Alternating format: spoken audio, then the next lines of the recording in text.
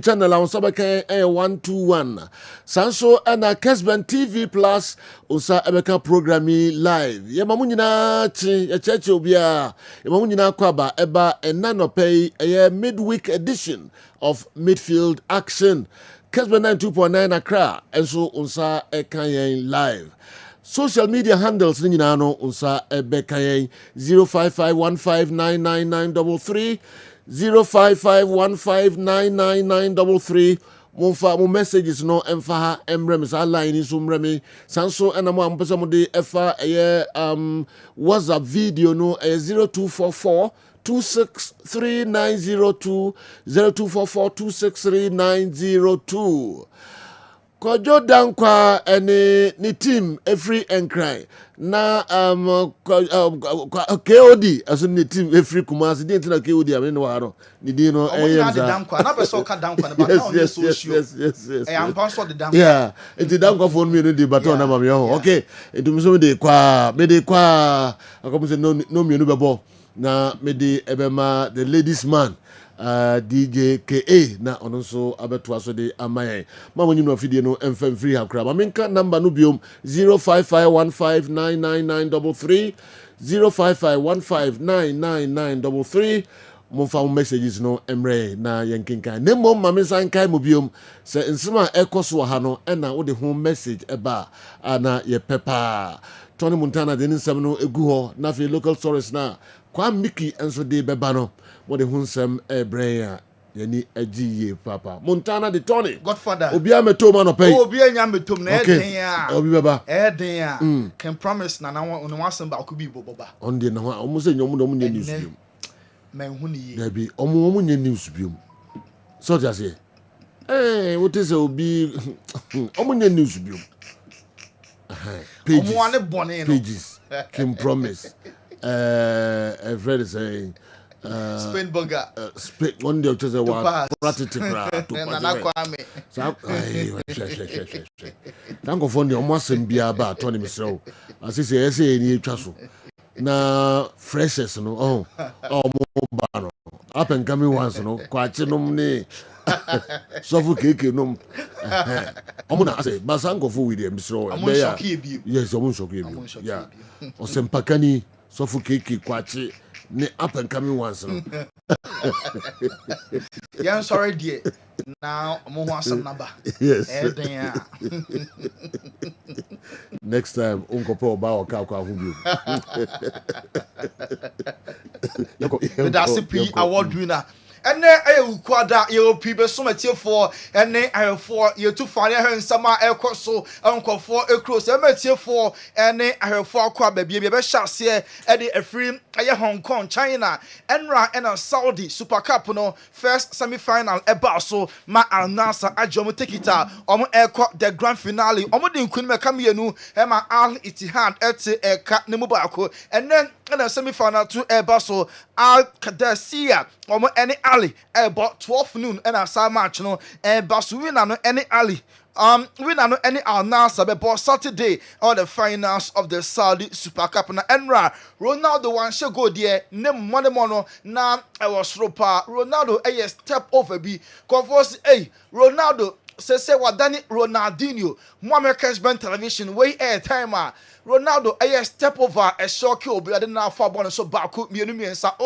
na ejia defend na watuna gu baby cry way niema na Ronaldinho pa na enimu ye Ronaldo so a step over spa nemo a free say or the goals esi na ni so no step over way one time na so enra obi afa ne hye efa ne la step overs no and our Kessben television so name Ronaldo on me say chance beyond Ezzy obia eswaki obia mo Kessben television cross no from the right side buy Ronaldo na sky ball no was see ball no yanko bebe wa ba na ko wie enwa na a chance pass nka Ronaldo obeto what na so no chance no na wa bo e dey ato baby near pon game no Ronaldo oye superstar enti Offrey Park na so na nipa doma e man fans onwa na omo pe Ronaldo jersey no na ano den ye papa penti nipa dom na e pe Ronaldo jersey enti Muammar Kessben television no wait time man referee upon game no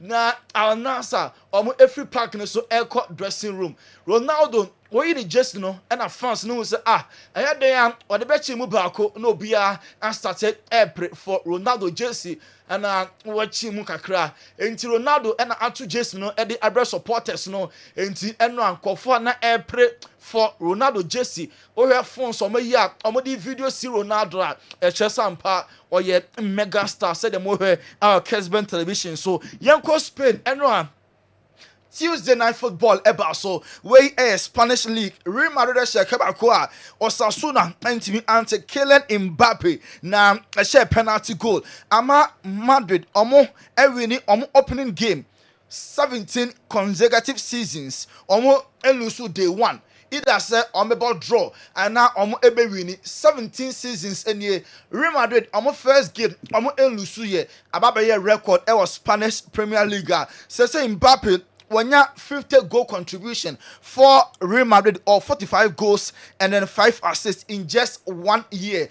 Or joining Madrid club no eno no so na enya side decisive goal no say eno Madrid dear pa way just the first game now going forward ebe improve pa nti a lot of improvements ebe ba wom say eno anko for anje Madrid endi nanso mafamu de na Dani Cavani ampo de o still Madrid eguso a pre-season until say call for international break no 2 more matches so 2 games no be used as pre-season games wey Dani Cavani and Sama enso Eddie Etuja Trent Alexander Enra or start game no Dani Cavani ebe yini mu or say o feel incredibly well say waba Benabawa wa make an appearance wey any game edu kan wa ball our Santiago Bernabeu ni henso age ho ye papa na start season no wait a win na Jabi Alonso manager okọ post match no Mbappe abaso because the new number 10 of our jersey no wey in the first La Liga game na odiasha penalty Jabi Alonso kasaye for Kylian Mbappe ho. Well, I think that after last season, when he did a lot of great things, Kylian wants more. I don't know if it's because of the number or because of his ambition to win, but you do feel that he wants to deliver more, both individually and collectively, and inspire those around him. If the number helps with that, then fantastic. But you can sense that hunger in Kylian. You see it every day, and today, he created those little moments of difference, which he always has, but they're decisive.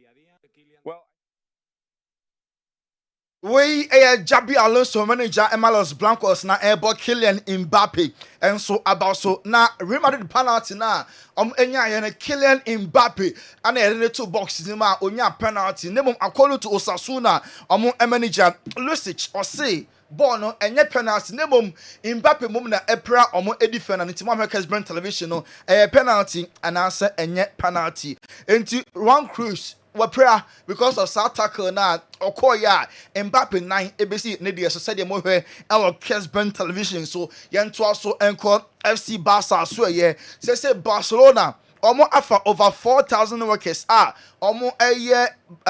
Stadio Campeonato no ho adwuma enti the last 6 days adwuma morning 19 nyina the last 6 nights still Barca workers no yo mahumi anajubia afa over 4,000 workers jan tenten Spotify company ho adwuma celebrate stadium no be ready and available on time after Barca first 3 games no si akan new stadium said our Kessben television so Rafinha yebisa no say Ballon d'Or no and target so be ada also sa ye nominate ne keke no eno mpo enkunimdie ema no se obeje anasa onje krade onya hwe ho name for him se ne din be appear ewo nipa 30 a ya nominate omo for Ballon d'Or no eno nko keke victory for ono Rafinha yento aso Barca so ebiem se Barca player registration akwakoye problem players omo ye new any omo Barca ese no latter party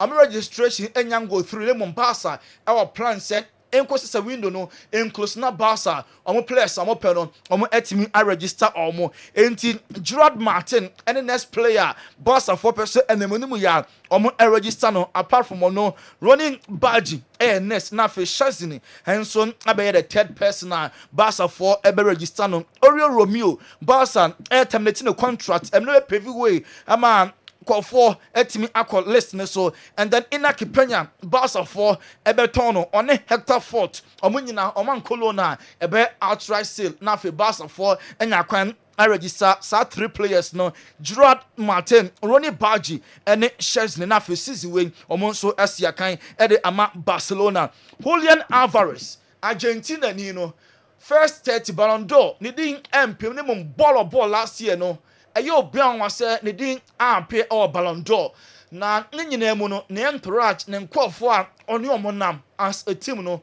omo gidi pass team na oboro enye the right club sanka o team a omo ewo cloud to say bia Real Madrid and any of the top clubs are enka eniema boy no ka onya ene special mention na enkobenya no enye bi ana on Jose say omo gidi say ne modern ewo sloopy ne mom edino ewo form adwuma no oye pi wo park ne so nanso the needed recognition onya senka or any of the big clubs are enka Julian Alvarez by now enka top 3 for Ballon d'Or enka kan enka oka any major award bia kanadin ebetimi apemu nti wei ene eniema Julian Alvarez ne nkofo na startia omo enso discuss AC Milan and the Divock Origi enya reche tema the contract no omo enso etwam no score of important goals or joining AC Milan 3 years ago nemo one shada ama bibia ehu bia for AC Milan omo enso terminating the contract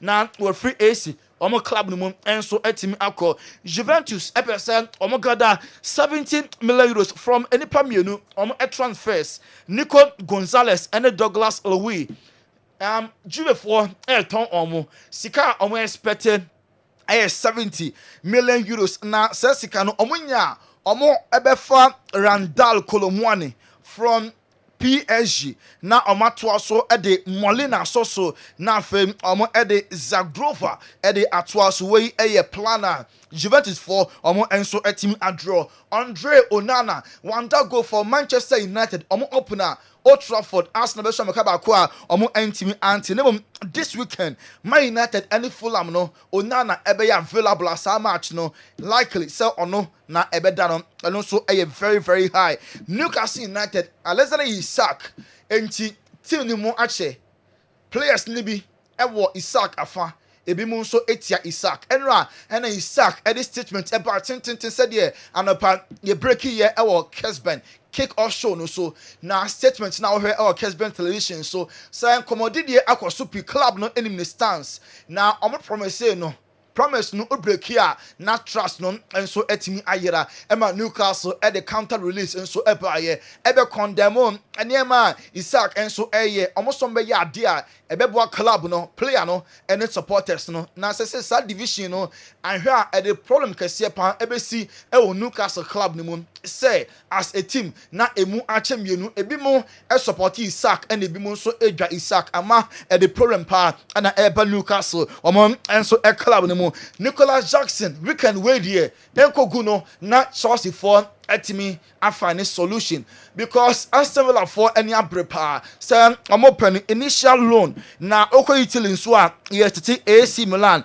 Inter Milan and Juventus England po aside Aston Villa Nottingham Forest Newcastle omo English clubs are omo show interest ewo Nicholas Jackson enkosi weekend wey there na Chelsea for and so are taking a decision RB Leipzig and Chelsea Christopher Nkunku kuma twetwe no omo ahyemke na omo intensify the power ababe between Bayern Munich and Leipzig nemo Leipzig for no ebese omo use omo connections are omo wo because akoda no ayo omo player that if you omo ho na ojo no Chelsea nti obafia enye problem ama nkomotwetwe no Leipzig for no stand very confident so omo mom na ebenya Christopher Nkunku say oba German league ni ma Liverpool omo any Chelsea any clubs me no a omo spend kese pa ewo transfer we mu oko England and Liverpool spend 291 million pounds, and Chelsea so are spending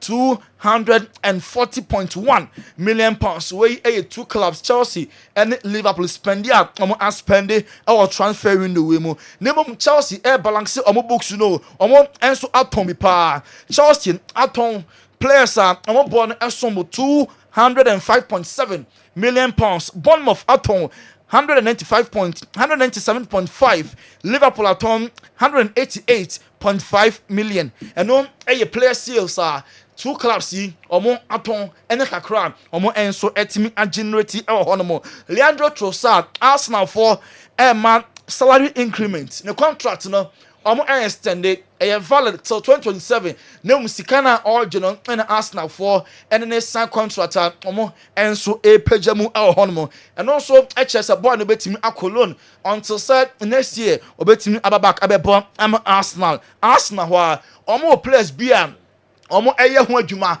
either loan or outright sale. Some players include Jacob Kiwi ono Arsenal defender. So many clubs Epen FC Porto Abema omo nyana omo enso epe Stuttgart epe Fabio Vieira and Fulham so epe Rias Nelson we 3 players Arsenal for start here offers no omo enso edi ho komo until sa window no enso ebe close.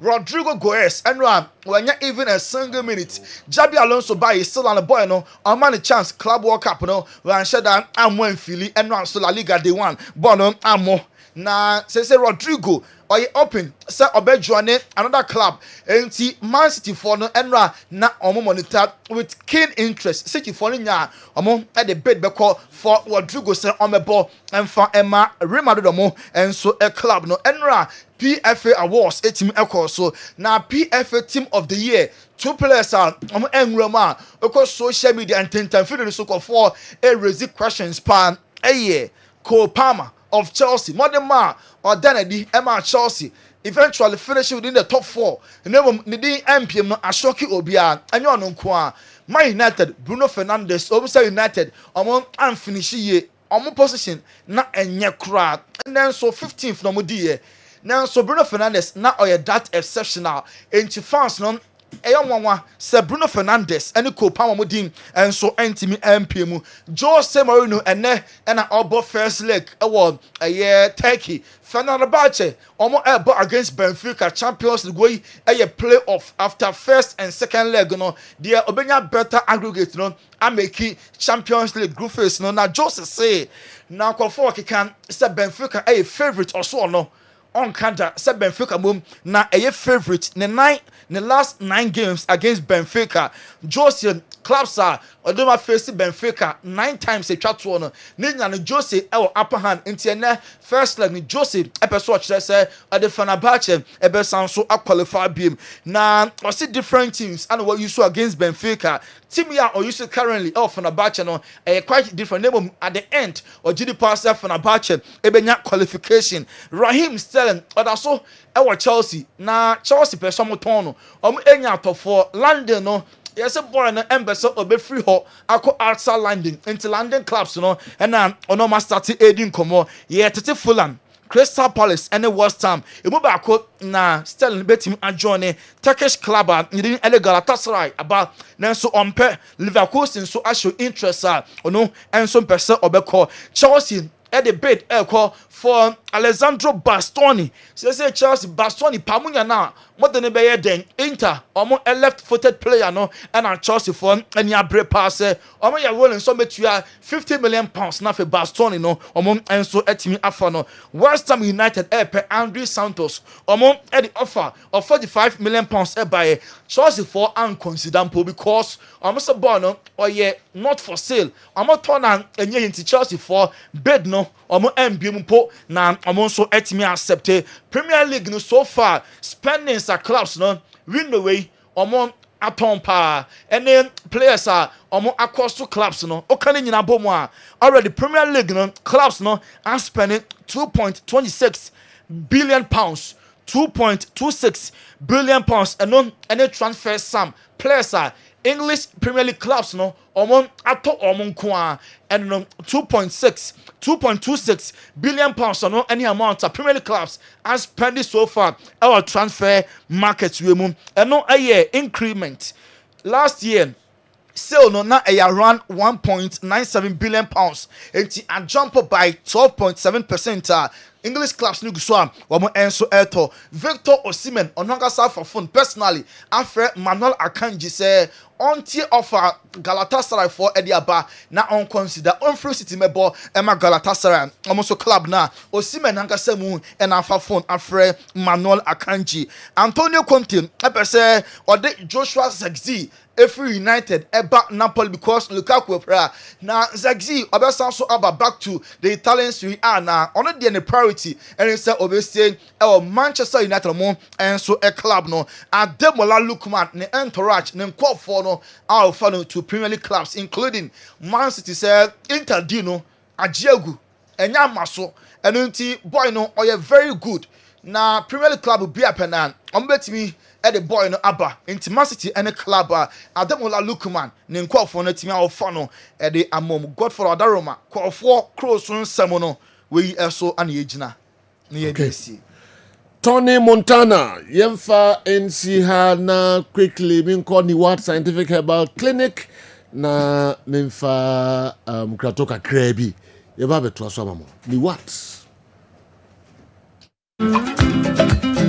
Mshafwe mwakwaba eba ni what scientific hospital. Ye a team of medical scientists. Aya create ya boom. Ni di infidie nwaso. Eye adwuma o ya so hasi. Ya so ha de. Nyese oba ya sabi. Ni atam edu di amount said the kokono na emu ye do to afidie so me afidie ye omu hwehwemu me ye hu adepote ye di yare ne brewo na se me hu enya yare ne di woni badua no so te be che yare na ma wa che yare ase ko de edi ni se di badua ase o che yare ase a utimi tu ase ntem Obani what scientific hospital Dr. Fobius ya dwuma ne say enubuna eni no tan a obo ade edi dumye no yenye mu hwemu na fe enwenu akasa e wo mo friends phytochemicals no ye extract say enwenu no na ye mfa nuro emfa ema ebi a kidney no yare abem kidney no essay yanko na Ghana ha ye de take ahaban ede dialysis a kidney no say akodu se den kura no a nyarehemu na nya didi na fo ni kirem e woni what scientific hospital bofra ban eboye ama wo diabetes ye de bofra ban e ne nyama bi efra e de mawa e be bo ma diabetes na o sugar e koso pii no eno so aboa ama etimi abafum e bia na wo hwe misisi e na o problem pa e yo mema sem da ba bi wo no a onya tenkan kwa so mo ba beda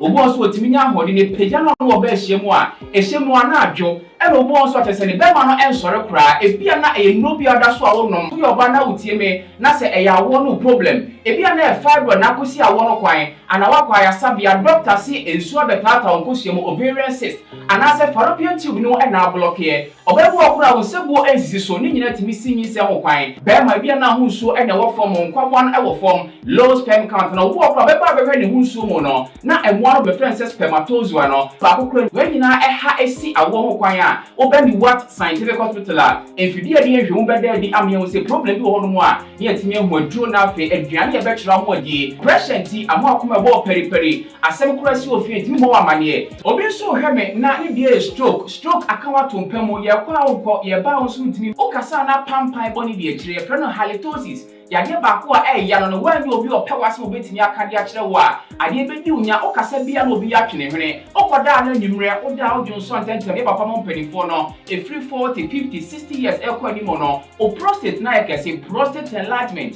e ba sa o da o junso antentem o junso be bransa na ade a kye e mane nka chi eme nkofa catheter ahoma nkoto ba memo abusuafo bi ebere nti manya adagye amo ya de di a nyadidie se ni what scientific hospital Ghana ha de o pa ya sabe ya dia ba frim die fidie e de twe enubena ena afa ho de ni efra haba mu e de saw ya de ma wo a na eye ni what scientific hospital yi wo Kumase Atonsu Monaco Junction ya Dansura Bank no ene bi eni mehwe enkran so ye o ma 7 ye ben Janet Corner dan no 0244 087687.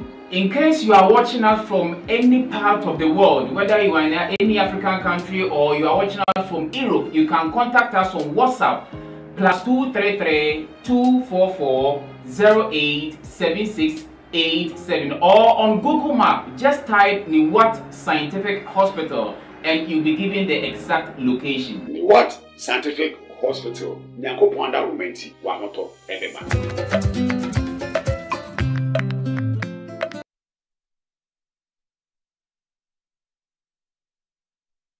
Yo, Yansan Mamunina Kwababium Emra Midfield Action Kessben Television Yabetuchi and Komo Kakra na Mekaimo sa Jumedia Ekoso Ewo Studio ha Eko Kessben 93.3 Kessben 92.9 Accra and the DSTV ni Go TV no omo afa ho ka dwumaku ahodo pi na omo afa sa dwuma di ebrami ho eka MTN everywhere you go, DSTV your home of entertainment, Toyota Company Limited, Ghana Drives, Toyota Starlet, Sanso and a high sense everyday prices for everyday people, Printwear Services Limited, Jabi Rural Bank, the best rural bank 23 Chamber of Commerce and the Disabas body and so the Ama Jabin Rural Bank. Sanso and a Bank of Ghana, Omo Ekai Amanfu Ambako consistency Kahudo Ewa Forest Bureau Ahudo se moko consistency for various purposes na reasons na ombusa mun sembia nsem kakra ombusa mun momodin na munyi ano emfa emma omo na hu hia ye papa Bank of Ghana na this ankratwe enso ababeja se yemfa emma manfo a mbaka consistency kahodo ewo Forest Bureau ewo omaimu enye omonko a Pamcho Balm of Gilead and so account the day na edjumedi ebremo Balm of Gilead Alternative Clinic and Diagnostic Center omo edima kotri ye papa Pepsodent but sorry anopa betutu sedi pamcho paste I can for the amount Pepsodent charcoal and Pepsodent herbal and I can for amount na unu hu da se uyusu sa paste no Pepsodent Herbasol Company Limited, Edimu Akutinye Papa, Ememedro Tatahre, Omokaho, Edi Jumedie Ebro, Dr. Amuzu Herbal Clinic, Dr. Amuzu Herbal Clinic, Fawayo Yarwanina, Kodai Docte, na Obituase, and so the amount. Easy waterproof paint. Also, no more leakages. Kaho na nsure etutei ni leakages ahodo no ene wo dan no wall na efrofro no na dro tatahwe ene easy waterproof paint Otria Herbal, Tonchi Herbal, Pimsan Company Limited, Dr. James Amwa and Kokofa Sadri and so Abrayen. Niwat Scientific Herbal Clinic, Daoud Herbal Clinic, Gentleman Dental Clinic, say a same word Madia, a gentleman and ye come for the amamo, Sanso and a Kojak farmer. The product, ye come for the dinding and so at the mamo. Yaxon Herbal, almost a count the dinding ya de Bremo, Bamcho ye Piwak, 3P garlic mixture no free moi and ye.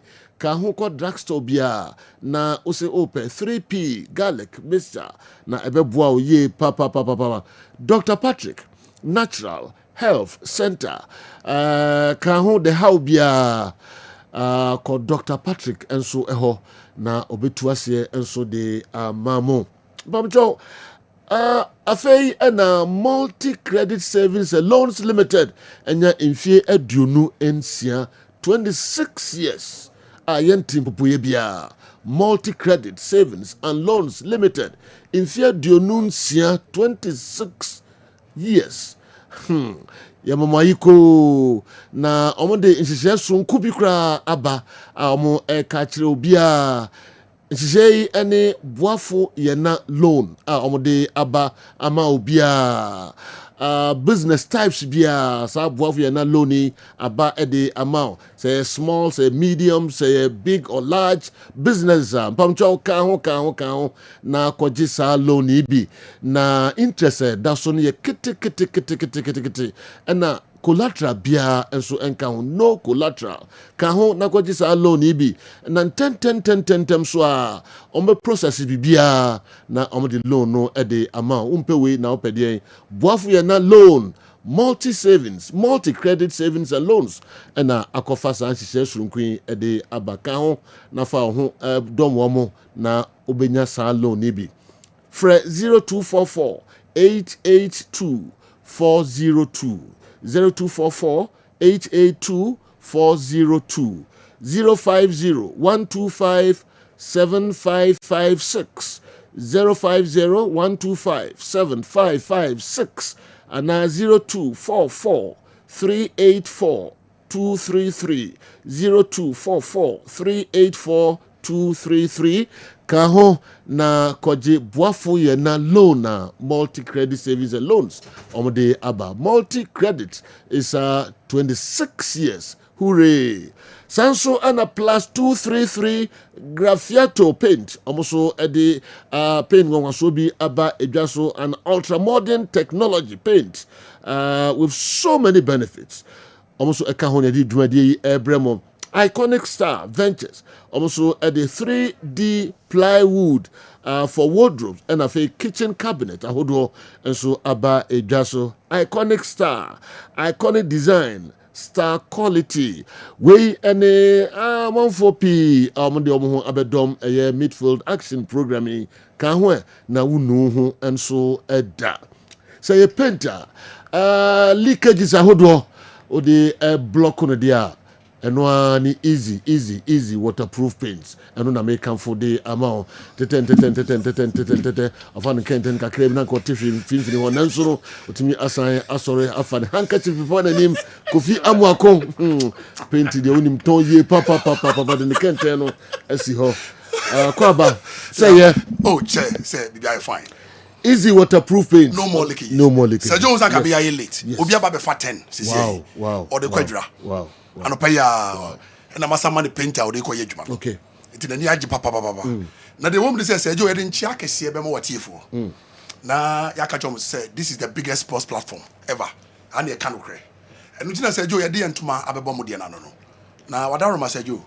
Say what's if you na emfa ho any roof ade about so say roof ni do bia what type of pay e bi dey aluminium e bi dey concrete house e bi dey long span e bi so dey normal aluminium ya okay the catch one say leaky as a Joe en ha ho ni carpenter bi anya hihye bia bi first na ni carpenter for yan hihye say o ye dan nyu nti o mo nkoto chance foforo ana ye dan so aye brown to me pada no so no mo nko boss foforo atwam en na unya easy painter na uhu ye nsa no adwuma ni nyuma ye no mo de TV so a woni baje keke Yena say what dance so apro dance so bompumpu what dance so I brownish color black eliki especially titini de no ye monhyem na nyina ye hu ye na nsai mrante ne mabawa ba ne dan a ye si ene ye pagya roof em ye hu eti say what dan ye monhyem na ye how leakages anampo ko say nya no bia na ye ne de bi kura anampo ye container enampo wa bosso na so ayawe na achi na say eliki a tutumrika sesi na bra ya so ye ena na make say John sesi obi abefa 10 big buckets of the 50 liters or the quadra. Now where I walk my say ben o chan dey. Say abresu de nyame adom esuo na tikakra. It is a boys in the basite o meti me adwuma na ma fe because the woman say esuo to a yentimi nya adaji e mai kwan me nya adwuma no. Make say me chief painter e wo trade. Ogina obi dan so den we obi dey ekwa in last week. Now the make chance yaso e kese no won kran. Eye Abeka Junction traffic light. Wo de onim ba bia na hwe na ba yira do Abeka Junction si wo Peace FM. Ship house anim ho anante ultimate nante abefre was 0593 70 76 96 0593 70 76 96 when the painter ti samai when the painter said you recommend mama for bia so beto bia so nka say antimanya na dwuma it is o meto bi de na o che se so de nyame adom ebo no se na tia yemfa even a single CD enka ho etu fresh our number ya make ya na emma fefefe bia pick calls no ma directed them to the nearby sales outlets you will be in almost in all the 16 regions baby una hu ye na bia oni ma bia shop no but so ofra no mo de na ma baby a wo bia se bi na medru akra oni problem una hu ni se baby a we ho wa ye ho nwa ma ye de begu kam ayi den e de atoa e wo abobo ano na wa ma ya ti ase se won saka wa receive easy paint ni paint ane senye easier na kente nya de a ye di consume na ye but easy ye twi ye tintine ama other easy water other competitors are almost waterproof no ntimi kra omu komachi because ye ni etimi ton paint wo TV so a na ya sa demonstrate ya chairman say ni wiase nyinara say de e pese e kire ni asema make na tintintin nyina ne tofabo ene kente na ekuta me na ye di nsu aguma eliki no sa na wodan na eliki na ne no woda wonna no ye pese onya sumbie na wode da wodan mu na sabi wontu ankotra obi dan mu no easy paint bit me solve that problem. What dana see na bomb punya na dana see na popo bibre. What dana see na hu bubbles. We obi adwuma na that TV you. Obi adwuma na yekoye ya ne. Ma mi da bi obi hu bi osoro no pa bi just of friend am say owura ma akwa boa me o. Na mi say me dana say e dan de ensay. So unya paint papa de ye dan to say easier. What dan de to me say that. E na dan no so en so to me mam so da. Because then tin say in so about them. E kire say unya paint papa nwra dan no ntia. Eti na say open to fie. Na fie so ni eya ndika. Ni possible ba besre fie no mo de ahohwa ba besre ho. No ma save mo yase. Ebi so ba besre fie no mo de adan mo de agiaware. Na nya dan na mo ba ko sre obi fie e ho efe. Obi fie wa bo ho kade easier paint e ho efe no. No akosre na de koje ahoho. Awa tu. That's wanim. Ufie na otim so u paint ma na ye be ye.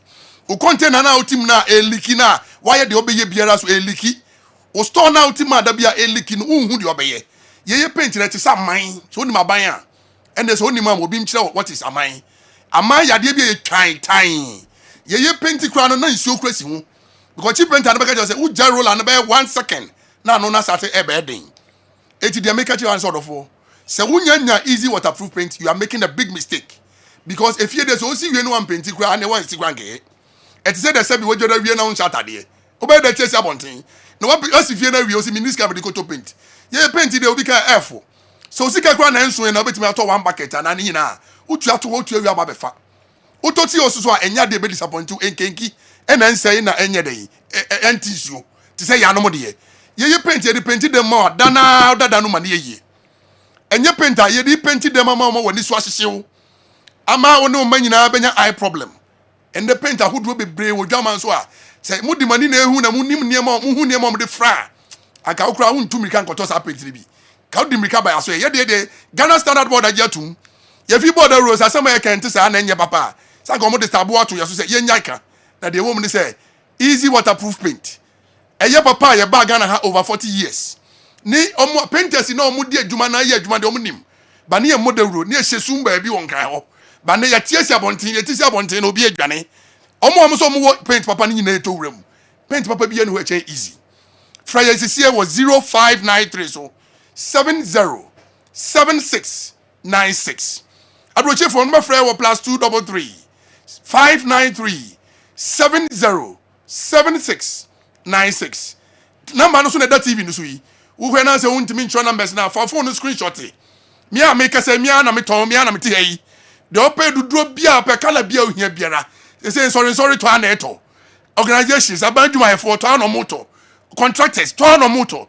kejeti aduba na onama ohunu say ya paint so yellow ni na no se paint nya papa anka anya bia akapa anaka wawai oto de papa wa na save usika ene sika ho den odofo e mani pan na da no akoto ade boni no abo company no eti easy dia yen odi ya na odi asem ye ba ye obia odi owo paint bi adwane because ya pia ba ahan mu na e ba ahan mu so amofo eto sajo wadaroma wo kwa da so ma mbisa biem unfra mi nje say complain bia mai but e bia fe no bi say sajo wadaroma me shewa e bia waja complain bia we phone no so minya complain bia unya complain sajo dabi okay dabi because last week obi frame me say una direct no ampa oba me de ma no it don't throw chest I solving the problem minya complain bia me ma me somate this is the big man in the seat the general himself also unya complain bia and the woman they say in a containing it shows you from my studio but essence say boss gd here or testify no who say oh we dey me dey buy anya hwe nya dey show no be same video no ti me ma me kenten so kakra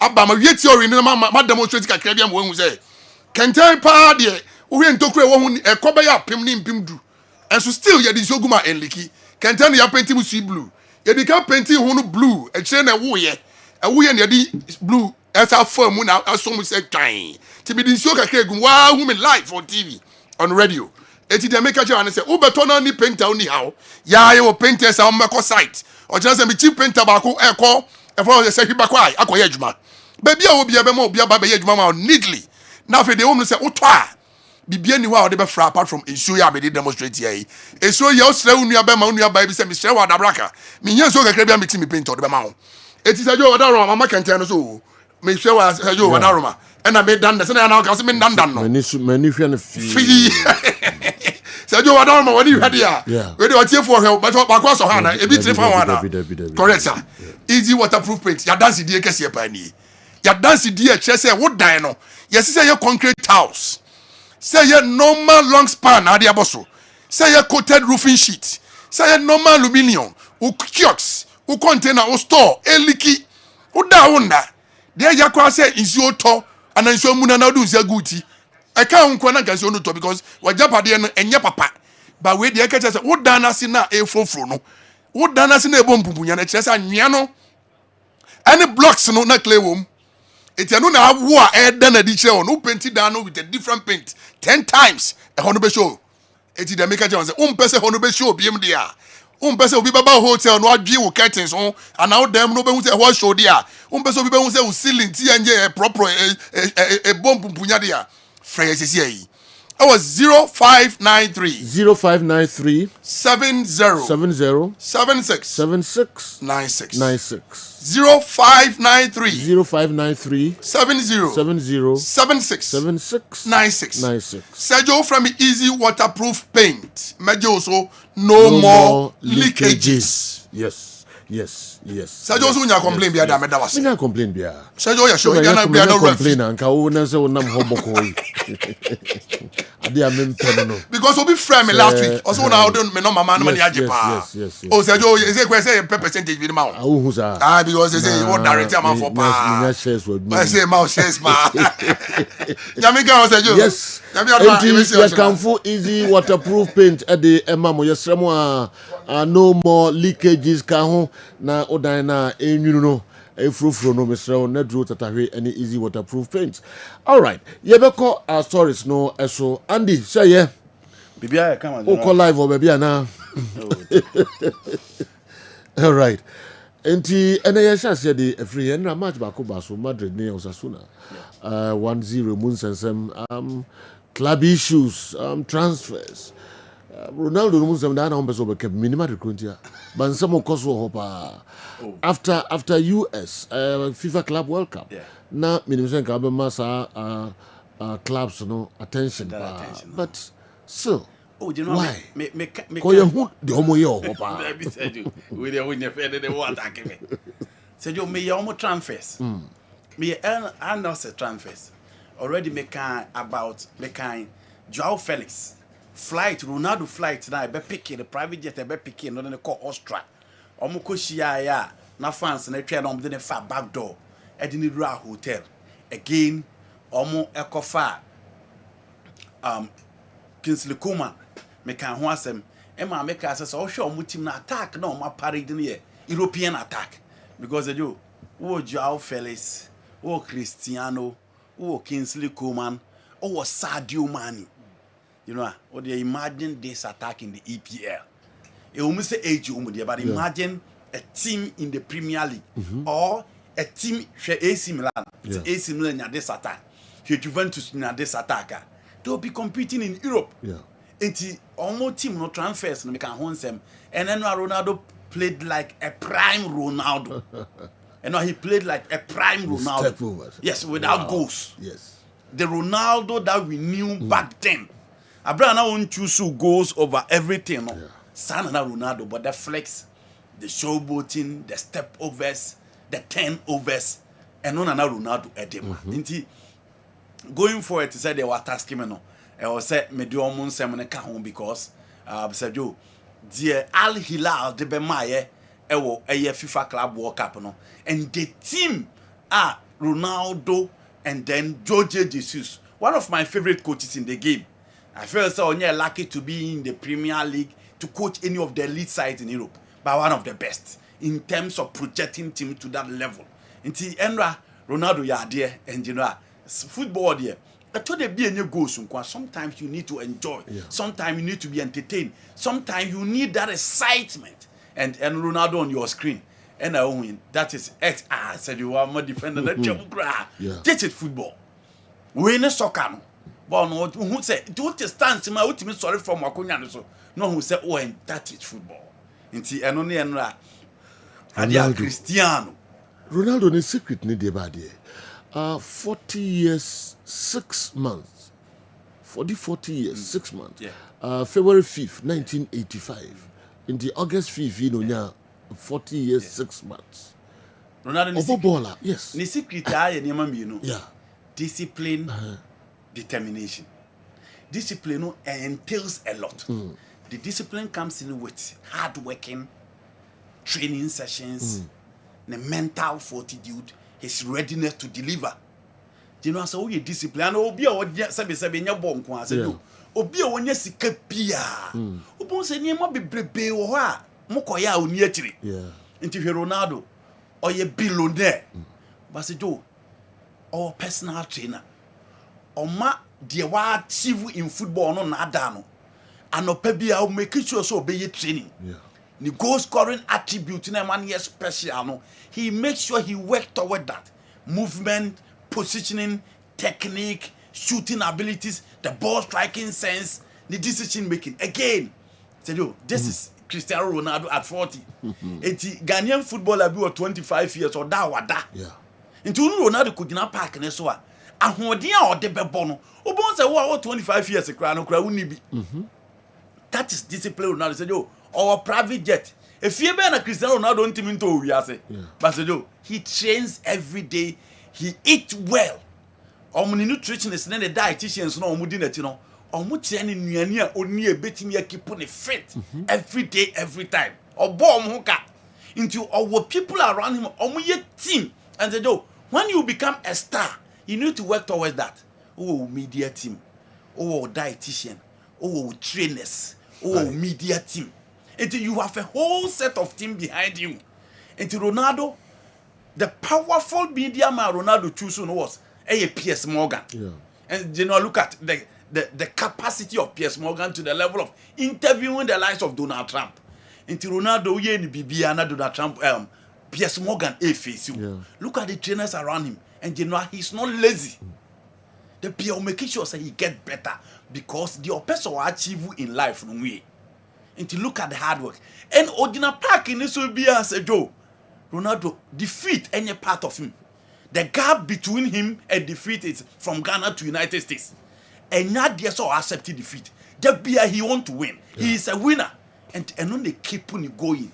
Where a picture of Piers Morgan and Cristiano Ronaldo Alvaro dos Santos. And he said, yo, Ronaldo a whole team behind him. Why not just so about the next year World Cup? It didn't obey me about. He need to work towards it. And now no. Ronaldo the fitness of him Roberto Martinez de Nebeco. But you know, he need to go out there and prove a point. Because so the era of the Portuguese national team under Cristiano said you first now Portugal any nation World Cup be on baby. But in the era of Cristiano, they've qualified for every World Cup. In the era of Cristiano, they've qualified for every World Cup. World Cup be a yabupiano. Ronaldo time in Portugal qualified. Until Obia team say Portugal ye team I was here a World Cup Omunye Serbia. Their best was under Eusebio Ferreira da Silva in 1966 World Cup in England. And only the greatest height and Portuguese national team achieved. Basejo under Cristiano, they've won the European Championship. They've won the UEFA League of Nations. And in the last minute, again the Spanish team with Lamine Yamal, with all those names, all those hype, all those accolades. Portugal again, essentially almost an edge. It is a joke. Cristiano Ronaldo, a discipline and the mentality to win. Oh, who the own team in the was as we saw. And only a deal person achieve. And that is the secret of Ronaldo. At age 40, look at the turnovers and the stepovers. Look at his numbers. Team said he want to reach the 1,000 goals.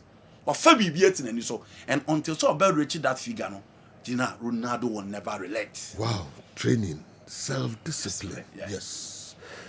Wow. Yeah, you may also baby. Now you know, sorry, Okotanaba, Obama, and Opa 5 balls and Okfi. You need to read and read wide. Yeah. Until Ronaldo, we a footballer now so baba. Name a billionaires, but they train every day. And Opa Yenumre, Yamu days off. So Omu no trainer said you obeti. Yeah. Until when Jao Pedro came back to the FIFA Club World Cup, he was fully fit and was ready to deliver. Baby on MBN trainer dineti. Sikana onya no nko ani obone hoka se de be ya ne career no ebetimi yesini. And if you want to reach that height, said you need to be disciplined, you need to be determined, you need to be hardworking, and so on reach that height. And that's idea forget it. What do no bending and mobile because a boy we pa no nimbo, but we pa no good. Yes, I say I bo ni pa we no bo nimbo.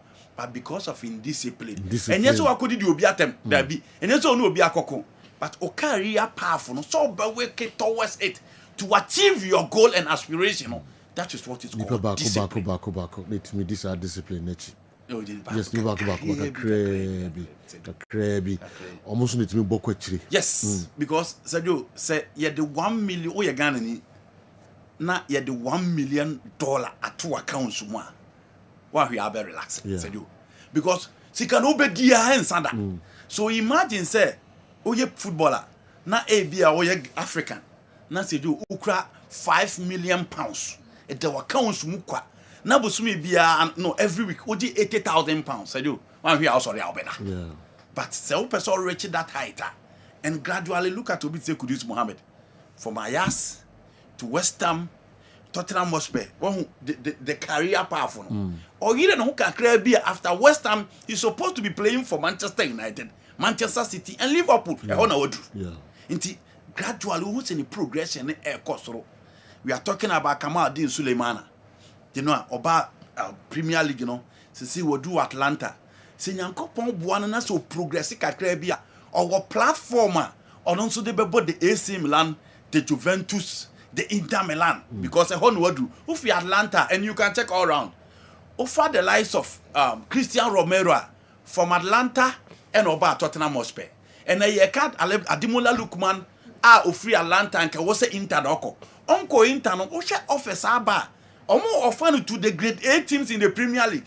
Until there are platforms when you sell, you know, or graduate to the platform we are seeing Obiabe, the Sevilla, the Palermo, the Atlanta, the Sunderland, the Ayas, a honey height would do. But the debating member will do honor, Sergio, a discipline. Me see me whom Ahmed Musa, Baba Yara Sports Stadium, Ahmed Musa, Victor Osimhen, lefty to say, always Chukwueze, and Sergio, Bonaventura, Dennis Bonaventura. Yes, you know. Emmanuel Dennis. Na player I know Moka Ahmed Musa no Moka Jinwa. Osimhen Segunechi. I was shocked. Victor Osimhen and Segunechi. Because you know, Musa Ahmed Musa had the AFCON. Bo no nim popa. But say yo, and all can global football be bienu abo Osimhen dia obi ante. But Osimhen was quiet and he was ready to listen. I was shocked. Samuel Chukwueze from Villarreal, he played for AC Milan. Milan in Canada, but you know at that level, Milan a grade 18. But said you are quiet and they were listening to Ahmed Musa. Oh, you're the captain of the side. The announcer Obeka said, oh, your money is not your money, it is our money. He was part of that team. Igalo. Ojeni Igalo said you. Ojeni Igalo should go to watch the Nigeria. Or called to the South World later came to play for Manchester United. He was quiet listening to Ahmed Musa. That is this discipline level. And you know, look at the Madrid players and how Omo adore Luka Modric. Omo Modric say Omo icon. And you know, Abrabon so person ko ni masan. You have to serve. Sure. No matter the quality that you possess, you need to serve. And so a player na person ko ni masan yo. Estevao ba yo de show mo on di o match no. Oni ko pa man move boom because a person fit into the style, the plan and the replacement on the field of play and everything on obitin na establish it. So that is the game of football. Wow. If you want to get to that height, for Ronaldo, a player so not the technique, not the style, but the mentality and the discipline level. Well, Osimhen dia boy in a time say, what is our telephone of frame Manuel Akanji? Yes. So I'm right. Said you, once a transfer window, we are there by my name course on Turkish teams. Omuni agro. Almost when you brace almost be building for double side. Into Shabbat tax. Besiktas push Jadon Sancho almost fans go to the level say opposed to picture idea. No my boss say they are waiting for him. Okay. Ya can't you say Mourinho Fenerbahce and players are John Duran, all the top teams in the Premier League no more penal. But of course how did just Fanaba so I'm shitting man he meant him in Koyi. Victor Osimhen, it looks as if the Europeans don't respect him because of his age. But once again, he's one of the best strikers in the game today. Galatasaray for no Dinaba, Mario Icardi is there. Omo the likes of Lucas Torreira, all those guys, Davinson Sanchez, you know all those guys. So again, Omo person Omo befa Ederson Deneko.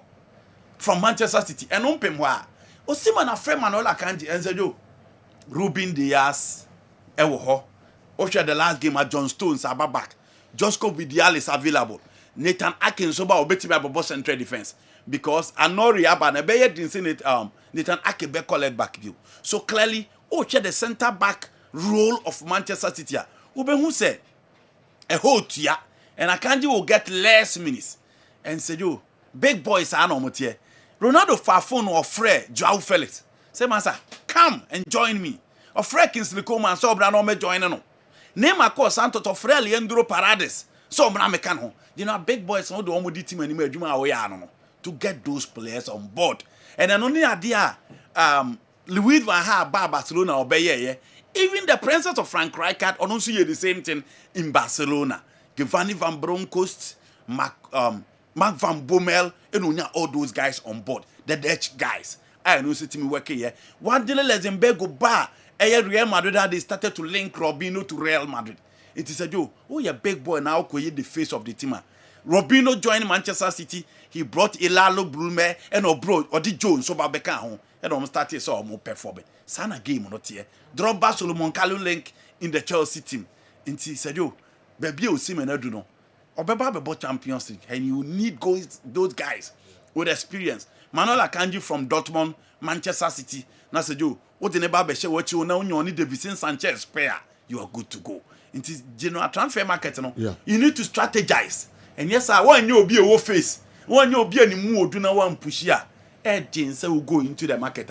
Ubetimi attract those guys. It is the reason why the moment Juan Laporta came back, he had a meeting with Pini Zeavi, Jorge Mendes, then Rafaela Pimenta, Jonathan Bennett said he will need those guys on board. Normal Timia Babi Yediama. And fortunately for Barcelona, Omanya Lami Yama, Omanya Rafinha, Omanya Robert Lewandowski, and those guys are who are agency level no Mukrana, grade A agents, and look at how Barcelona is flourishing. Into when you be a face, I'm now attractive players. Junior Carafat, Edru, Salah, he's the big boss. But when he had the call of Fiorentino Perez to push the teams, some when you play an Emanabra, and some more play an Amanaba. Intina, Mastantuano, Capi Agent Oko. But Junior Carafat drew Buenos Aires, and also Fiorentino Perez, call no follow, and San or Real Madrid. Until you need those big boys and general. Take you for no, so you saw the funny fluor. They are not joking, they are ready to compete. Wow. You have very other transfers, Nika Krebie, Nafienra. Madrid, and so she was a sooner, a car back comment to me, and Kylian Mbappe, also in a man of the match. 51st minute penalty. Yes. Yeah. One of his best games. Probably the best game for Madrid, in my opinion. And I was Mbappe. Yeah. Now, and I did back when I made the cash and a Oma, no more first time, one more La Liga, no. For Real Madrid, the same and on BC performing. Intime for Trent Alexander-Arnold, and Rajinra, and Koye Bako Kra. I said, oh, Bobo, 10 years in it. And Koye Bako Kra for Trent. And the statistics also 0 interceptions, 0 tackles, 0 chance created. Because the time Danny Cavaya bad game who said Opi with a personality a bad game. Internal Trent was off in the first game. It's early days yet. Alvaro Carrera, super performance from the left side. I think somebody that knew be more athletic or defending well as compared to Frank Garcia and or quick in terms of transitions. And now we saw Lenkia with Vinny very well. Just that no more too many touches on the field of play. Jen Heisen, not a lot to defend, but the range of passing was super. And only 77% in the first half in terms of the passing range. And who said he was well composed, not only a lot to defend because or more anti-Budo most of the players, no more middle, the likes of Lucas Terro, all those guys were the middle. Monkoyola, Mono Finfi, today ni Mune Kakrebi, a chain and normal transit. Until also for me had a pass mark yesterday. Ada Goulet in his new role, he did well, but said you, everyone commentator on the crack or say Real Madrid needs a deep lying playmaker. Clearly they are missing something. Chouameni, Fedi Valverde, Ada Goulet, good player, he needs time. No Atimi adjusting a style, but not the guy to unlock the opposition defense. Vinny was off. He looked lazy, he looked sluggish. He's ready to obey game, no. But Mbappe or drop Pudi. link up so well, or Jibon now will take you more, or you're stylish, or who the flex in it. He tried to show personality on the field of play. And said you, I never want to win a penalty. Shakwan or this said Herrera Faso, I will pull the man, Utimi Eshe go no, Emma go no, kama. Now, who deserve that man of the match, I was no. But said you, Xavi Alonso, where Juma ye, or where Juma ye pa. But football, no, a statia is say, nobody thought Hansi Flick Beba Benya a smooth ride in Barcelona. Let's see what Xavi Alonso brings on board. But for me, Timi who game ni say opeso quick in transition, so opeso circulating balls no Timi unlock opposition defense na. I think we need more games to assess him very well. By a first league game, na general last season, our first game was against Mallorca, our draw, but our first game against Osasuna, our Timi win. Madrid were very good record against Osasuna, but general, our Timi win. Kudos to them. So almost a team and first win. We a penalty no. A team a buy and Mbappe versus Sergi Herrera. Look at the penalty. Spot on. Yeah. And that is it for Madrid. You have more time near team show more game no ye. If Mbappe's contract was a penalty, how come Manchester United's own wasn't a penalty, or they are using different football rules? Kwesi Janakra in the Ebusa same way. Yes. Okay, Matthias Cunha, and then William Saliba, we a penalty there. No cry, we go on and cry. No was chewy. Yeah. But it was ignored by the referee. English referee. Yes. Do you know what I mean? No, two countries as he says. But he said the Spain for no, yeah, such England for no. Oh yes, because in the major competition, you know semi-final be near Anthony Taylor or Oliver. Anthony Taylor and Ansen was side the record. But and then you do the quarter final, Alejandro Hernandez bill, who Jesus Mazano bill, who Ricardo de Bogos bill, and Jose Munino, Manuel Munino Montero, and Swababe say on game in the crowd. And gradually, they comparatively, England for no better than the Spanish referees after the exit of Antonio Matulaos. Do you know what? Alexander Isak. Yeah, before Sobegon, Obi Busa same way from Serbia Embassy Accra. Thomas from Serbia, Embassy Accra. Joe, don't you agree with me that Andy should go for a coaching course instead of journalism? I want his thoughts on this. I think a judgment like a coaching course. Oh no. Oh, you very black as an answer. What do you was it? What do you coaching? Oh, manager on but I had you coach a mebre. Sir. Same when I'm coming here. And I'm used to see me. I'm in command to be had it. But say your coaches are more enjoyable. You two are okay. Well, edit them. And say, be an over to. You know, bad. Okay. But time. Oh, that's true.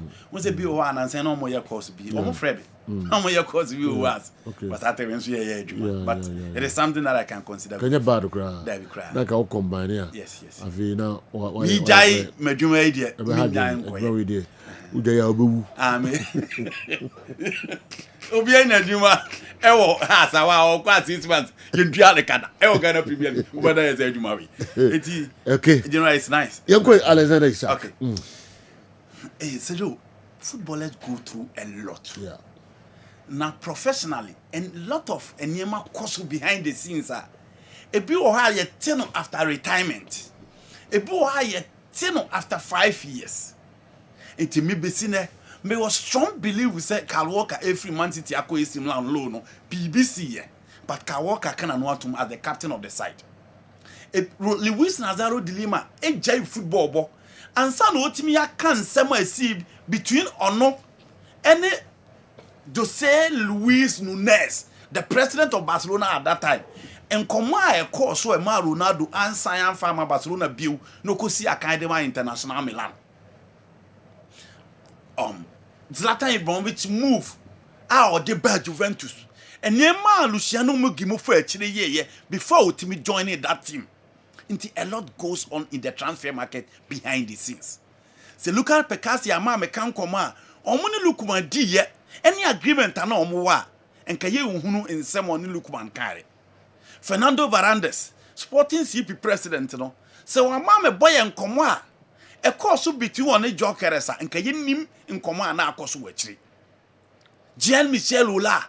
Those days, Abraham no more transfer market, or man control market, no. Pastor Joe, Alexander Isak say, Newcastle for breaking promises be. Nini na ye nkomo omu ni di e wo boardroom. Say ye beja ama wako, season e be ya. Enu nti ena ma ne take sa decision ne say, ono kura no okọ eye San Sebastian, oni o machi enko eye preseason na omo kọ ne Singapore no. Na omo san bae no, o train alone, omo first league match, omo di Anthony Gordon the co-lead line. All because of broken promises Newcastle United are breaking. Pastor Joe, Newcastle for so aba no pay. Omo so omo break away. Omo dey ready so omo turn. Beat the BMI. They will be ready to accept him back to the team. And no, because you're part of former players. And you know, let's not forget, Alexander Isak ewo contract till 2028. Inti akan fie ba akoma miensa ewo no contract him so opese ojaibo buku na. Inti Newcastle for there, say you almost 7 na dati, almost say omo disappointed. Say Alexander Isak akako post to where social media, but he's a player. And they welcome him back to the team. And only situation as said, Isak says he's leaving because ono my discussion be. And now we become say before 2 weeks I did like na Alexander Isak I communicated to coach a friend Eddie Howe say or moving on he will not play for Newcastle United again. I wanna know say omo omo dia boom. But Newcastle for him or your player. Almost more China so beba. The last time Liverpool beat the Bayern 15 days in it. You can say 110 plus 10, which makes it 120. And then the last time Liverpool beat the Bayern, beat the number bill. And he said, "Joe, Isak will leave." But as I said, unless the Liverpool for the Sikakese say Newcastle United for your players is here, because players are Newcastle United they turn. Said you, almost sign Malik Thiaw, almost sign Aaron Ramsdale, almost sign Jacob Murphy. But Newcastle is not ready to sell. I wonder if they will integrate him to the team. Liverpool must move beyond him. Ekitike will flourish.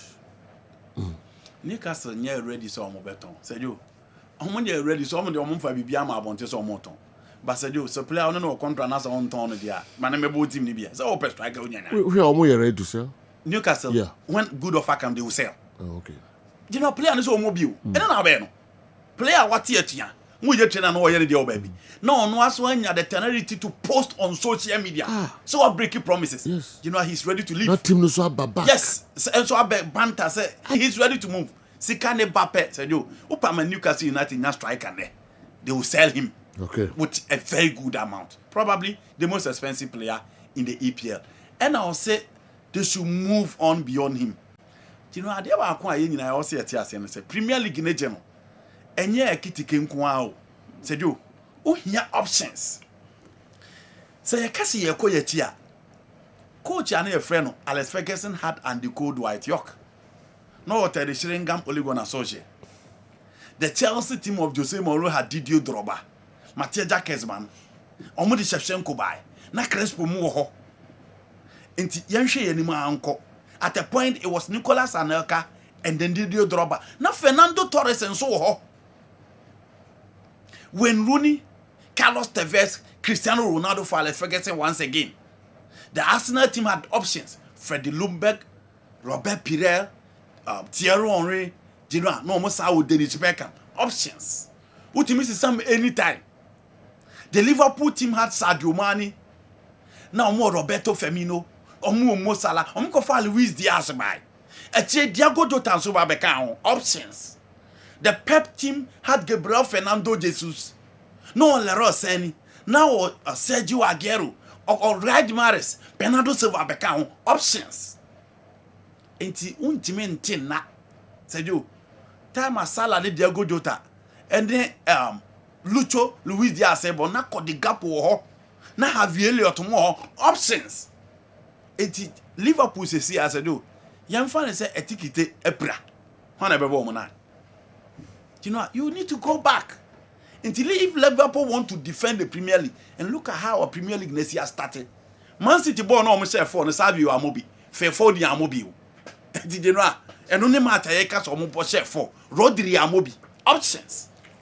You need that expansive squad. You need that quality to compete. For me, Ekitike alone is not enough. My United team, that is the problem going forward they might face.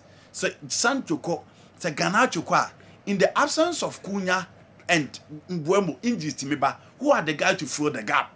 In the areas who have more players.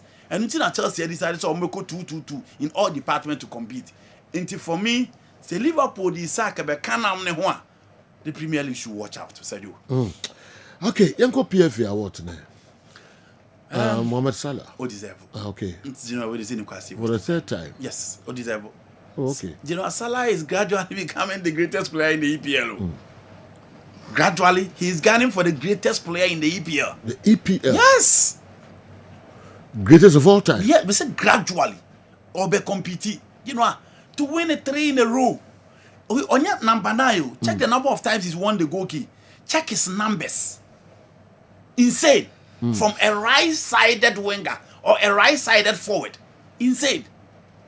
Salah any special to set you on unrated the level of Cristiano. I don't even think the level of Ryan Giggs. But you know the numbers is insane. The numbers na no shit. An African. Yes. Me fan Kuala and share am level no. But you know the performance, he's not at the level of Dennis Beckham in terms of technical quality without statistics. But you know he is efficient. On the field of play, he offers you more. And Liverpool's success in recent times, you know, ye trebi a Saladin ebedi kind. Ye trebi a Saladin ebedi kind.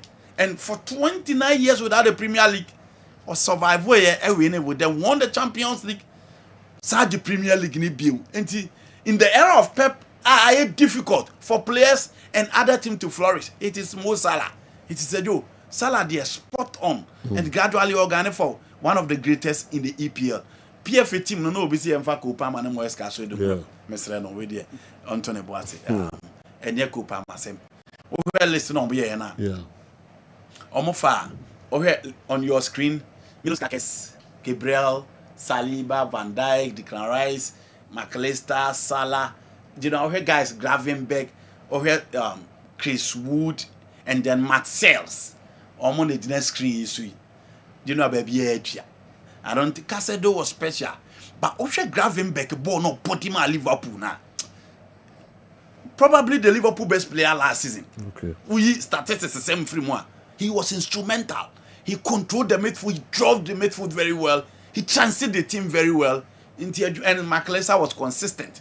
Declan Rice, and so one of his best season in the Premier League was last season.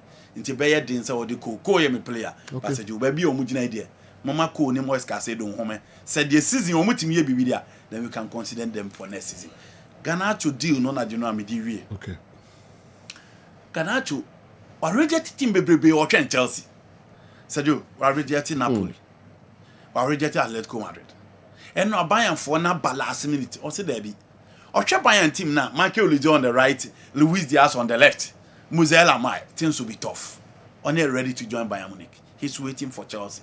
It is Chelsea and no other team for Abrantia, your friend Garnacho. Until we train Chelsea. Okay. Chelsea, you're talking 25 million back up. But we are let them say that be. You know, almost not able to schedule. And almost improve Bastoni bid, you know, from 40 to 50. Said you, catch her on Crawford and say, oh, munye serious. Now Munkoto Bastoni mra. Now Bastoni is 50 million euros player. Bastoni is 80-90 million euros player. Said you so unya never be say what chiriwa. Ehwetia. Afi obenya that assurance, fresh air, that confidence at the back line. They say when you be obetimi amasha back line the amount. Until they should stop the 50-50 this thing. He's a world-class centre back. They should go in for him, fill the gap, and Chelsea will be good to go. Yebada enwa baba achino bia wo bia maminchia untumi mfiri manso makumase ensan na wani enko manso would have seen me into me any possible but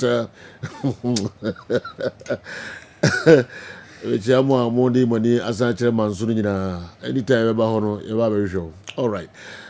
Yeko ye Dr. Amuzu na makofanka toka kra aba meba yebeto aso de amamo ye nchekra Amuzu Herbal Mema ahwefo nya kwa aba ba Amuzu Herbal Clinic na megita mi nsem Amuzu P Herbal Mixture eye dura bi efo agi atum a ebua honam yaw so obi se doctor meti yaw me be ma no mu idun so a meti yaw na se idun so a me bre ana se me be ma no mu ye me pepe de wuhia ya Amuzu P Herbal Mixture doc mini mi ri hye no ho sane mi ana yaw pa na mete se we na wo ti se be ma de dura mekanfo ama wo no ya Amuzu P Herbal Mixture obi se doc me hu se me jonso a ana jonso ne nyefe ana pam pa no wo hye pa iri jonso na echi doc me jonso ase na bia kam mo sa se ma ya se me ya be ma wo sa haw no mekanfo Amuzu P mu nya be ko di oti yaw oni ntohwe no mo de ni ntohwe na hono sankofo nyina no mekanfo Amuzu P ma nwate obi se doctor emedwonso ana emu apai we nam sen obi se doc medwonso ani nsuo hwadotro efremu ba ena obi se doctor me koja na so se me chemu a obo se ka frɛ na nsuo man efreba no ba de wuhia ya Amuzu P Herbal Mixture oba so a otie mi a obuni se wi a echire no pampan ko na eka ko na eba mekanfo Amuzu P ma wate oba nso ode po how white how insio basa egu wase ne pe yie pampan ya no wo shape o wase oba ojo nso oti yawe wadro ya Amuzu P Herbal Mixture oba ebu nkeka ye na che mamunu kasika fie na himfie bia na abie ni kuru na no ekọ ho a pampan ya ohu no nya panketwa amasabi ni confidence no kwa na ekọ form oba bi otie mi a otimi bu ni nsa in bleeding obo sa within 2 months no bu ni nsa mprenu onya kekaya na ya osa pa Amuzu P nu masa nyina ejai wako twa scan de so wo PID unu kunu hia ni nsuo nyina se na asa na chi aba enam kekaya na akogina upiodi nu nti onya Amuzu P nu mu a sa haw ni nyina be komo ho ato say nrei ukọ pharmacy ukọ drugstore Herbal shop obenya bi etu no anya bi ato wokumasi akodani Herbal Missy Herbal Apidank omo mbrom sanso na Icof ne Colinac omo Ashtown Accra wokọ Kanshi Dragley obisa na Nabuachi Kingswalk Tinates Repash and Hallows ebi etu nro makon anase dudu pirano ukọ no so pa Amuzu P a obenya bi ato se opese no semise bi a petibi so fa na manefre for further and better direction. Amuzu P Herbal Mixture Maudi Hiochalo with a refuasi.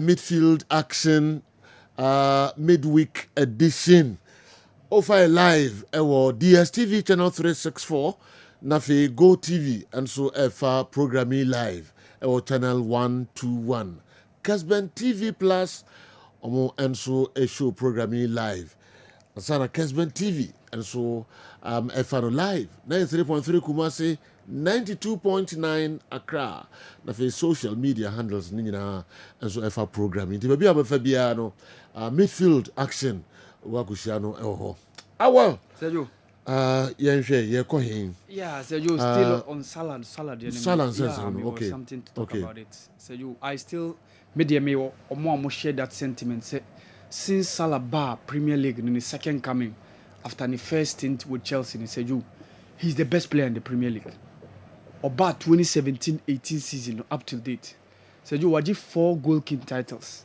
in between those periods when the first season 2017-18 season Sergio Oma 32 goals.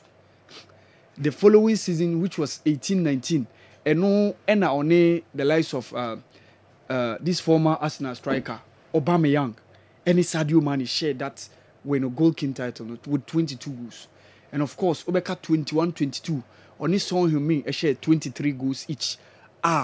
Omunina a joint top scorers, and of course the last season 29 goals. Now Sergio, look at the numbers in all-time top scorers. Ewo Premier League no. Salah ewo 187 goals.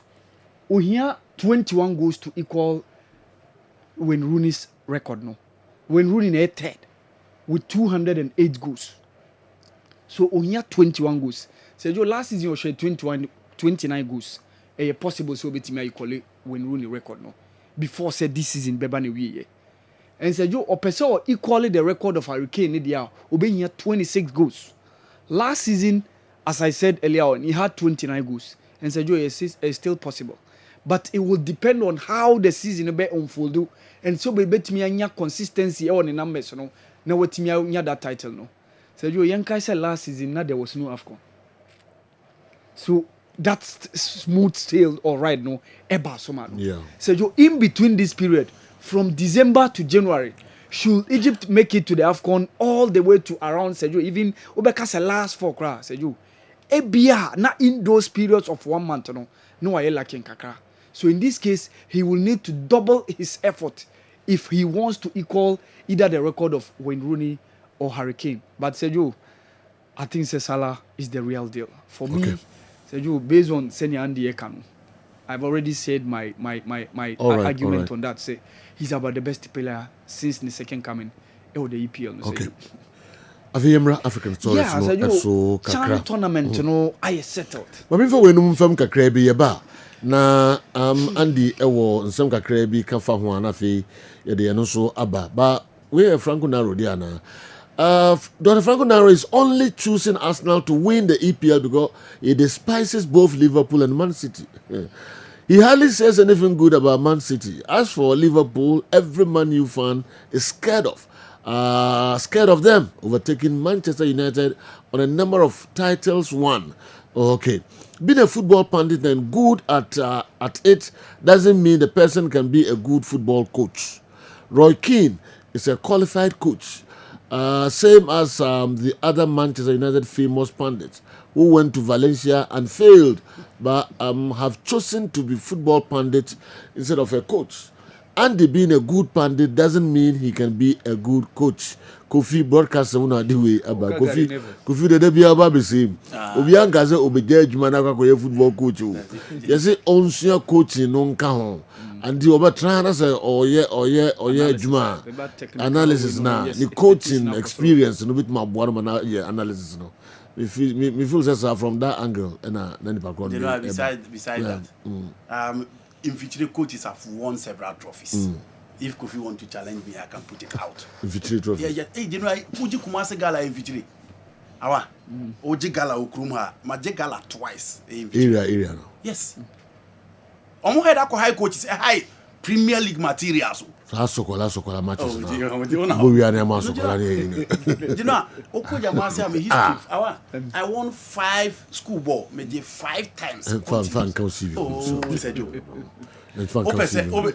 Could you be a more fan can see you? So I got the Gala. Who didn't know I was in Abba. Me fan can see you. We come on, what can I see? We saw back to that road. We don't come on, see. But so would you come see you who say, say what the Gala, when you way. He said, "Yo, Gala." Satosuni Bukuru Bomaja. No, Akoye Bukuru for coach. Now contract to say, "What the trophy?" And I'm going to coach in the coaching and for come on, go get it. Oh, our ya so 6 coach. I so 6. No, I can't tell you different than I saw Oma number 9 close market. Coaching. I could also zoom the way. Don't have to Matty, but zoom the way. Coffee. All right. History. Ask Andy for me, Haaland and Wood, who deserves to be in the EPL 11. Okay, do be also a day Abbasisia. I don't know. Okay. Who offers you more on a good day, Hazard or Salah? Dominic, if you touch man, and so Abreye. You better to home crankra, and then you fear that, but you better to home crankra at the Amamo. Sir, please, I agree with Andy. Salah is the best player in the EPL since he joined Liverpool in 2017 and gradually becoming the greatest of all time. Nasir Al Hassan would we free Saudi Arabia and Abekan sa Nasir Munsha Muhuye Ewoho. Why na Muhu Ehia pa? Don't you think Liverpool is behind pushing Isak to do the things he's doing at Newcastle United? I suspect that Liverpool is behind Isak's attitude and want him want to get him at their price and not what Newcastle United is demanding. Wow. Dr. Moses Agawina, senior lecturer at the Montfort University, Leicester, UK. Una also the way Breye and Anopeya. We Joe, good morning to you and the entire crew. Newcastle are playing a dangerous game that will backfire. Per their statement, calling Isak family while basically holding him hostage is wild. If a player openly wants out and has a club lined up, keeping him against his will isn't tradition. It's insecurity. This isn't ambition. It's fear of losing your only world-class forward. Okay, free Isak. I say hashtag free Isak. Musa Ikadi. Mensaka also de now de Abrayan. Mama from Yerubin so nafi awal and sign and twaso and mayen. Last year by this time, so many players were moving to the Saudi Pro League. But it looks like they are quiet this season. I want Andy's take on this. Charles, Edwin Fitema, and Busa say last year this time nanka uti we. But this season, also in Tisa. Because that was the start. And now what is that? Oh, but sir, you have some couple of movements. Even though last season, But compare last season. yeah, last season then the Comparative doors, analysis. last season then the doors. But sir, you say transfer window ni yangwi. Okay. Ebia we Ebia bit can. messy. Many can say Al Ittihad are lining up a bid for Real Madrid outcast. Meka Dani Ceballos. Okay. And say you, I know see one of the things I am full. So, as I say, the transfer we don't know any money we say you yen Okay. But I lose they are reluctant in the market. Okay, Anessa for na who said there be. So okay, Al Ittihad for now okay Al Hilal. Maybe you take you game in the because last season Hilal and Timmy and Karim Benzema Mababeji. Hilal went to the FIFA Club World Cup and look at the performance of Mukodan at DL. Again, Omo share a year Omo team now as compared to into after Stefano Pioli. Omo Jesus. Hilal akofa Simeone Inzaghi. Inti no omo hia that material and unya Joe Jesus, you know he's a project manager. He get you the job done. Ajuma Okoye no Flamingo ni days in Benfica, a very good coach. And all the job fellas aba. Inti omo team ni mo na atos ni because already Benzema mu team na squad na others wo. Uhwe Hilal mu team na it is only the absence of Neymar. But when they Mitrovic away. yes, and when they want they have Marcos Leonardo and Omoba the FIFA Club World Cup. Marcos Leonardo the leading liner. Into Omo need a lot of gap to fill. But it had for Ronaldo team now. Oma bre. Omo team compete. Ronaldo na yene there scoring 25 goals. But the likes of Otavio, John Duran, Kraba and the pressure went to me. Anderson Taleska call no man team and replacing. But this season, you know, unya Kingsley Coman, unya Sadio Mane, unya Cristiano Ronaldo. Now unya Joao Felix in Ometia. You have a world-class attack. Yaka you coach Ejuma. We, the friends of Newcastle, have nothing to tell him. If you go and tell Liverpool that they should double the amount of Ekitike, Sergeant Emmanuel, Nungwa Police Station, Gunners for life. And anyway, Abre, Awa Mohammed, my Yeah. Sergio, na make CHAN tournament, enra 2 games eba. So that was the last group games of Group D. So Sergio, eno nama ye group stages, no. So what it means is that to the next stage of the competition. And Nigeria did well to the rest of the competitions. Who gets the chance to be in the semi-final. But Sergio, interestingly, the last 2 champions are still part of the competition. Because Senegal, our defending champion. And of course, Morocco, our also G before Senegal, Babeji.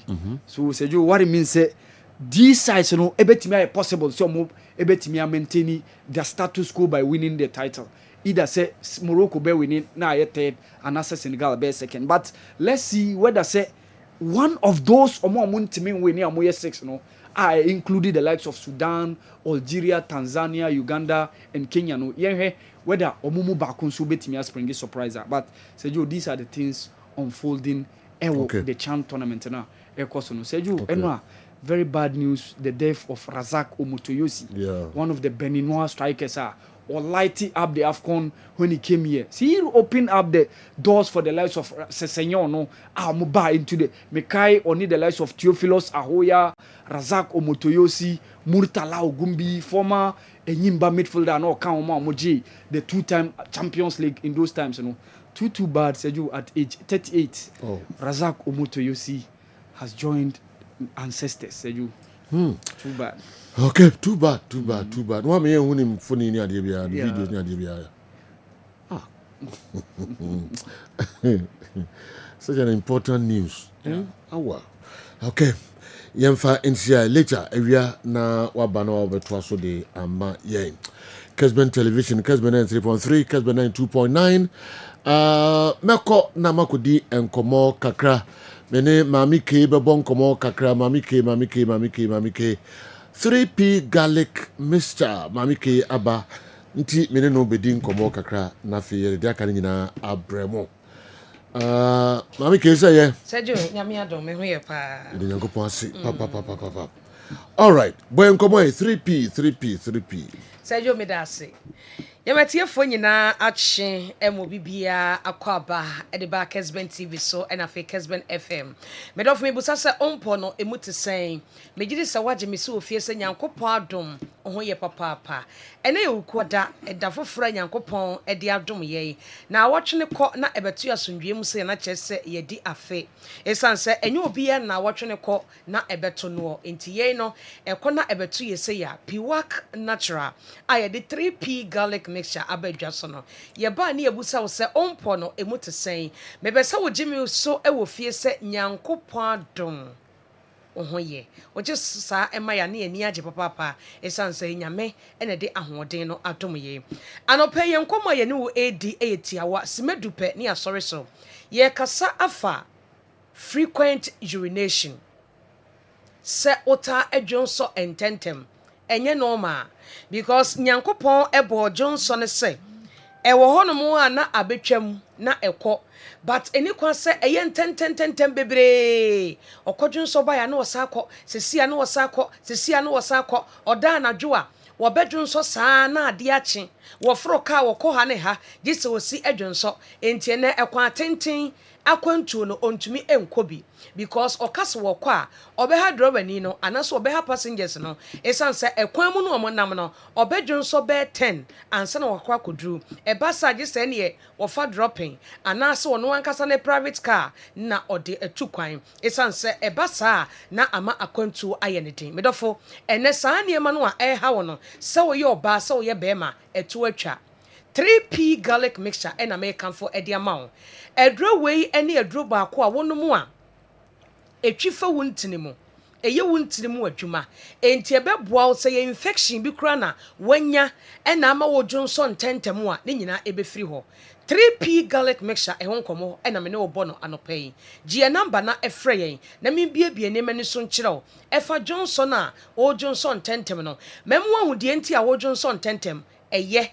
And memo de enti a wo Johnson tentemo a eno so enye gie number ne frey na doctor ene wo enkasa yemwo oni enkyere kwan abefa so a obenum 3p garlic mixture na aboa etu yade na sententem edi amount ye number ye de ye adwumanie ene good tv ne so no fa na efrey ne ene uni nkomo ye number no eye 0248 92 8824 0248 928824 0248 928824 medofo kai se edro no eye 3p garlic mixture edro no ewo toam se de wo hwe no Kessben TV no enye plastic enye rubber eye toa 3p garlic mixture eye toa mesrew enkodru pharmacy ana herbal shop ho emobi mfa 7 enya kotokoro mawo sefa kodo odedo a enye yie emobi mfa asokwa enna na wachenchena mesrew ukodru wa enti eba ya ka chew se twade wo hwe no Kessben TV no eto wo phone so ukodru pharmacy wa ka che nipa na owo ho no ana herbal center ho baabi a woton bibidru no wo se me pede eda me phone so na ebi ni ho a ko baabi foforo ne kotobi Ema won na daw 3p garlic mixture eni wurobem eyetoa entimese woto a per coins nefa bo ho ebeye dede amwa ho se edro no ewotoam paper na yede afam ho no ewo box ni mu no etoa ne ho no eye yellow ena green eda no se de wo hwe no TV ne so no ene adro garlic kokko ede ato ho mesra osa wo kona nipa ni yimaw na nte saa enye 3p ento numadro papa wono nko nipadua ni mu abehunu se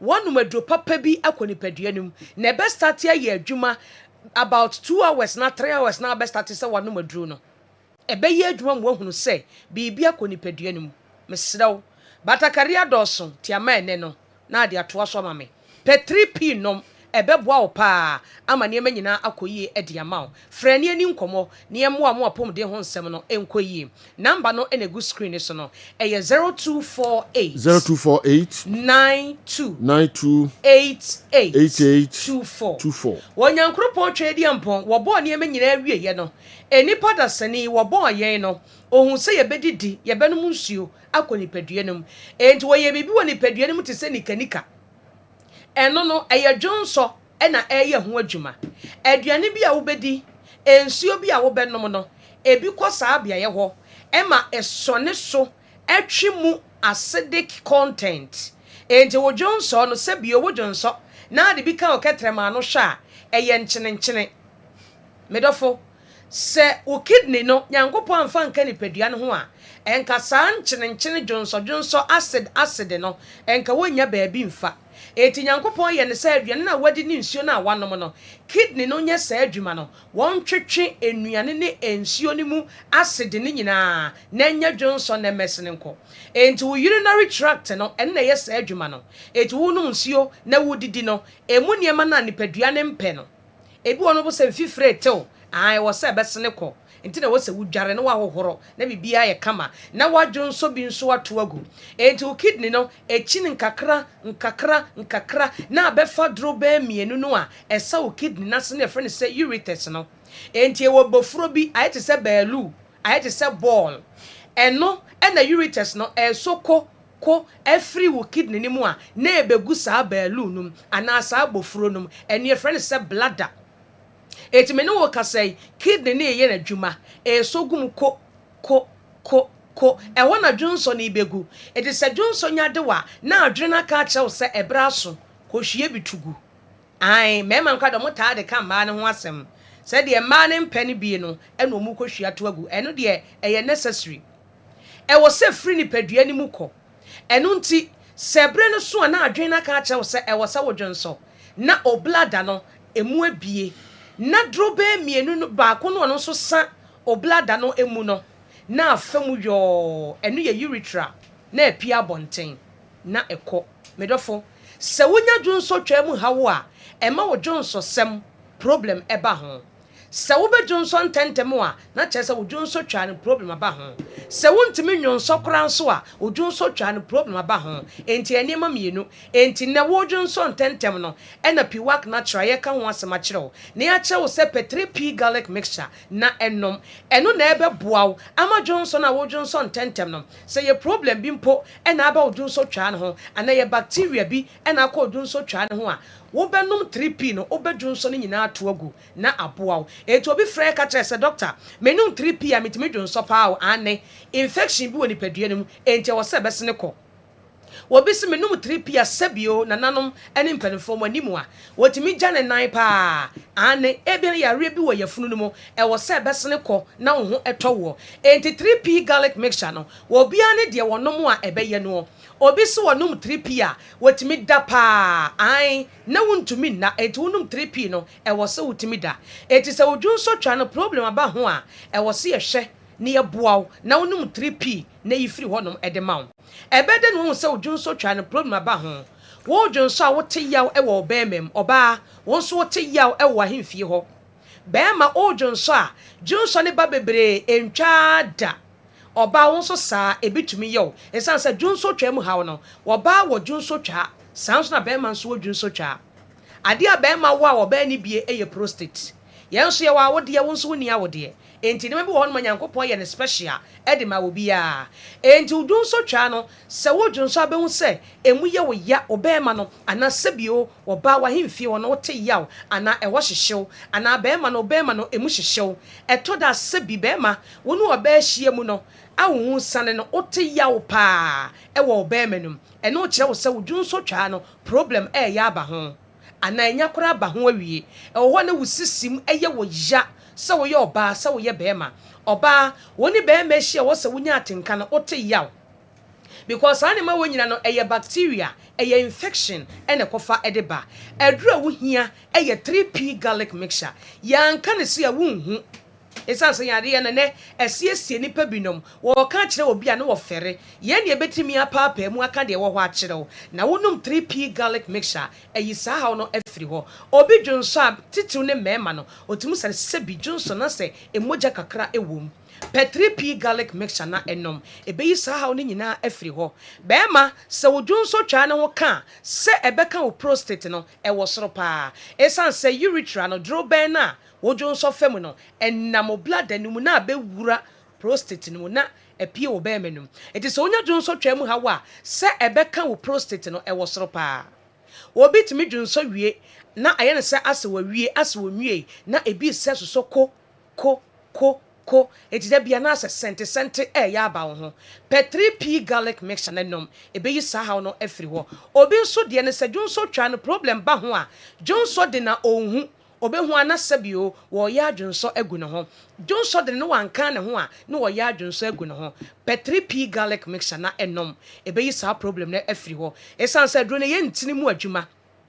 It is an infection because na akọ wuntini mu a o no ne betwa fantini mu ahyem wa nase obedi ho adanse e de akere afoforo obi nso de no Johnson ne de ne pa ensem betra se America say wakogina washroom emma obetimi agina ho be 10 minutes na Johnson ma fe na ochem e basa e the problem e bebro oba ebetimi abekan ama won so watenka kora betimi ate akọ P3P garlic mixture nom na ye nipadue na ye entini no 3p nim twimfa nipadue nom enye wunti no moja mu adwuma na Johnson twa mu hawo no emfiri wo so se na ebe ya abre nyina no nima nyina betumi akoyie e de amount anadwu betumi adwonso be 10 ansa na ade ache e basa e bese wo na osokora bete wo ye oba wo ye bema ebi yew P3P nenom na emom se bia wo Johnson tentem anope wanum nsuo bebre na wo dwonso a eye normal anadwono wo koda no wonum nkwan bebre wonum nsuo bebre wonum beverage bi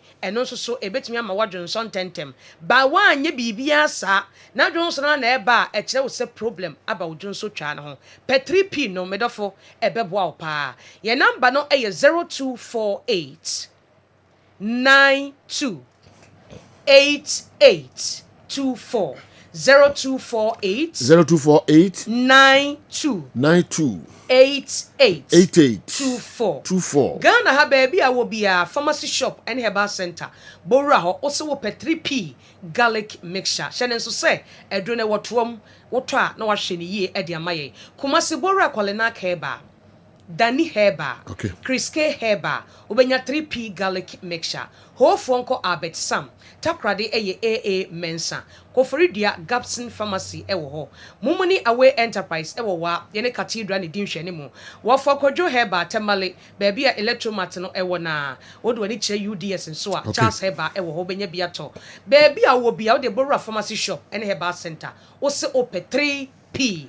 Number is 0248 92 8824. Friend any komo ne pedro ni bito. Nyankopon ya adoma dasane enu bedi ehia yakra. Dasane ye ne mu ebedi enhia. All right, mami ke yebeda wonso asena dasane waba na before so ba be kasa no okay. Min carry. All right. Okay, 3P garlic mixture no mumpe bi ento baby a to edro bia na bebo ye papa ye kanfo e de amount. Madrid played well yesterday. Kairas was my man of the match. Vini Jr. Should be playing less and Rodrigo needs playing time. Alonso should be playing his 3-back. Clement Edway free Ebuakwa Agogo and Ode Abrayan greetings to Ojam. Mamin Shaha Nana Kofituo and the way and so by a lubo and the way a free a brain. Do I don't understand this? The GFA is responsible for football and pays money for it. NSA is responsible for the pitches and receives payment for the services they render. Kumasi, Asante Kotoko and Gold Stars are going to suffer for the incompetence of these two big institutions who are unfortunately doing more politics than football. What is the best option for Asante Kotoko and Gold Stars to adopt for their CAF competitions? Is Accra Sports Stadium acceptable? Baby, a bubble matches no dear. Unim say NSA no and they provide yede sa pitches no ebo CAF any league matches no titru Accra any Kumasi.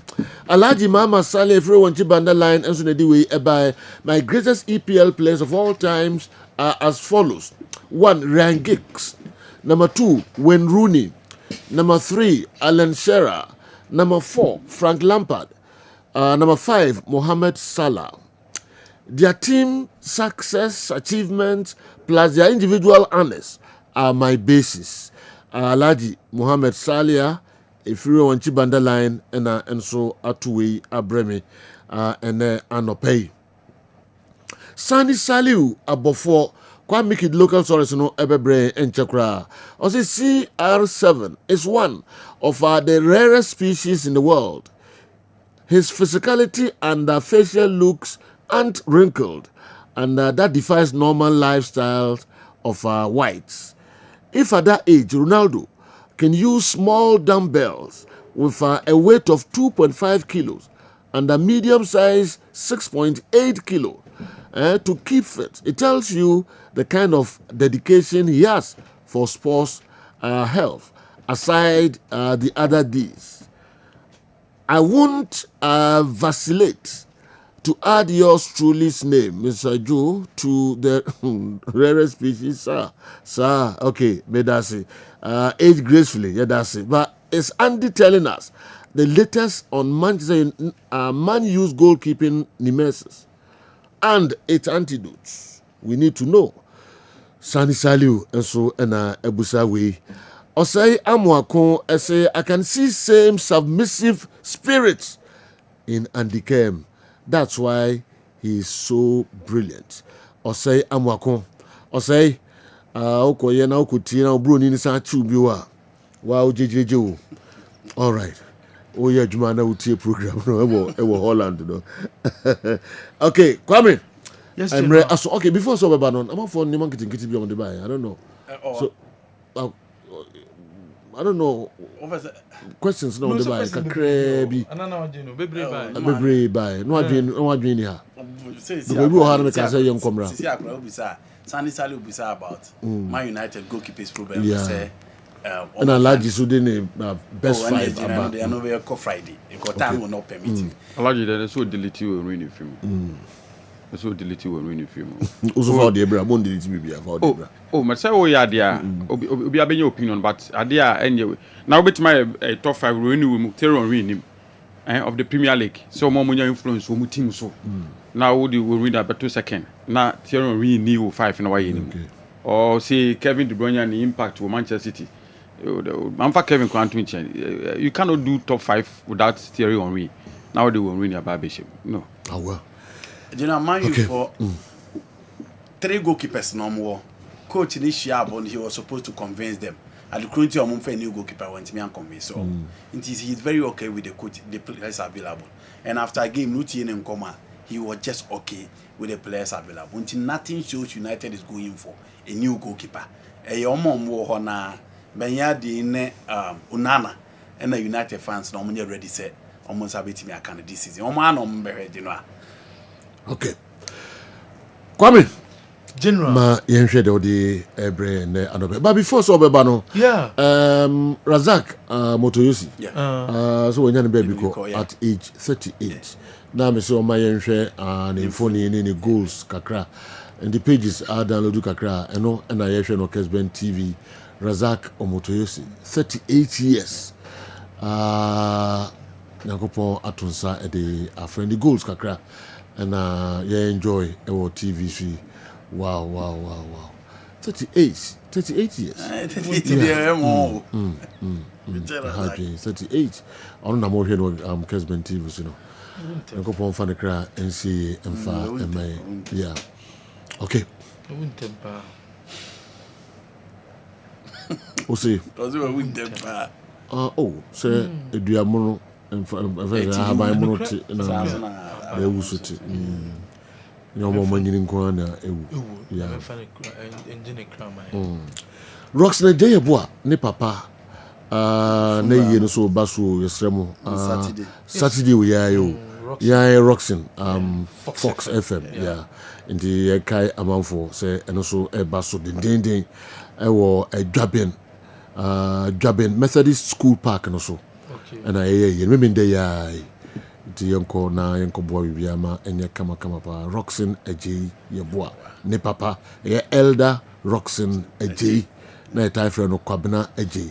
Roxin says American or UK.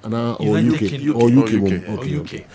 Nti yankone yanko bwa mabibia nso enye kama. Sanso na Mr. Pobi.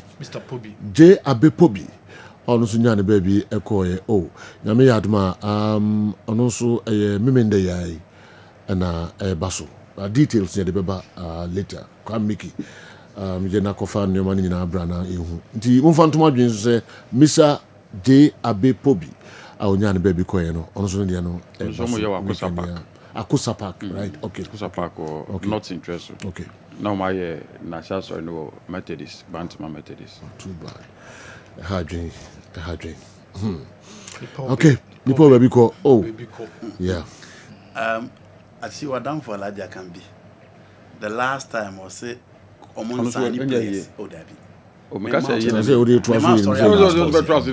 last time okay, so Omon Sani players to say Kotoko okay. As a Sani 13 players. All of us join this season. All of us join in condemning Sa statement no and all of us join in condemning that. Sa statement no. I have the list. I thought was I think now as a person or can be beach Kotoko. What I say? So as if someone yesterday, but how can you say when league no AJ? In fact, AJ league no quite Sani players. Now we have to focus. Who person will improve team? What's on Sunday players? You sign. Who sign 13 players? 13 players. It's not. It's not the same thing. The behind what has changed? Because they has our own value. Officially, no. In 13. No. Okay. And do 13. Okay. And this is the customer signing 13. Okay. Because has list of my own value. I think by 5 as a 6. Kwame, any your checks. And on my own value. On veil players. But I no pay on my own value back. Karim Zito from Nations FC. Okay. And on Marco Fan. Meaning so many nations. On my team Abdul Karim. Sorry. Players now your own value. Kwame, my own value. Rocky Jamana. Rocky Jamana was on my own value. No matter what movie. There be own value no. But no match no. But no sign. And just on match with the match with me Bobby ma try no. But official on value. Oh maybe how many men issues? I need to withdraw. Official on value. You official for they make also match they will to move on. So if the player belongs to another club, what if fan go ball match? Oh you free so. Free now fan on na the neighbor. No pra. They say no pra. Who take care of him? So only player in negotiation and do certain level, and I won't sign in. I better than that could match Makobo match. No, could pray. So plan another club player another Kobo match. No, could pray. Who take care of the player? Internet any day Kwame Yeni free. It is the one veiling in Kwana or my sign on one on your places. If you are the appropriate time on board value also, but to be our master sign. Okay. So what you say? Okay. So it happens all the time. Okay. Yeah, sanity. I mean, dispute to list. That is the list I have. I mean, dispute to there. And do person who says, the official really 5, don't sign 5. For now. Oh, come on. In Tibiba, come on, dear. Omo the bad, the Asako Kodin, almost signing. Omo value Obia. Obiaba. For come to people match. Some test. Omo value Obia. Obia and Bailey. It is a woman Bailey and not the bomb match. And yes, you wait to sign. Now what per time their own value. Do it me sign na onya own value. It doesn't mean say on sign. Matuase. Simple. Matuase. I saw a list here. Na me say o my house for my election every NCC election. No, Debbie. na list we are na said You mean I'm going to own it, right? I mean I Yusuf Abdullah chairman na you need this Yusuf Abdullah no ba ha no do dia you pay on it be na Abbas Baba Sule ni din no I feel no ma copy a you about me need the graph. Joke Baba Sule second deputy organizer Open position. Until Leicester, Honorable Salu Joe, first vice chairman. Almost squad in here. Oh, I see. Who Jones in full Jomina woman to Namagaza. But General Mamisha say FM Free Ghana Football Association. One more assay. Obeke say GFN de Betuja. So many Adisa production and now agreement. Matches I ever bought GPL ni nyinano omo ebe twa ne live amo bia nya kwan etimi ahwebi na GF president asani tuja se sabre a new wave a new era and na eba se nso so womo a confirm se womo ne eye will start support limited and na sabre akọ agreement a sabre womo na general commentary right no akọ akodi womo ensem na wo yesa partnership mu and the president of the GFA edit to just way an important step up bomo said be a Ghana football no edebeko country ni baby bia wo bia no obenya opportunity na wetimi tise football match ekoso womo chemo we professional live radio commentary and womo de bam the partnership womo will start support limited form and so etimi assign was for so omo happy omo ni age so many GFN and so akosa agreement here womo ene be ma kwan na omo so wometimi ma commentary general they say the commentary no rights and so akodi company foforo what say the television no akodi company on will start support limited omo na be run commentary ukutie sika na wakopibi untimi mfa ofun enkogina ba bia say Ghana Premier League no okokora ne commentary GF ne sasa de no etwam awo say ye call professional na afi wonso so utie sika kakra na de afa Premier League no wey nsisia Ghana Football Association wo de ababe tudwa Parliamentary Select Committee for Sports and we are requesting for the budget from the Honorable Sports Minister Honorable Kofi Idi Adams Obekeya Honorable Kofi Idi Adams ebeye the sports minister no kase budget ewo ho no for World Cup qualifying matches na ye bebo no wo mu mfensie obibia amama no ayo open am obibia ehu asat na Parliamentary Select Committee for Sports wo mo so mo cholete e de come Honorable Sports Minister so be so mu budget Ghana use ye e de board 2 World Cup qualifying matches no asat na Enyadia minister etimi amana available edema Parliamentary Select Committee for Sports no wama sanso edia to manim se sabre the next World Cup qualifying matches e baba no wo mu hia so mo hu se budget no and so e available se de beya ebetimi abono mo hu e budget ye use for the World Cup qualifying matches and no so eba be koso ne to so Ghana Premier League no sense me fan to jam say Ghana Football Association e de two clubs nanim se Premier League regulations no available enunti usi akan Ghana Premier League no ma each club bia no say obomoden na onsaka Premier League no the regulations ye de ebo enye se obebo league no na DBC osi we de minim na kane no na minim se mrem se de minim se mrem GF ne se oye Premier League club na usi akan Premier League this season opportunity no wo de amount se Premier League regulations no brana beji na kan na hu se niema igina so e de bo ye Premier League no eno ne hihia e da Samsung and security protocols enhanced security protocols wo mo e de ba last season no abra pole enya ne ba bi ko ye no wo mo aye ne document enso da ho nhihia e wo so timi e follow na security protocols ne so etimi cost no nyina no GF ne se available for all the clubs nunti obia emmamoden se ne sabete makani nyina no efa adisa production wo medi sika abewuram e Ghana Premier League na clubs no nyina no eji sika 1 million Ghana cedis wo mo eje e de ato mo no production nti e no mpesa club bia ehu regulations e de bo league no e security protocols no se de beya e base obi ba abetwa match no wɔn ba betwa match no nyɛ maybe also put in place no obi a betimi ayɛ ne deɛ ɛdi efiri wɔn ɛno ne hyehyɛ dɔɔ yɛn kɔ akra Hasselhoff kasɛɛ Hasselhoff wɔn sign player from Nations FC Abdul Karim and Has wɔn de abetu da ɔyɛ midfielder Has for confirm say deɛ Abdul Karim wɔmatimi assign no wɔba bɛsi akan ɛde ama Hasselhoff ɛyɛ boboko no a wɔn kyɛm a wɔassign 2 years and ɔba bɛsi akan ɛde ama Hasselhoff ɛyɛ bɔbɔ ekuo no ɛnso ɛwɔ hɔ yɛtoa so awada stories in Century Cup ɛba bɛkɔsom na teams awodoɔ ɛna ɔmato ɔmo sa ɛde afrɔ mo so ɔmɛtake part ɛwɔ Century Cup 2025 no na nhyehyɛ a wɔmɛtimi ayɛ nie Nations FC ɔmato ɔmo sa ɛde afrɔ mo Dreams Summertest ɛne eduana boboko no ɛna ɔmato ɔmo sa ɛde afrɔ mo na match day 1 ɛbɛba so Thursday anasa kyena na wɔtwe so ɛna ɛba so na nhyehyɛ ɔmo ayɛ ɛde ato ne Dreams ɛne ɛyɛ Nations ɛna ɛbɛbɔ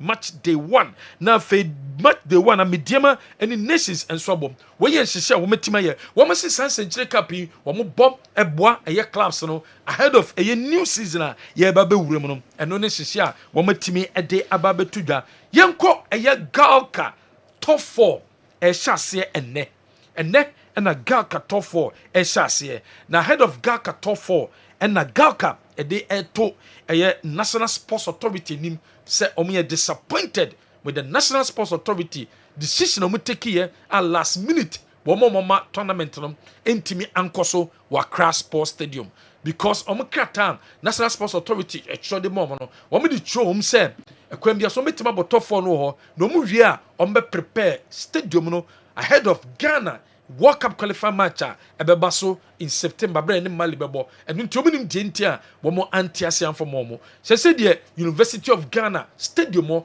ɛna yɛkɔ akɔsi akan no ɛno nti ɛnura University of Ghana stadium hɔ no wɔn ɛbɔ ɔmɔden ɛkɔ yɛ adwuma wɔ hɔ a wɔn prepare stadium no ɛne stage ne nyɛma for opening ceremony ɛne bibia no wɔn ahyɛ asɛm a prepare wɔ hɔ a ɛbɛma kwan ɛma tournament no etimi ahyɛ aseɛ 3 p.m. ɛnɛ Kumasi Asante Kotoko any Gold Stars and a 3 p.m. and your Gold Stars and Kumasi Asante Kotoko and a 6 p.m. a year has and a year Heart of Lions and so and a bubble. Now for Friday, Yatuaso Gold Stars and it has and so a bubble na Pando Heart of Lions and the Asante Kotoko na for Kuseda Ebeno Yatua at the tournament room and so Atuasoa Gold Stars and the Pando Heart of Lions Asante Kotoko and it has and so and a bebom way a Galka top 4 a chassis and then 20 Ghana cedis 100 Ghana cedis 150 Ghana cedis and Unisika Wamo Ebeji Ewo Gate National Sports Authority in Penufo PMO Kumasi Sports Stadium. Now, mo buy the Director General at the National Sports Authority. Young Pofankra, womo Thomas de Frere, a year Gold Stars for. Womo invite Kumasi Asante Kotoko. Nana Pinkrani in Penufo and Omokoye inspection. Ewo Kumasi Sports. And Omokoye no. Omeni GA Papa Pomase pitch them. Improvement abemu ye papa panti stakeholders a no me involve omo boye e ma stadium no anase pitch no etimi aye greens ano womo eba womo enso abaso ye papa na no eno me di tu dwa se de nyema esi ekeka kono pitch ne de o metimi prepare na se stadium no e be ready to host aye games de womo tidie se e be difficult and I'm so Kumasi Asante Kotoko womo ekosiai womo take decision say de enyadio metimesi omakan no e Kumasi Sports Stadium abra womo babo CAF Confederation Cup game womo first game no me Kwara United na ebebo nemom womo bo Kwara wie no me work eba be hia womo ba ma Ghana Football Association e da to CAF nim say CAF embe inspection so mo second round game no against work no o metima bo e Kumasi because first game ne de womo de kwa Accra Sports Stadium and o metimi akwakobo nti say de two teams ni nyina no due to CAF insisi o me de buy no enya de o metimi esi akan no e Kumasi Sports Stadium gise Accra Sports Stadium nemom Ghana Premier League Club License Board ebe inspection no wo mesan so ba inspection biom ansana Kumasi Sports Stadium no wometimi agiatum de ama Kumasi Asante Kroko no metimi sioma no enso ewo hom eno ne hihia edo for Kumasi Asante Kroko bobo ekonom teams a womko Africa Gold Stars enso ekọ Africa de dende eno ti womne kokonya ekọ nkran na nam so ama kwesi dum we sio e de ma Gold Stars no wosi eye team no womo experienced players ewo team no mu a Africa no omko no ometimi akwakwa ya ade omo experience and omo de nkulan ketewa bia fremu a eno betimi aboam se koba se club bi ehu omo no mpe place ometimi aton na mfaso abadiama club no akwesi edu Ododayesu and Anwana. Me, I feel that the African level no is the best economic point for each club. It is a whole step into the African level now. You must first look at what you have. Gold Stars, 80% of our team visit Atinga. Can you rule him out? Emmanuel Kobe, our goalkeeper, can you say he's not experienced? So they are all available. Just that you added somewhat young, midway 21, 22 players that can be what marketable for the club. Because we must also sell ourselves. And to look for a medium player, now if he's not ready to give it to you, what do? You must also get your own player. So when you get out there, anything that you get out of it becomes your property. Until we have done our research. The best that we think can help us along the system, we have them. Look, Obia any Ododayesu and Anwana. Me, I feel that. Someone akwesidu e dey some experienced players e wo team no mu enu ti Africa na wo mo ekọ no wo mo ebetimi ayade enso e wo ho wasaso de tuja se dey Ghana Football Association edi nkomo so metima support mo mabuo mo kakra enu nko enso enu nti mo hwe enim sa ban no enso betima buo mo wo Africa because Africa body eye sikasem. Okay, but the protocols I know say individual support for clubs, we know any part of the FA agenda. There is underlying meetings at ECOSO between the FA and the clubs and representing Asante Kotoko and that I think the police female team. Yes, we hope so. We still have more time for the assignment. The FA will come back to us.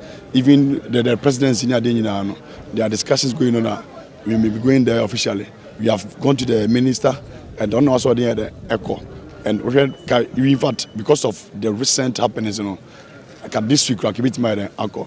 It's a bar. Maybe I'm always for the media. I'll make it available. Okay, but the protocols, I know say individual support for clubs.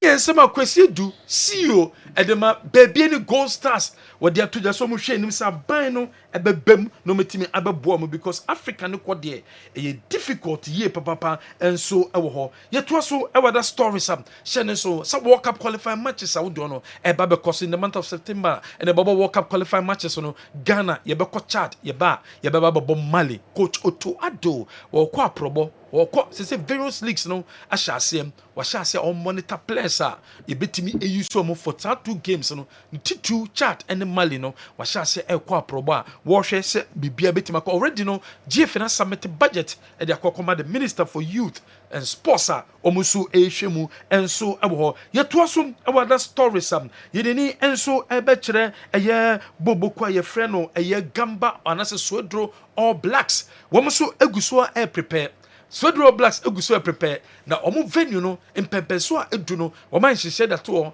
a womo se upon omo request one person club license board etimi eba venue ebehwe level o medu no nyame bi o so mutimi e put in place Emma a year club license board etimi approve venue ne de mom no womo invite club license board say womo embra na venue no womo me inspection emfa mom at their own cost na nyame bi o ho so mutimi ye no womo ntimi enye ansana officially the GF no ebema no kwan mana baba inspection no wetimi ababa ye because womo mpese venue we womo ensia kan Premier League or womo mpese Ghana Premier League matches ni nya no womo timi ebo enso ewo eye Swedro Park o eno ne sisia eno so etimi aba beto dwa ye to so enche bia na democracy cup game and also eba be koso na say no venue and akoye problem ya ma top 4 akensie ankoso democracy game no so ebe koso on 29th and ekoso between us and the Great Olympics our Mashedo Fakra Sports Stadium or ne bia wo mo enso epeso mo bo match no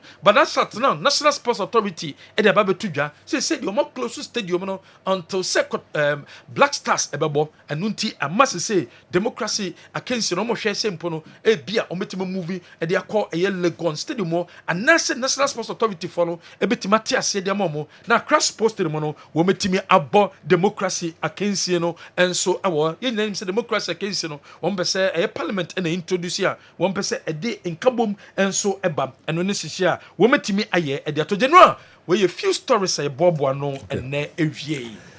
Ora kwa miki ma yemfa eno so nsi ha na yenko yanim yenkofa Dr. Daoud enso enkrato kakra emrasisia na yemeba local stories no emo. Enuanum ne adofo ye frɛ me ta Daoud.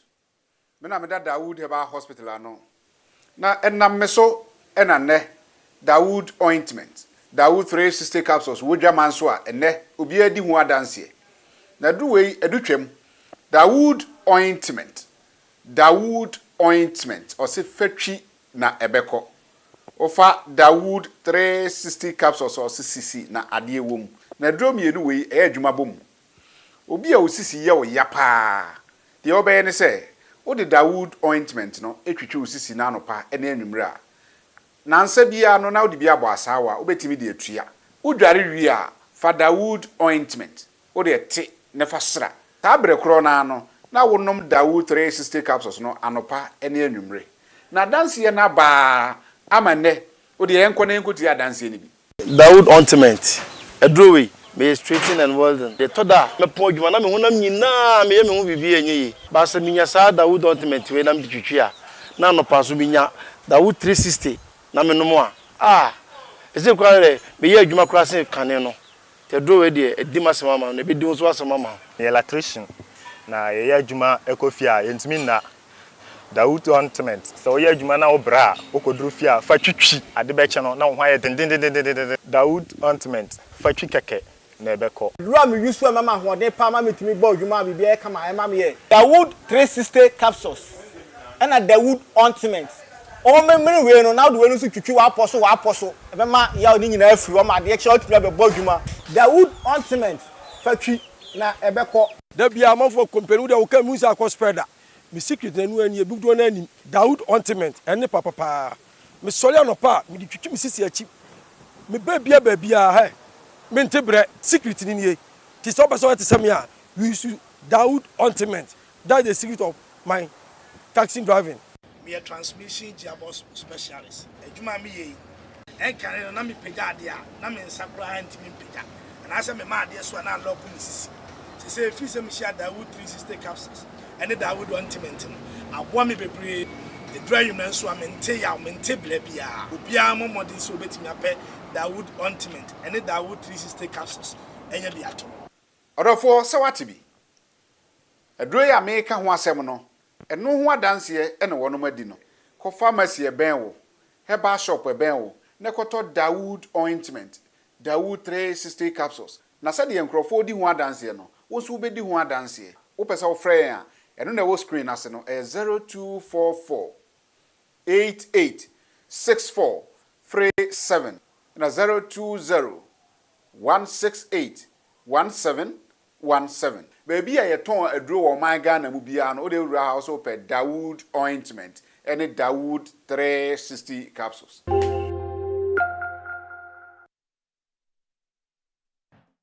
Yo, yes, I'm a more babium at the Aba Midfield Action Kessben Television. Bank of Ghana. Ka tre obia se Forest Bureau no se moko na moko sika.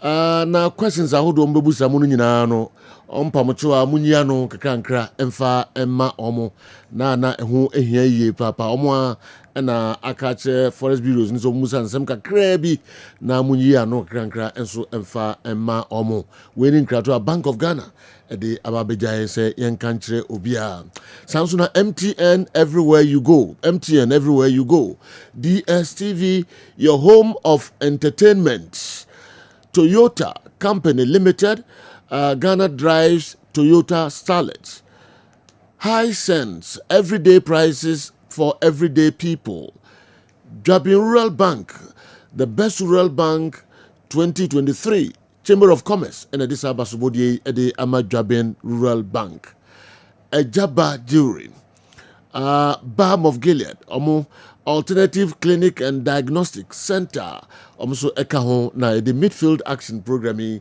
Ede Ebro. Say a pesta, ye come for the ama obia. Odibechu chosin etinye bia ni hu se omo enaye number 1 Pepsodent, omo de Pepsodent Chaku and Pepsodent Herbal and enso aba edwaso ope pesta to ampam cho no and a Pepsodent Chaku and as a Herbal Herbasol Company Limited memedro tatahe omso edimu akotin ye papa sanso and Dr. Amuzu Herbal Clinic kaho na yare ahodo a ehaw nyina no fakodan Dr. Amuzu. Easy waterproof paint, no more leakages. Udaya enwunu ni de efrofro ni ade nyina o haw no so atwa prekope eno ani easy waterproof paint. Otria Herbal, Tonchi Herbal, Pimsan Company Limited, Dr. James Amwa, and Abkofa sa adri and so aba agai, a Pimsan kaho nakope bito. Fa oyare nyinano ekoja Niwat Scientific Herbal Clinic na intentem ombe yefri ho de amount. Niwat. Sanso and Dr. Dawood Herbal Clinic. Omso ebo modin ye papa ewo ayarhwem ayarsem ewo omaimu Dr. Dawood Clinic. Gingiben Dental Clinic se ese ho adwumadia mpamcho bayi ba ko pani kanfo amaw. Gingiben Dental Clinic.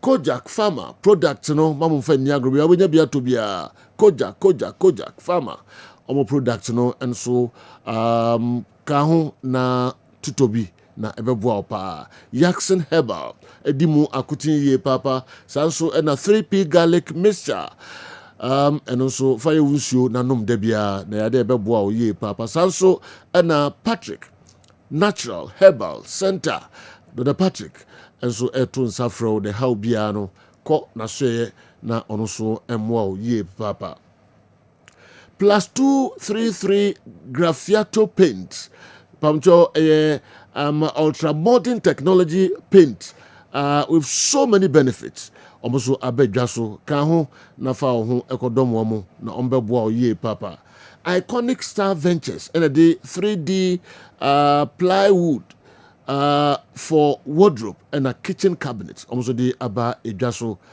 Iconic Star was iconic designs, star quality. Pamcho multi credit savings and loans limited. Enya infie aduonu ensia. Hooray! 26 years and a multi credit savings and loans. Omo enya na nhia sonko kra. So na pa me tu dwa no na omde eba abre obia we de a special pa kan ho na fa ho ekodom omo na sa nhihye sonko omo ye de ama customers wonso watimi anya bi bamcho eye boafo ye na loan and a multi credit savings and loans omode aba kan ho for all business types bamcho a small say medium say large and a big business nyina which me enya sa loan bi na ade sonko e wo ho kra ni say interest wo ho no ye kiti unya na babia sanso na collateral bia enka ho no collateral kan ho na koje sa loan bi ne be boa ye papa sanso na o process agi loan no o de ho kohyemu a ene se ye de eye sika no e ma no ya de kro titia na unsa aka sika no enti boafo ye na loan no ka ho monka mo ho na monkojibi pamcho monfrɛ 0244 882 402 0244 882 402 050 125 7556 050 7556 and I say 0244 384 233 0244 384 233 kan ho na multi credit savings and loans ifie aduonu nsia nhyehyɛ so nkom de aba boafo ye na loan no kan ho na kojibi na unya bi sa ewo babia Kofi a champon my mra ho na ye stories no emu kakrai here local stories no me say Dr. Ike and so abaha ene gal katofo no e hyase matches e wo ho any other stories ono so beboa ma ye de nyina no abre mo Dr. Ike akwa baseboko legendly sewa Jacopo Adubeye so Kofi yen hyase beba Ike later. I think I'm impressed with the pictures I saw from the Kumasi Stadium. So we are no mujina say the pitch no on my side means Juma. When the pitch was bad, they can was make say Joe maintenance keke maintenance except that people decided to go to sleep. Once the authorities started omuya and great to Asante Kotoko omodo omujim to some extent spending their own money boase omo peja pitch no with the pitch na do say so simple thing magic. Any magic, constant maintenance. Ni passa down the bia we adwuma. No pitch no mujina so. What I say? It might not be. Yes, it might not be a BI hot but you could see improvement between now and then. Any pajuma. Joe, any pajuma. Says all of a sudden, you know, pump na asay na away. Pump na say and this a kwabru chance akotonoma. Pump and save you. And then I'm saying I don't take these excuses. It didn't take and they say from Accra or ministry from Accra to come and do this. Omu how my negligence. Negligence, Joe. So you pump us and one just excuses be brave. Me why you league in a pitch nentisa. And they omu this course we na pitchy do appreciable level. Cause we are be number church I was expecting them but too bad. I don't know what happened. They should have come. Yes. Original from the top. When one was a pressure from the top. Oh, that is what means because almost I can't see, but one person come teach him at the frontier. But they should have spoken to you or giving you the facts. Yeah. So someone to remember sense and come to fact in the church. Numbers on one Nanka, I don't know. You know the memory and okay. Some more. Yes. In the morning, Krabiki Castle on the way.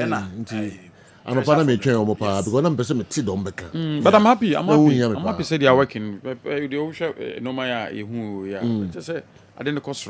And Sunny area say constant. We sat down so pitch. I say a plant, living plant. I did living. The Jew city be and maintaining constantly. Ye di padas and cross on a pocket dry with your fuku, mobile food. We say no. You are no job. Horse. I say send a best. To be a song sat down. It's down we say they do we be. But green na ye hu no. Say no ne fan baby o. And no cre. Na me ka say we, unti me ka say o ma wie bi. But at least do level be out mu say ade ne eba. But the making so mu starting temo a. Say kan ne bi ne ka say kotoko so mu ko bom first match wa Accra no mu wie a o my application to 2DF am ka for say on person say come en do sade. Oh no. Say kan ade mu sa da ho eye te say the nan ya on money biri a o mo ko fa rainwater ne and at the river water one the bay and I've seen my friend say Zuba and no pay no or say or donated $20. I didn't buy a green abandon so donate $20 of fertilizer and water tank. I don't know me under that. When say no there can I say with I see him post it today say we donated $20 of fertilizer and a truck of water. So on Fongo Park and so but at least people are working and indeed we understand Joe. And a bit my pitch in the BAT. Yeah, tell them Mike Bonsu, can say a pitch, you know, a mubako, yeah, just an aspect of this. Yeah, it is because I don't know so much to many answer. Yeah, it is because ready for in football, no production, I would say the main thing is the pitch. You need to get the pitch done. because some bona park in your papa, will your production for be do at them.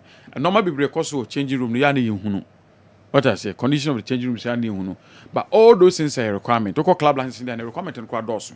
You must have offices for even the match officials, no baby, I say, sending United me a Juma.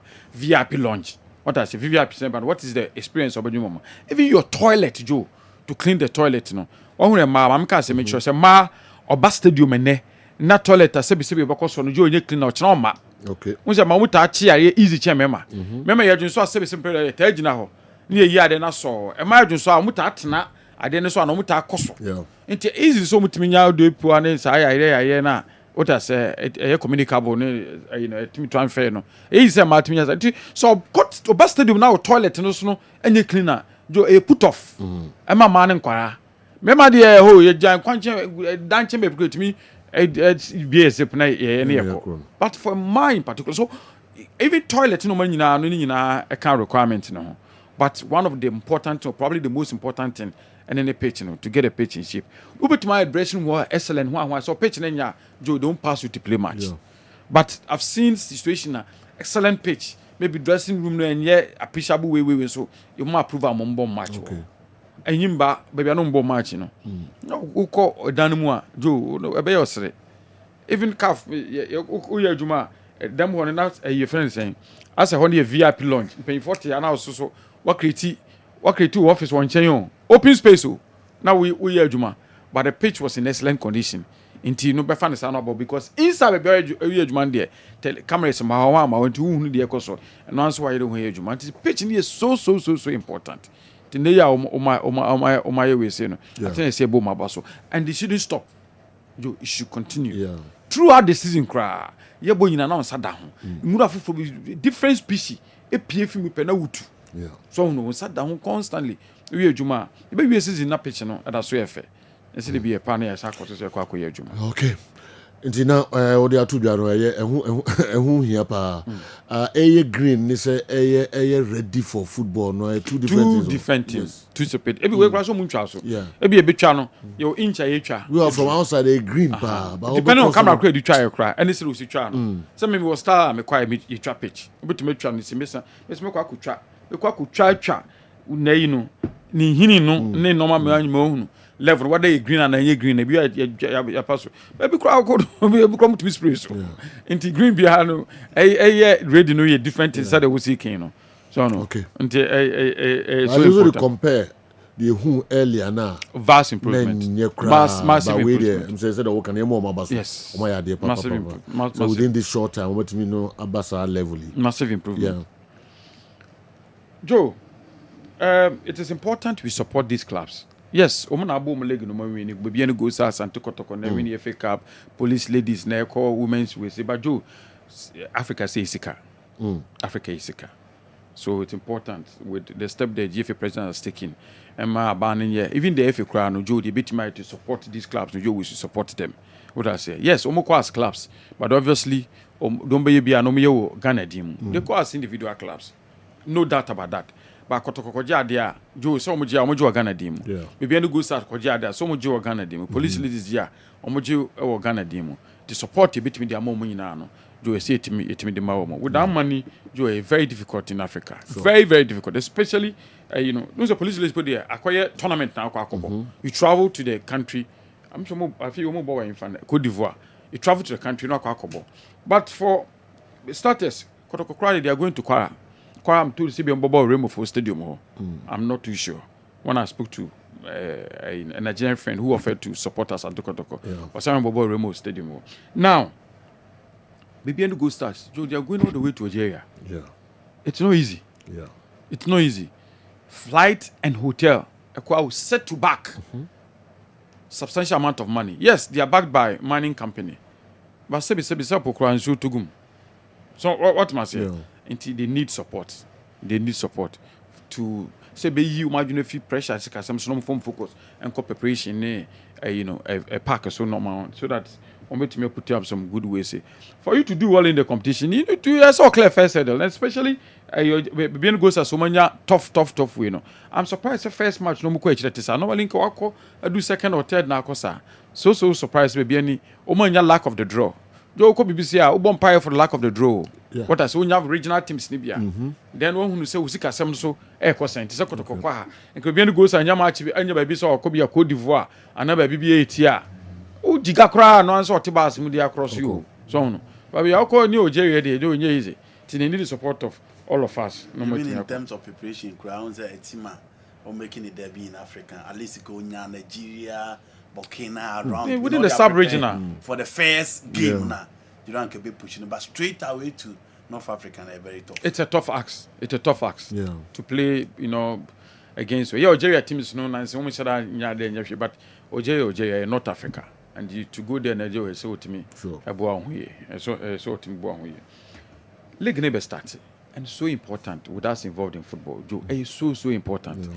Would you want to believe? Say big clubs on which my season we not regulation of the ball league and be a mukrada. Need the answer team training. When we say 11, when we say a certain bench, no regulation near the ball league. No be a muda. But I say I'm jump. I feel when you open it to them now, I feel almost so much in Kankakadi recoiling. But I'm going to say teams in no. Coaches, administrators, this, don't open. I can tell you this. Your team manager, your coaches, your administrators, your CEOs, Obia, and the away.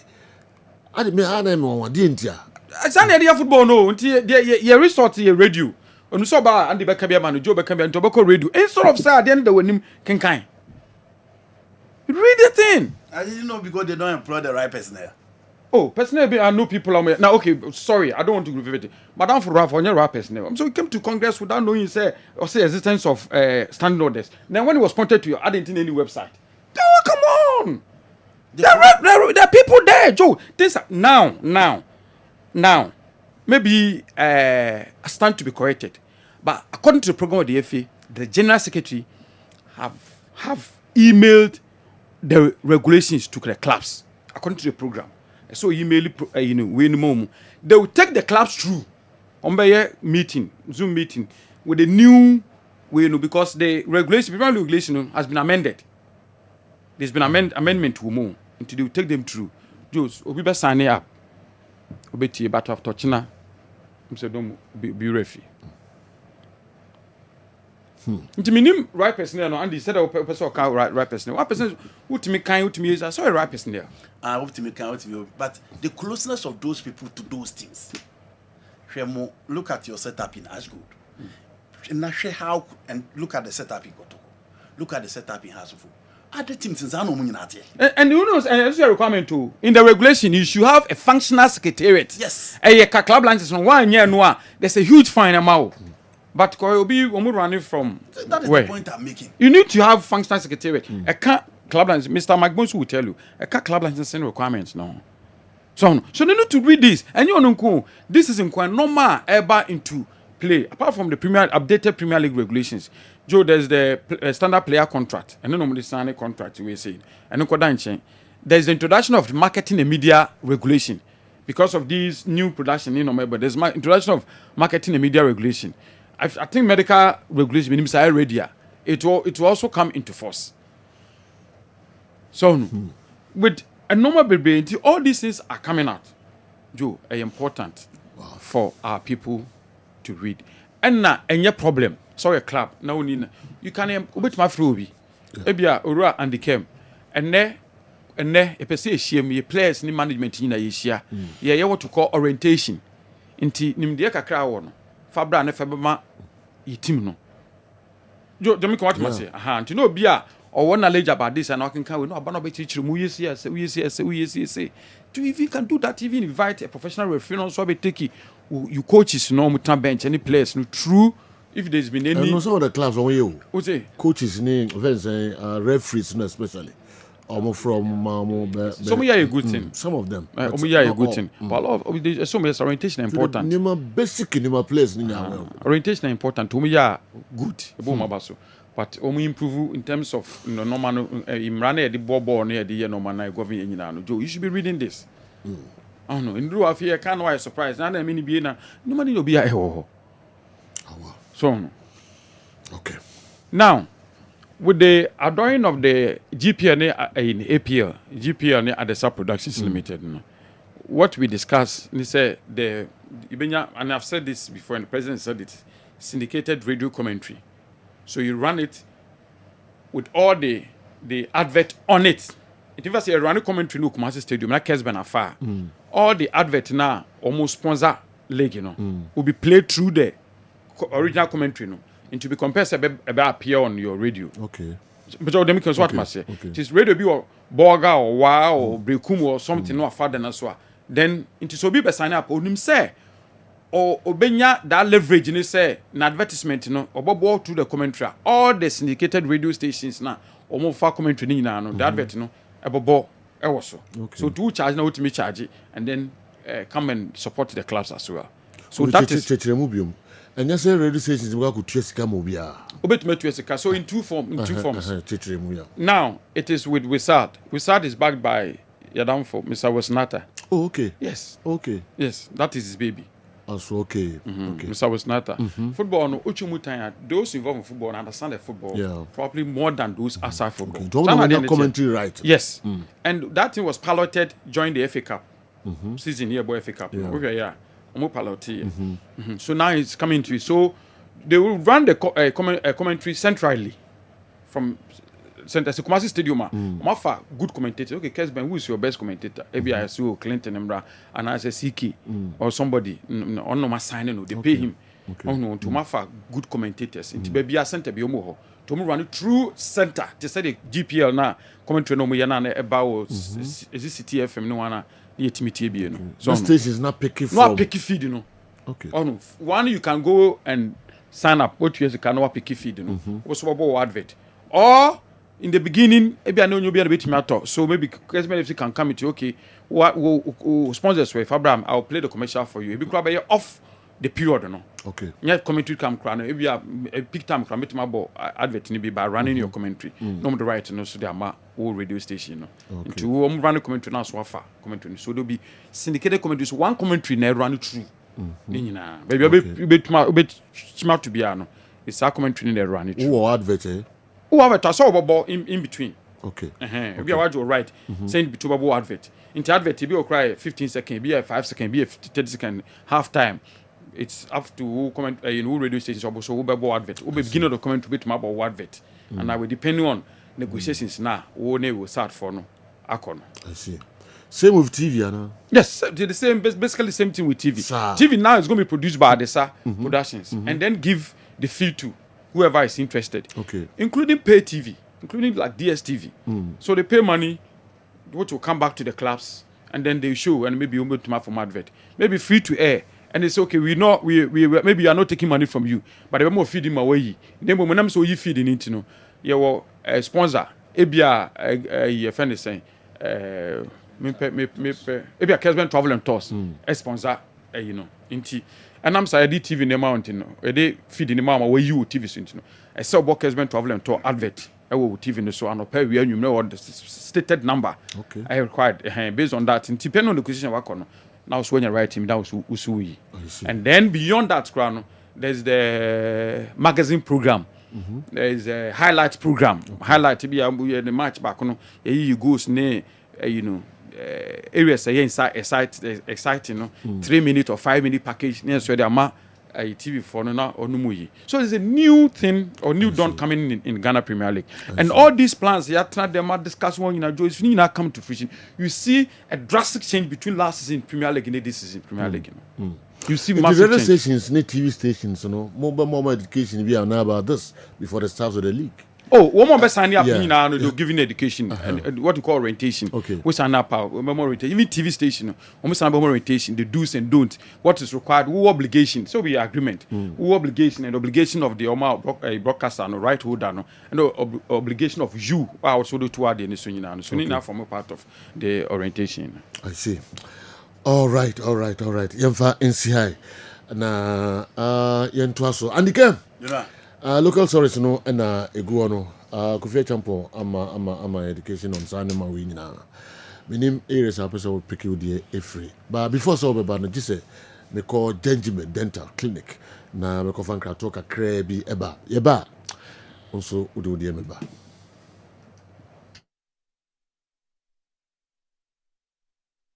yɛdwumadi a yɛdi a ne sɛ yɛbɛsiesie wo se na yɛbɔ wo se ho ban ama w'anum ɛnso ate anaasɛ wo se animonyam so afa ne ntoma pa afira gentleman dental sɛ woba yɛ clinic hɔ a ɛnneɛma bebree ɛna yɛyɛ ɛfa nipa wo se ho ɛne w'anum ho woba gentleman dental yɛyɛ consultation and examination services problem bɛn ɛna ɛrekɔ so ahaw bɛn na ɛrekɔ so w'anum ho na afei wakyerɛ anammɔn a ɛwɔ sɛ wotu fa ho na ɛtumi ɛboa wo afei yɛsan ɛyɛ cleaning services woba yɛ profession no mu na yɛfrɛ no scaling and polishing sɛ ebia ɛnneɛma bi ahyehyɛ ɛsɛn no mu sɛ bi wokasa etimi ma pampan ɛne ade ɛba mu woba hɔ a yɛtimi ɛhohoro wɔnum ɛyiyi saa nneɛma no nyinaa ɛdi firi ɛsɛn ase ɛsɛn tibia na asesa no ɛsan fa ne ntoma pa ɛdi fira obi wɔ hɔ a na tokuro atɔ ne se mu anaasɛ ne se no ɛso ɛbubu anaasɛ wanya fracture ɛsɛn ankasa ɛbu ɛno yɛtimi ɛyɛ failing ɛnso so na yɛde ama wo anaasɛ ɛbi nso so a na obi wɔ hɔ waba sɛ ne se no watena se ama ɛsɛn asɛ ɔpɛ sɛ otu ne se no ɛno nso so yɛfrɛ no extraction woba yɛyɛ extraction service ɛno nso yɛbɛtu ose no ɛde ama wo afei ebi wɔ nso ana ne se no wanya missing teeth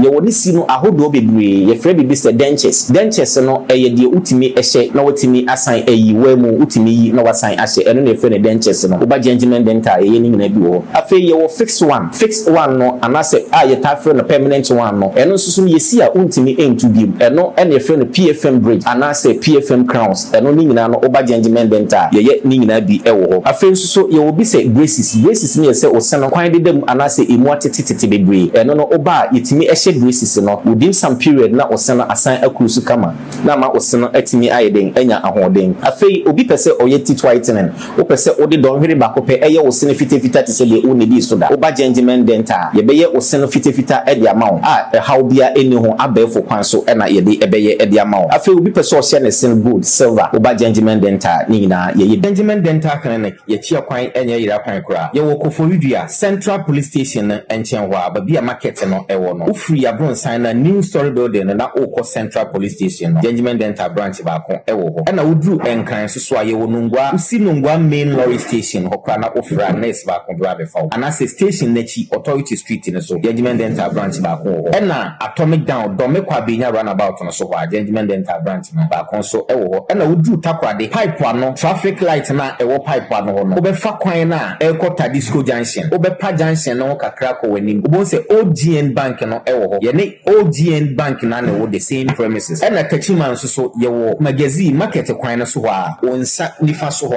a gentleman dental branch baako ɛwɔ hɔ anaasɛ opposite AY Ahmed ɛna oduru Kumasi Abrepo junction total filling station hɔ a traffic light na ɛni hwɛ G runabout no wofiri total filling station na yɛabronsan no na ɛdi hɔ direct opposite to the Methodist school ɛhɔ ɛna gentleman dental yɛwɔ Tamale nso yɛwɔ Tishigu wofiri yɛabronsan a na wokɔ MTN main office yɛne Tamale post office ɛna ɛdi animhwɛ ɛyɛ adwuma firi ɛda dwoada kɔpem ɛda memeda.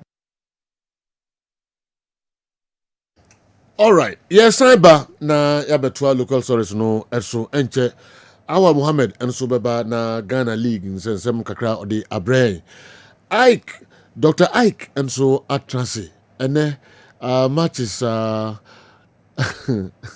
Ghana top for matches as a matches yaman for every wana publicity no form yes ko enye matches gitu na ebeba so no Gold Stars Asante Kotoko yes two clubs of Moko Africa yes Obia to place yes nanko mo ba bi share the hype and the vibe that awareness around it should be high but say you and this I even so any crime in India okay maybe I won't cry more yes maybe I don't see a factor but clearly how many Kotoko supporters in the Kotoko match yeah and Kotoko supporters in the Kotoko match I think we need to create that promotion, we need to create that awareness. And Gaka top 4 for now as you. It almost ain't crying no more than but also take it upon themselves to make sure say the media will promote the games. Because these are big games. We are you know, these are big games. I will expect to say at least games no everything across so maybe be a come. Gaka top 4 say you me kaise na isusu kakra no na big goal. Competition no be a chance beba more much me witness.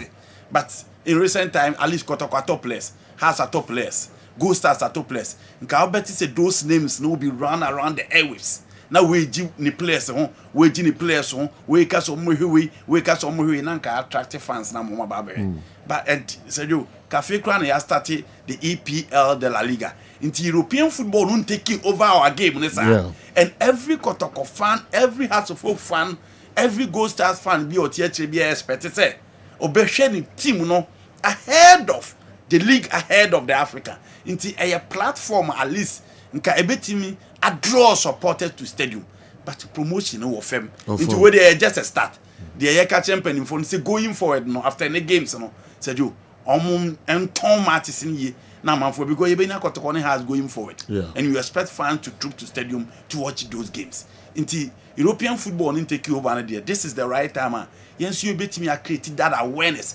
Gaka top for I'm teaching ama players baby at a point na Guinness gala krankrofo open no makwakotre so this is a perfect platform for fans in Accra to witness Kotoko House of Folk Gold Stars na dinua omonso atimi ahwe ama bibia atimi akọ iti promotion na dinua promotion I don't know say e koso won kran but I so mo say me the example station is one cry your TV your BBA I wa cry until we promotion we are Kessben the whole country and in reality with this promotion and marketing is even if the promotion or marketing is done in Accra near New Kumasi Accra if it's massive ubenya feel no ubenya feel no but what must say until clear say indeed I say or form.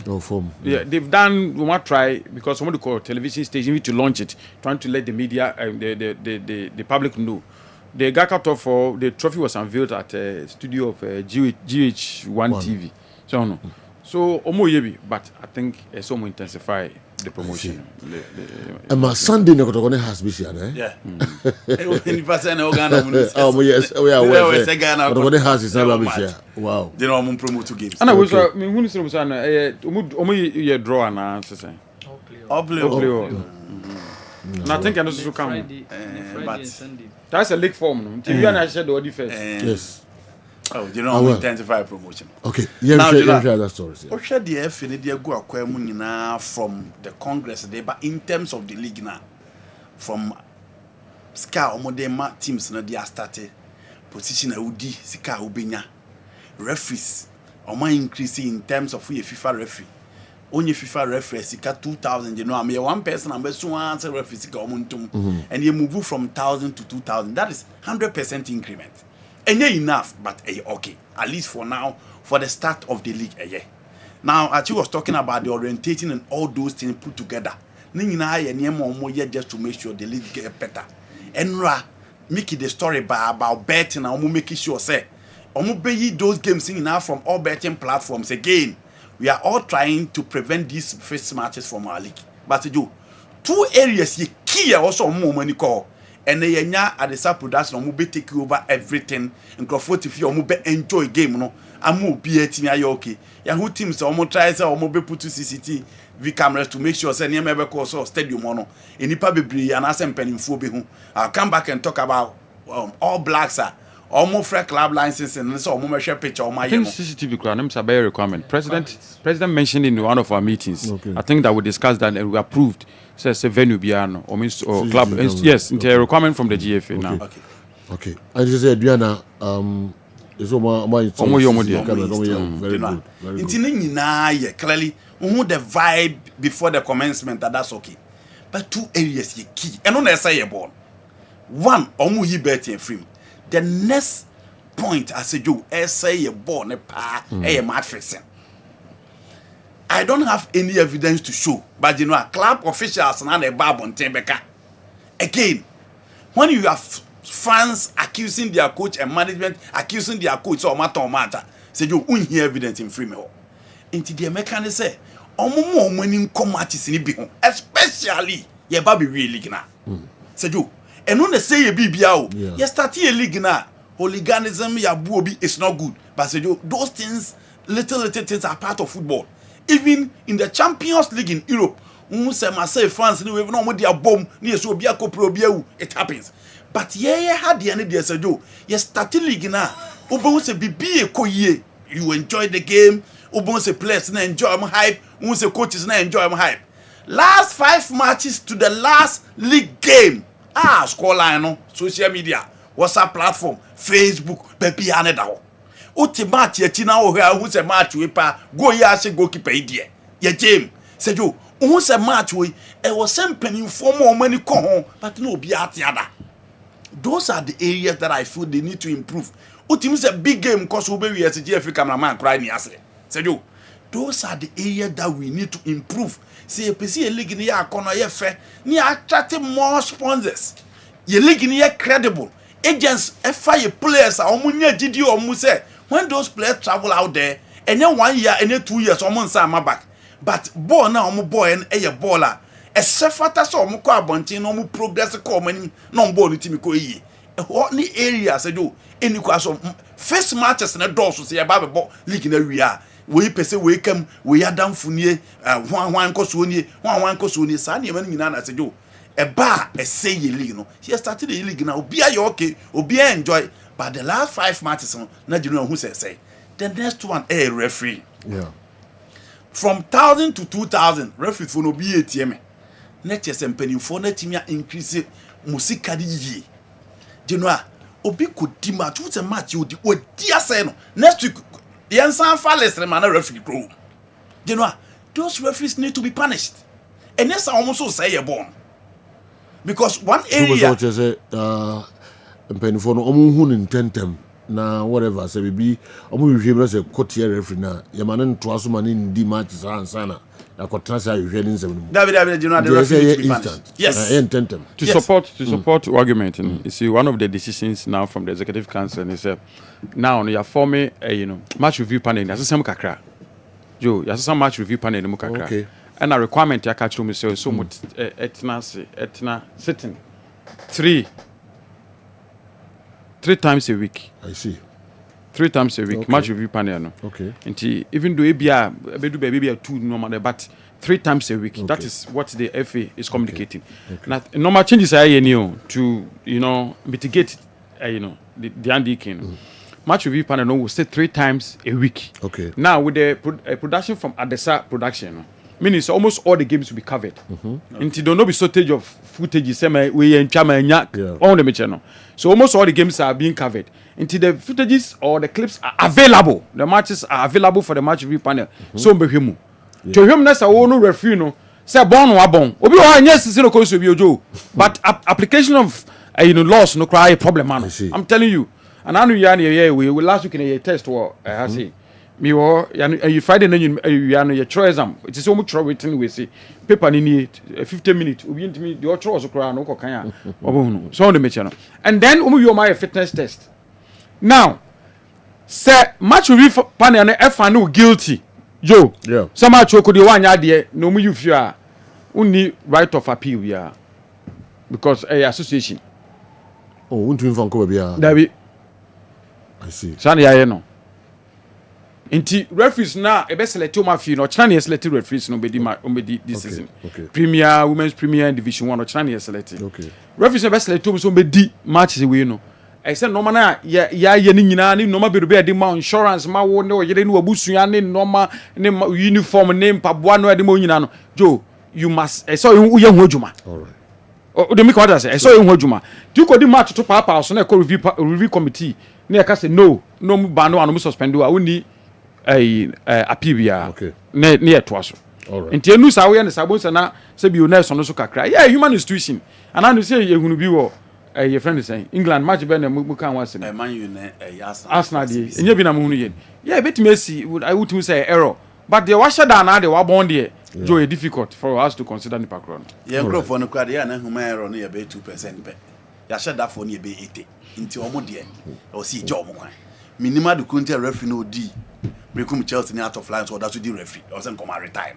Argentina I see or England I also among yade and I see or Spain. Error. Na had dey wa shada. Oh no. Na say general hold no team ka wa shada. Referees ne o EPL. Why do we say English referees England don't have good referees? And so only good ne so wa shada. Na general match man you referee no di Arsenal match. Foul on me now one shada. What shada? It was intentional. He decided to ignore it. So I'm not saying it is only Ghanaian. No, so be the match. Yes. Oh, and etina I was specific. Once I'm a ball match, any match bia. Achi clips ni bi wo ha yi kire wa busa se do. Ye video bi wo ha. Ball abu bi yam referee ni kina ho na waje penalty. So the first thing we did, this is so here. Yankase yambiem so bia metu. Referees are season no can bi o normal be do in communicating tie bi so no. Last season, referees omu koye normal, ehunu se we ankoye kura no. E twomu din fi mo ma tumi kan bi kura.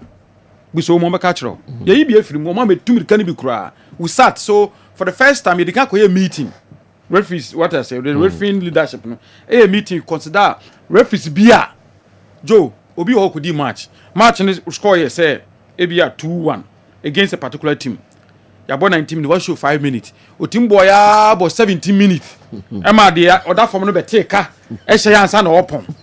You go for what must say? Division 1 no. Division 1 you have no idea Joe. I see. Anyo into what show 5 minutes so bo be about 5 minutes. 5 minutes now so. Near that so bossa boy 17 minutes. 5 minutes. Particular results. So nya results you have fe dey manya dey mepe nti e betimi apon. We cut ye omusa ni film ansa na omo ka ni kotumi ka no. Sen kwa na de be ma. Awu wani mazza. Se bi tu a. Sen kwa na be so. E bi o ha na da so. Punishment here de ma we. Into calculate matches and ka obedi ni ska obenya wo ni friends exposure na ade a obenya experience ni a obenya no. Ska kana wo gin for one game na wo go just punishment no. Eh. No film. Enfin. Yeah, you my film.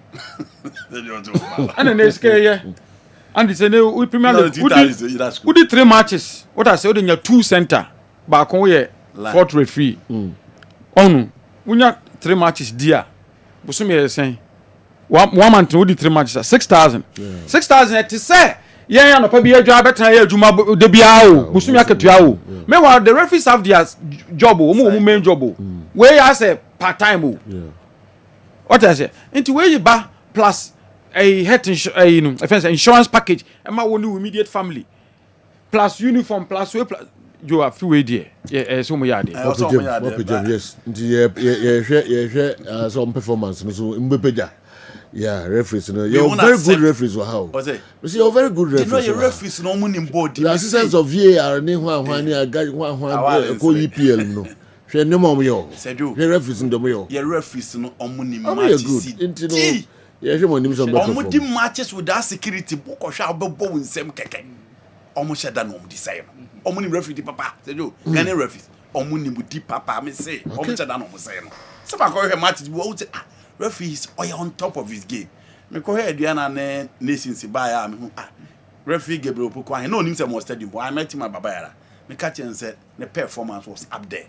Inti general without the influence of 1 or 2 people any sikano match o mo de be ma no obebo nsem keke but eno na emo ntimi emo adwuma general all blast this is a team of matches or more prepare for the Ghana Premier League foreign coach video analyst and o ma ya picture drew baby no ma friend penimfo so na no na se Franco ka say o mo ntimi am pass I think the club license. And almost say it was a mistake on my pass. I spoke to Nat after the show. No, so my pass. So you almost pitch to certain level. So drone every. Yes. And almost frame penny for so almost rameshe. And on the chair, how almost here put 2 or more things together. I almost headed towards the Ghana Premier League next season. Last 2 seasons, you know, and they are ready. To have to be honest with you. Sorry, Sambekato. All Blacks. Almost club president, specifically called me. So Remy, I'm sure you know, I drink check a crime. We are ready to learn. No? But as we are ready to learn. That's true. Now, almost a year, saying, almost dressing room. But dressing room and I walk to do stadium. You assist to do how you baby and son. I see. Dressing room and I want into almost dressing room as club and requirement. And the items is more plasters at the more painting. I mean, almost Juma Gitty. A true be ready to learn. They pick normal Biblia discussing now. And your mama boot, you go my small domo fire and say no matter you sano more than wow. Young quite. You know, Sauba Premier League in my dear back important back by obey secure ven. Because imagine putting all those resources together. Now say you bobo no baby.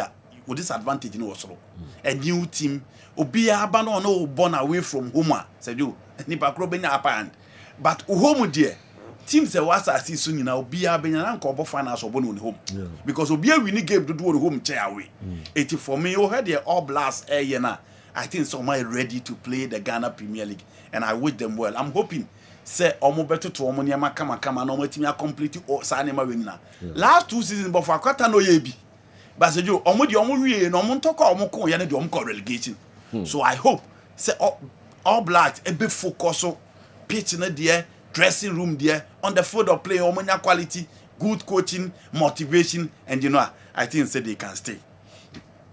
My last one your budget no you know minister can say budget no president go na kan minister or can say budget for the blasters on better than the mobiate said you are mechanical be anyone say be can because football a lot goes into it especially when it comes to financial issues ya onima bibriba ya because you know want me with na bon team me bo akonta say but omo better than the say omo beka mobiate ya bo too much CBC ne obi any budget no enti general I think they should fulfill that promise. Parliamentary Salary Committee ebusa omo de said you also omo busa because that is their job. Ghana for also demand to know say ne komu say na ekomu eniema say ne use here omo an ebeka so omo ba be danadi enti general I don't think this is a difficult task. All right. Yeah, Nim Kessben TV, Kessben 93.3 Kumasi, Kessben 92.9 Accra. Yeah, Brubruso, we midfield action program no menu ena yebe pejaimu ma DJKA. And so abetwaso de amaya donko abo. Na mamimfa we mfem ansana mako Dr. Ike and so matches are ebe baso Kumasi Santi Kotoko any Gold Stars. Na Heart of Folk and so any Heart of Lions. Galka top 4 games or the home komoka crab brain. Na ya heard the day ebeka ho amamo na mrano so ejai amamo so bam na mabe chechre madwen. Na nakodwa da ebrobe ekona hene. Mampon traditional area.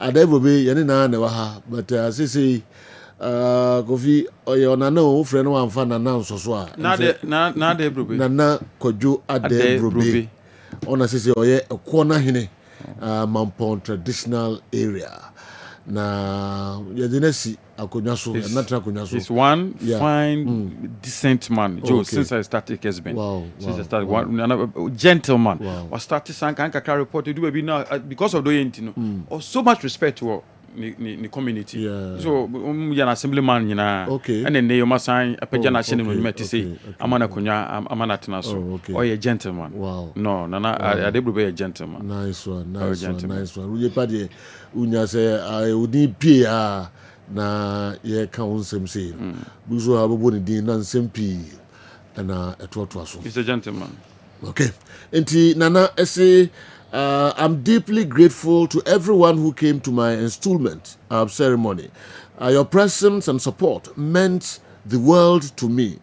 Thank you for making this a truly special and memorable occasion. Nana, and I see yemfa we emobia obejano na mo mode mpa boni ade bia kama etachiri ma yedino asi a corner hine Mampon traditional area. Okay, intina de ho and so I don't know. But quickly, Lumba mo no. Lumba. No, Ekwana. Okay. Ekwana area one. Suta Ekwani Mampon the same area. The corner for no more Mampon ana say. Ekwana for no more Suta ne unyina so mufi pa so Ekwana for. Okay. Yo we hini corner Britu wan hini Diana hini ene I don't know as me nya hini dodo no ya na ya buso panyin town bia dia na say ya dodo no ya buso panyin nya dodo na no mu wo hini okay bi buso bi o mu buso panyin but bi wo mu sheda si hini for sa abusuan no I see okay. All right. Then Lumba de no kase ade pebe via mompa na. So no ko di pa ko so. No, over pa ko so. Via mompa. Who's are followed? So that time the 77 producer. Na na damfo ne nana jembibi. Okay. Sika FM. Okay. Nada for pa. Okay. And I sometime. Okay. Nto me oni na no mudi ade chi ya na o brief me kakra msum de chi mutimi kon ho won kran. No aba. So no nti oba no mso panyimu ba ko wo. De o se no oye dukuro we ko. O kan de wom pa. O me kan de wom pa. Na me me ade chi. O me ntimi twese bibia. De o ekwo no o mu krom ho na wo zuta ho no. Ona e dukuro sese. Okay. Ono so ko pre ba ko no bi o. Ko pre first one. Pa ko so hine no. Do free mu no. To compare no we na busuafo na trans say busuafo be trans present candidate say candidate ni say gate ni dia konwa no no mche so no mienu no mienu na say abusuafo ni mu ba ko present as omo candidate lumba ni di oye dikuro wo ekwo na wo nsuta no okay but what else omo ye nua maami forma maami nua no ma to omo ye abusua no mche so ba ko ne panyini chen ye legend what I say the oye dikuro wo ekwo ne panyini chen ye legend me to me is the greatest mission as you so what I say above market that's no nyina no me so ono ye panyini nti omo no abusuan mo ko tie ono achi a present no na legend dry I don't know ko no dia be wo mo so no na don kasa o Jimmy. Okay. So that's it. Nti oye na okoye. Nti okoma ntenka. Omuti anka ne se ko na abusu. Nti ade pa be fie mu pa na. Afi be so na biem hihye mu de ma dan abusu akoko. Daddy lumba. Mu de mu pa de na ma friend so famra. Na ba ba konya ba no be di anti se de oputo ma ne fie no de bombia e tia na. Ade pe be fie mu. Na afi be so na biem hihye. What's repeating, gra? Mumbada. Okay, young fellows is here. Young call Dr. Aiko na onfa diakano and sombre. 2 matches no minim se no person already. But quickly, Abrefi collections. Confusion no. Me Abrefi collections pa. Abrefi ANC. Nami eyaduma kwesiada ebe. We can really we mejano. Anti fwa obapeni anti amafua eke mami niku mami yes atosu nimfoni na ewo television we can do it you don't show mama yenkoja omo ana da ku ka da atosu dompo ase behind the government school acha haya na atosu dompo ase de haya nti abrefisi yemeja na onko yensiye niku Isaac Asamoah do na friend owo mami no nti yenkone yenkoja meye abrefi na acha na ochida nti no kofi yensa abrefi die acha utumenye yo abrefi die dosu mo ba ko so wo dumase professor Dinkum papa I see ansana yi die ne ye we ho no engineer na atapuku ma me die no anajewa ne de ne se ne ye September beginning nti on de okay ni na atapuku ma okay nti abrefi eba beja wa na bibia enso aye kama pa andi wasi utrase no na dua na wadi o Silver FM kama gini so do anu kra betum okay o abrefi dina abrefi on papa kra man bida you see that oh you too good no I mean oye do adamfo okay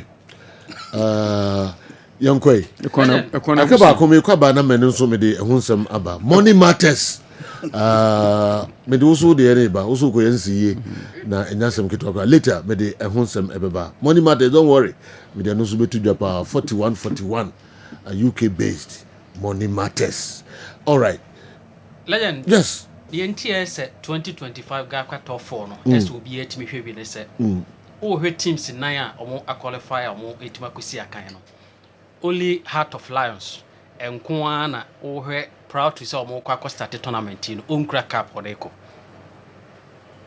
Heart of Lions enko and nkura cup bia odeko into the tournament but o hwe bibia ni Go Stars omo energy the 2024-2025 Ghana Premier League so omo kura trophy going into the tournament UPM House of Folk omo so energy homo ho cup enroachi against Heart of Lions so omo so kura trophy going into the tournament okwa Asante Kotoko omo ekura trophies nko am yensa ɛna de kɔ this particular tournament bro mo etimi bo mo ho modern ɛgye the 2025 President Cup ɛno achi 2025 Toyota Cup ɛno nso kɔ so South Africa na okopiem ɛwɔ MTN FA Cup 2025 edition no nso no kɔtɔkɔ ɛna etimi ekuro mo na legend ebure atwa to a yetimi nya teams ɛnan yɛ ɔmo kɔ na emu miɛnsa, that is Asante Kotoko, House of Folk, and then Heart of Lions.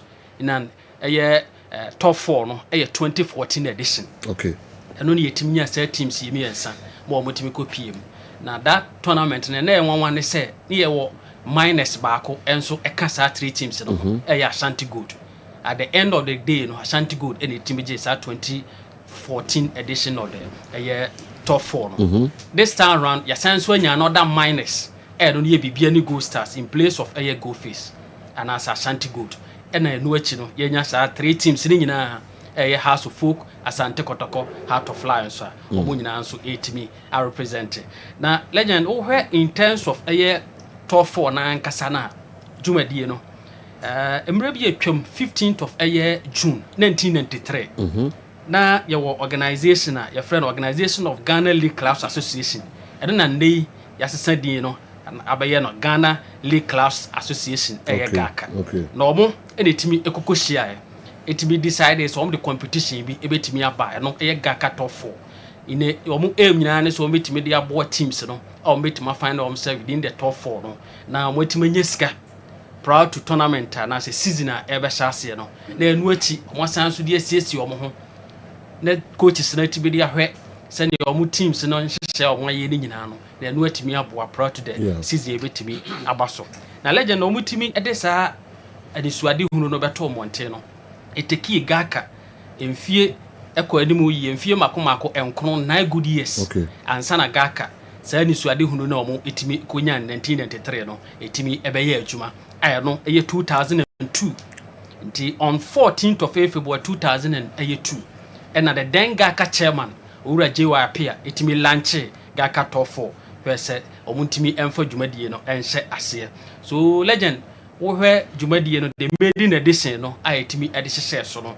yenya teams a omo etimi gina Accra House Folk then oboase go face a obo sese omudin ebede Ashanti Gold eno achi ebenya eye Tano Bofo Akwa and Liberty Professionals eba omo nso etimi beka dwumadie no eho na de entia Tano Bofo Akwa and Liberty Professionals etimi be wuro amu nyina na se no omo season no omo play 5th and 6th in the 2001 league season na mom na Asante Kotoko and the Dow Youngsters atwe omo ho e de free competition no so we no e na ma sa teams no any opportunity amo etimi ebe wuro am e ma ye dwumadie no hye so no Accra House of Folk and the maiden edition of a year GACA top 4 etimi de share so in 2002 so legend from Samre no e na yabobo dwumadie na e de aba go to a time etimi ebebo e G6 and as the teams ni be ye mako 6 and no yenya in the group form group A group B e go to a time ibenya e G8 A teams etimi si akan and no so ye chem in group form etimi eboy na maiden edition no legend senior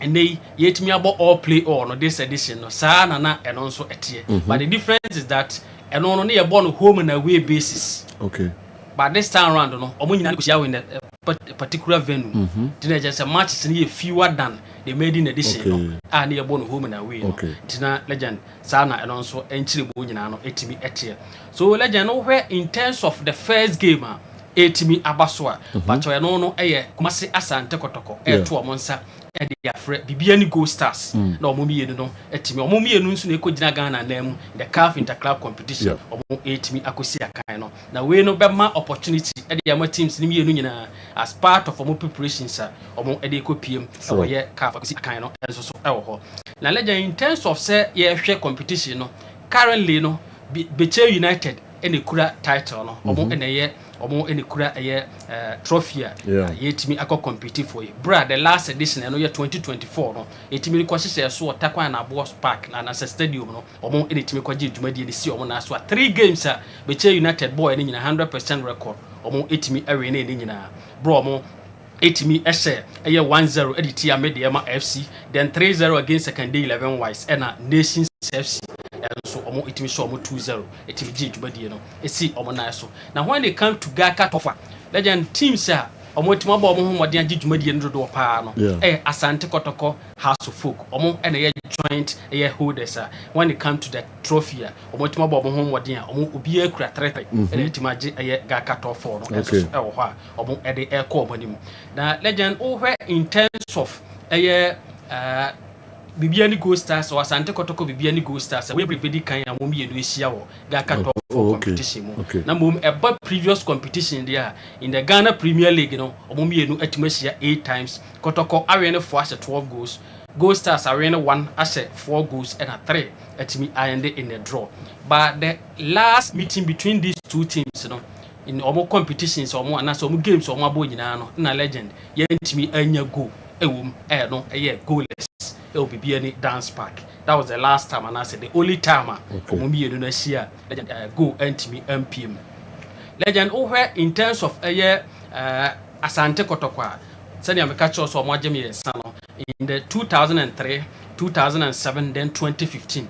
Asante Kotoko itimi jina na nice one. Mo itimi Gaka top 4 no. Esi omo nice. So 2015 the last time Kotoko itimi jumadi no. Esi omo nice one. Na legend over in terms of 2025 edition de yetimanya sa teams nyina kopie mu ho be yetima kwakere na bobre no Bibiani Go Stars legend obepie league nim 2021-2022 league season so oba league no mu no na top 4 no aye den de amane so obenya akwanya abepiem isanse ne first edition no otimi place 9th then 2022-2023 also 5th position and the last 2 seasons otimi ekoto 11th position no otimi to near from 11th position ebaji league this season last season so it tells you adwuma coach aye from Paul Manson and then branch and itimi ye ya obotimi bo mo ho modern dwumadie no esi omonai so na legend where this edition ebe breed kan ya Bibiani Go Stars enya akwanya OPM ewo ye Gaka top 4 competition mo atimi akosi akan enso so ewo ho na in terms of say legend ye competition ya mpanfo aye nhye ye bo from 20th to 24th na che say ye sha se eni na yetima ko bi akwasi da no ye bo no in terms of say obi all play all na yetimi abo na ye wia no be top group no etimi atoa so na watimi agidwumadie no de eside na so na legend wo coaches mienu a omo etimi aguide ya na so omo ko gina touchline de omo teams no akodi dwumadie no coach Abdulkarim Zito wo the return to Asante Kotoko watimi abo no ho modern a waje 3 trophies na de ama Asante Kotoko na legend over 2025 President Cup 2025 Toyota Air Cup and also course for South Africa na enwachi over MTN FA Cup 2025 edition so utimi de Kotoko Ezzy so ene coach Abdulkarim Zito ni aim nyina ne se obetimi de Asante Kotoko akoje eye top 4 yi yesidi na so sana kopie mo coach Samuel from Paul Manson so a ono enitimi ko gina e de Bibiani Steven from Paul Manson etimede Bibiani Go Stars akoye sa abakosem ya for the first time no Go Stars etimaje Ghana League no ebi e dey see obonan so a omo be the 14th new team to win the Ghana League since 1956 dumadi no e shase ya out of 106 new teams esi akan competition no Bibiani Go Stars coach from Paul Manson and etimi e dey omo akoye abakosem na enei yani su ade hu nyina ne se obetimi e dey Bibiani Go Stars asanso akoje top 4 no e dey esi omonan so enso so e wo ho and we also preparatory grounds for 2 teams nyina ahead of omo games omo ebetimi akosi akan or CAF Interclub competitions CAF Champions League and then CAF Confederation tina legend where in terms of Bibiani Asante Kotoko Bibiani Go Stars future no e hon sam kakra yebetimi e dey atobia enso eno no okay ebeno ko pawo Heart of Folk, Heart of Lions. Legend nowhere Heart of Folk, Heart of Lions.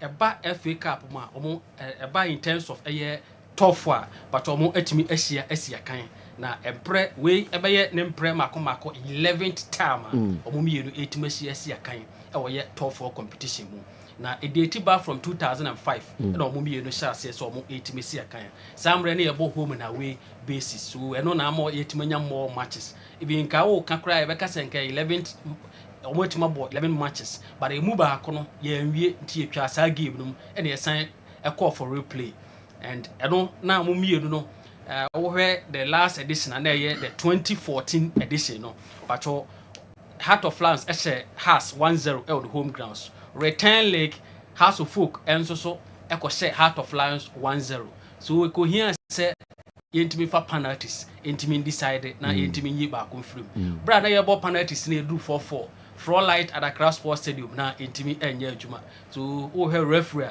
that day no timi ginam ehwe ama akansie no akos William Agovi etimi ehye se dwuma die ne emfa mra wie isan se nyade a ohunu agoprama no so betimi ato aso ama akansie na akoso but before decided the following day no intimi fa replay no ehye so a ye de hye so no anasa rematch no ekoso ma House of Folk ehye Heart of Lions 2-1 so we no enama has advances to the next stage of the competition but the final game no has entimi aona and esenko ne asanti go the team de kopem so has entimi anko so in terms of 10 games omumienu asia ewo ye top 4 competition no but House of Folk the home side at the enkunim 4 after 12 goals Heart of Lions the away side at the enkunim 4 after 13 goals and a 2 etimi end in the draw it tells you the nature of the game yawa the etimi akopem so na legend omumienu no so obi abobra top 4 has etimaje 3 times and Heart of Lions and so etimaje 2 times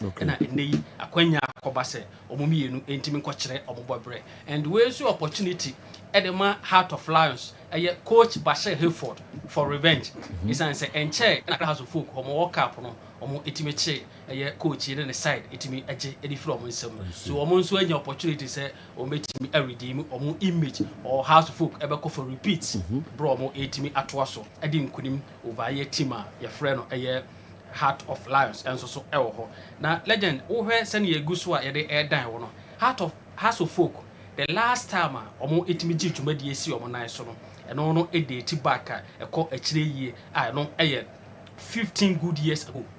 I see. 2010 and a House of Folk etimeje that was the last time omo etimeje top 4 trophy no edi esi omo nan so eno achi wo hwɛ team a your friend Heart of Lions so a omo nso the last time omo etimeje trophy no bi edi esi omo nan so no pa no see 16 years ago. Okay. 16 years ago that was 2009 edition and a Heart of Lions and so etimeje dwumadi no edi esi omo nan so enso so ewo ho legend in terms of this particular fixture no me hwɛ no mu say yebenya both teams to score over 2.5 goals.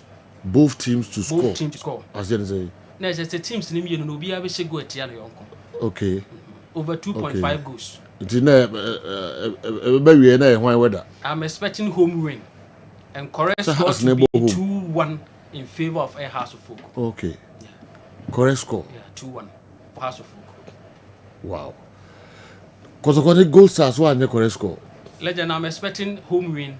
Asante Kotoko will win over BBN Gold Stars. Correct Difference score of a 2-goal margin. Wow. Being a 2-0 win or 3-1. But preferably, no, maybe I don't say 2-0. Ike. Legend. Okay. Who the young fancy Ike? Dr. Ike and yati ninkan quickly. Mami ko Legend say Muhammad Kotoko Nigeria. Yeah. Nigeria team be anywhere where you Kotoko Africa Interclub competition. Oh, okay. I see. Being it Wafu, Confederation or Champions League. I see. So and only a positive at the Makotoko. So Jinasa data no so. Okay. They can do something. Wow. Dr. Ike, Dodi Abraham no. Awa Muhammad. Brian Nafi Faye Uram Kakra. You drew 90 say. Yeah, 96, 97. 96. Yibra has dominance, no. Okay. Emi ya say abas in Niane. Oh. Because adia nanka all shishani. Because was it Satam no more dominate yeah. Because and I'll be a jabi. Now by Edinawi. Yeah. Zejo. Was it opposite go? Okay. I will be you.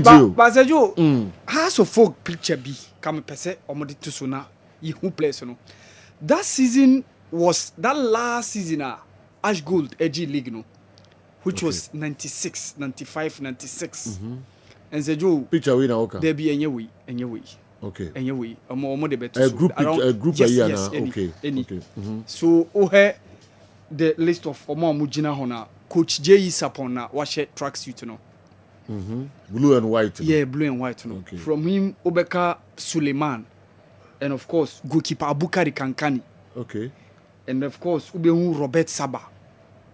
followed by Nicolas Adu. Nicolas Adu, they say later on Obebebo Kotoko. And of course, Justice Ampa. Yeah. From Justice Ampa, Ubeu Stephen Apia. Stephen Gajola Tonado Apia. Oh, Stephen Apia, the general one. Wow. Yes. I see. And of course, Godwin Ablodi was also part of this. Okay. And of course, Thomas Quay, Raymond Feni, goalkeeper, and Ozi Ozar, the House of Folk team as well. Yeah. And of course, team manager Thomas Wokai. Oh, okay. Sisi Oye Ohene. Okay. Yes. Okay. And Omo squatting said you Ubehu Ben Eji. Ubehu from right. Yes, from left. From left. From left, no. Okay. Ubehu Jacob Neti, Abdul Momin, Usman Ahmadu, Apia, and then Noor Mohammed. So Joe, this was this season. Stephen Apia, Kotokone has game be a course so 3-3 Ewa Kra Sports Stadium. Or share on 2 occasions. So Joe, this was that season. And so Joe, before that game, Nahas a lose 2-1 to Afienya United by 2-1. Now Kotokone Ash Gold also ne challenge for the title. No. Now already Olympics so ama Kotoko an advantage by beating Ash Gold. So House of Folk yere omopa ebo this 3-3 no Ewa Kra Sports Stadium. In the first leg Kotoko defeated them 2-1 Ewa ha. And a second leg ni koye 3-3. So a year 3-3 no and Ash Gold eba be take over. And of course after that no Gapoha holdi Kumasi Asante Kotoko. And of course Ash Gold any opportunity. Etimi we need the league for the 3rd time running. And so this was Ash Gold 1997 squad. Yes. Wow. Ash Gold 1997 squad no. Squad no mo de to aso miensa na. Yeah, omo je to aso na omo di we mu ewre mu. But dodo na wum. Okay. Yes, Kofi Deblamo, Samir Jemo, the likes of Ajay Telimo, Ubeka, the likes of Kofi Amwakumo, and of course Joe Cheremo, and Sergio all the Tony Ahim for Munina, Ekada squad. Sergio Mamini, Lawrence Ajay Ejina, this part of the squad no. Onuna Oye from Omomo Jina Hono, from Soro. Yes. Okay. Yes. We want to know Sekoju. Yes, Anthony Mensah, yeah, and also account. Okay. Yes. Wow. Anthony Mensah. And of course, Obeka Kingsley Osei, Yawusu, Prince Tino Ansa, Kofi Amwakun, Haruna Garba, Joe Ochere, Osei Kweju, Tony Ayimfu, George Alasan, Ediakwe, Malik Jabber, so Oba on your Ebia, okay, Obey right, no. Ebey right, no. Na Malik Jabber, so coach. Ejina ho. Okay. Richard Obimpe goalkeeper. Kwabena Boateng the late. Kofi Debla, Ajay Teli, Samir J, Lawrence J Niapenino, Stephen Bedu, Joe Debra, Brahim Akone ni Bombe Wake no Suji Kwasimo. Sejo, this was that 1997 Ash Gold team no. Okay. And Sejo, this was that season that marked House of Folk dominance no. Yes, that was the season a marquee House of Folk dominance omoji the league no. But Sejo, meka Kotoko so then time na Prince Edu Pokumu ewo this Kotoko team no around that time. Nto Jan Sejo kai no so mo de beto so a nanka ya nemu Kotoko squad na eno so ewo ho in that shot no. Sejo squad nini. Okay. Omo amugina ho no. We year be asem na. We 1997. 1997. Yeah, a share House of Folk dominance na se. Okay. Yes. Ubehu Kalilu Dramani omo amugini jina ho no. And of course, Ubehu Emmanuel Ampia, chairman. And of course, Yao Sechi. Seju, Victor Edu, Taribu. And of course, Ntojan, the man in your shorts. And Ubehu Lawrence Amankwa, the late. And of course, Anane, and then goalkeeper Constance Mante, and Ejina on your left. Okay. And Oba Omo Masquatina, goalkeeper Said Ahmed, Prince Edupoku, Edmond Copson said you after that season when that change in course so Emma bloody back otoko Emma Copson Echo House of okay. So Edmond Copson in a one of those Oma squatting Esumandazimu Ejina or Ponchichi Kumu and then Kwanzaa and then Robert Boateng later on or called Rosenborg. Yeah. Yes. Okay. Yes. Okay. So Sejo, this was the season House of Folk winning the league by Omo winning the league now. Omo chassis G omo dominance. and a remu in 1998. So we said, you, this was 1997 table, no? Okay. Hasselhoff winning. 97. Yes. Okay. Hasselhoff winning 52 points. Yeah. Followed by Kotoko 48 points. Yeah. Okay. All right. I can't get Olympics in that order. No? All right. So we said, you after that, no near remu. But said you na Olympic squad been so 1997. Said you I can me squad way. Yes, squad way. Yes. Okay. Name no me share name no there but me nya ni nyina. But I spotted Dankwe. Yeah. Within that setup. No? And of course I spotted Odati Lawson. And then Lai Kingston on your extreme right. Oh, so baby, no. Yeah. Baby say yes, Lai Kingston. Number is it 5? Jesse? Yes. Okay. Yes. Lai Kingston. And the genome. 1997. Yes. Okay. Yes. So said you after that season, no, and they move into 1998. So 1998, Hasselhoff continued, and they won the league again. So that's how clubs in USA. Near 14. 14. Yes. 1997. Yes. Okay. Until 14 about 16. Yeah, if you 14 about 16. Season. Okay. You've forgotten the story. Okay. Tell us. Oh, well, as good had dominated Ghana League, you know. To a sense, they were the first club to play the modern day Champions League with Ghana. Sure. And then we're in the final. Team as good GS, okay, Then I think the overly concentration on Africa. I say penalties, eh? Yeah, penalties. Africa. Why do the penalties? Team as good the Champions League. Ajumandia, we can't. Focus na the Champions League. To league, they were losing. We don't come relegation. So okay, we don't come relegation. Okay. And I think sometimes a Gaka or whatever all those send the Congress. Yeah, we magic bima. I know we increase numbers. So what can I? I'm much more. Yes. So as good be copa there. Yeah, the class will be count now 16. Well, okay. Okay. Those were the days. Football. Football. We have no idea. Yeah. Kotoko. As good be relegation there. The class will be count now 16. Okay. Our in the year 97 or Okay. Oh, depending on Sadio. Okay. Depending on Sadio. But second we win is can call the following season. Yeah, which was 98. Okay. Yem fair no see. Why? Na mini drag akra emra. Interesting. I'm interested to see the 98 league table. So no, you're ready and come fantasy me. 1998. Yes, after those show in the next season. Meaning say 98 are ready pages. Me table no 1998. Okay. And also Hasselhoff winning almost 62 points, followed by Ebusua Dwarfs. Oh, on question. What was I mean, on question. You say who ni na? Okay. So say about 16. About 16 the following year. In the previous year na 14. So no. And the following season now say 16. Yes. Kwa mfa so mo ash goals back.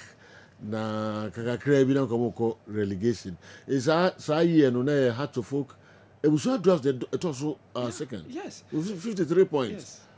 And RTU. Wow. Okowu and Sana Kotoko ever toso 6. Wow. Okay, into 1998, the Nyame had much na and never can we. Okay, you find also NC High. We Galka top 4 and then 2 matches in Ebaso. Yes. One Kotoko Gold Stars 3 p.m. and a Hasselhoff Heart of Lion 6 p.m. Or Legon Sports Stadium. Yeje awafo say some kakrai. Big games pa. Yes. Because GH1 television so. Oh, okay. Being live. Oh, GH1 TV. GH1 TV. Okay. So. Who's about for the messages about? GH1 be you President Cup no. Okay. Be a bomb up so. Okay. Oh, mo ya there pa. Okay. DSTV so much more. DSTV, your home of entertainment. Ope baby entertainment wa a DSTV decoder so. Ope baby a sports wa a DSTV so. Kope DSTV decoder ni bi.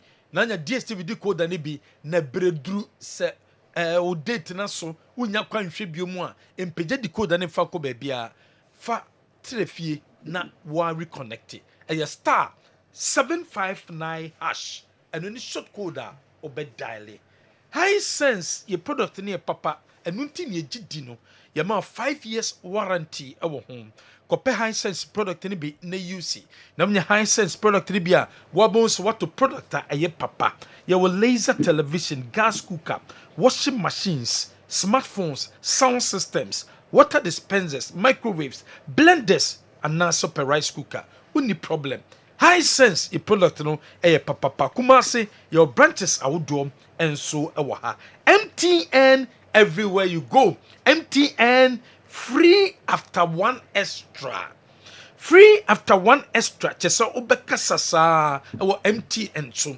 na o first minute pe na abetua for instance o kasa 10 minutes o first minute no na MTN for betel 9 minutes na aka no wuntua hwe na watoa so din komom udu the 11th minute na MTN for atel from the 12 minute ko wo monti bia wei nhyehyɛ aba MTN so ɛno nti MTN free after one extra wuwie so a yɛbɛsan so ama data ɛde aka ho 100 MB 100 megabytes yɛde bɛka ho ɛde ama short code pɛ na bɛdale na wetima enjoy MTN free after one extra ni bi short code no star 550 hash star 550 hash star 550 hash and any short code obɛdale na wetima enjoy free after one extra no ebi iconic star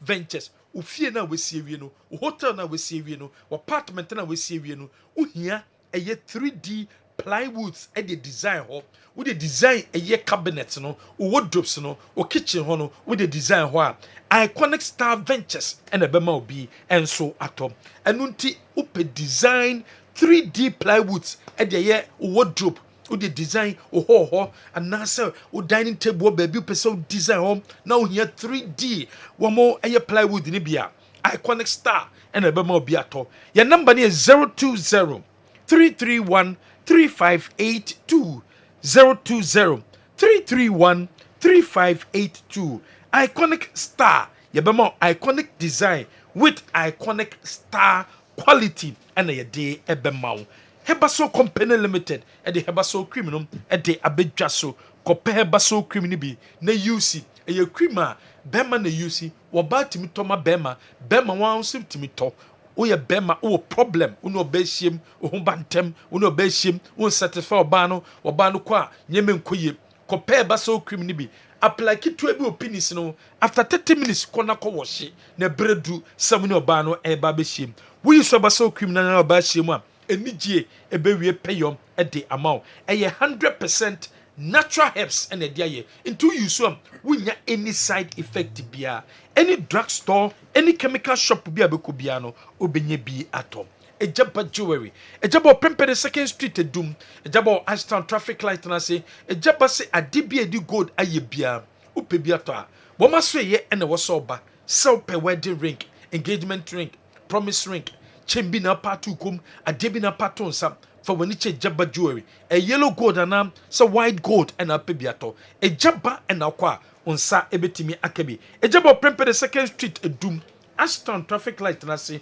udu wabu a jaba jewelry ewo home Patrick Natural Health and Laboratory Services udu ni Dr. Patrick na so ya obi awo koko UTI syphilis stroke and na so low sperm count we be a imponum when a prostate cancer enlargement na for nature Dr. Patrick na say imurom and a the number is 0243 423 471 often a number we swa wabejosum plus 233 graffiato paint no paint papa we a building contractor we a estate developer painter building owner who here painter the paint to dina ebe boa ye papa wo na se wono erere anase odan mu hono ntontomba o odam no ho nyanyunu de bia na wa hyehyehyɛ ko yusu plus 233 graffiato paint ni bi ebe solve some problem no e de amount your number is 053 5581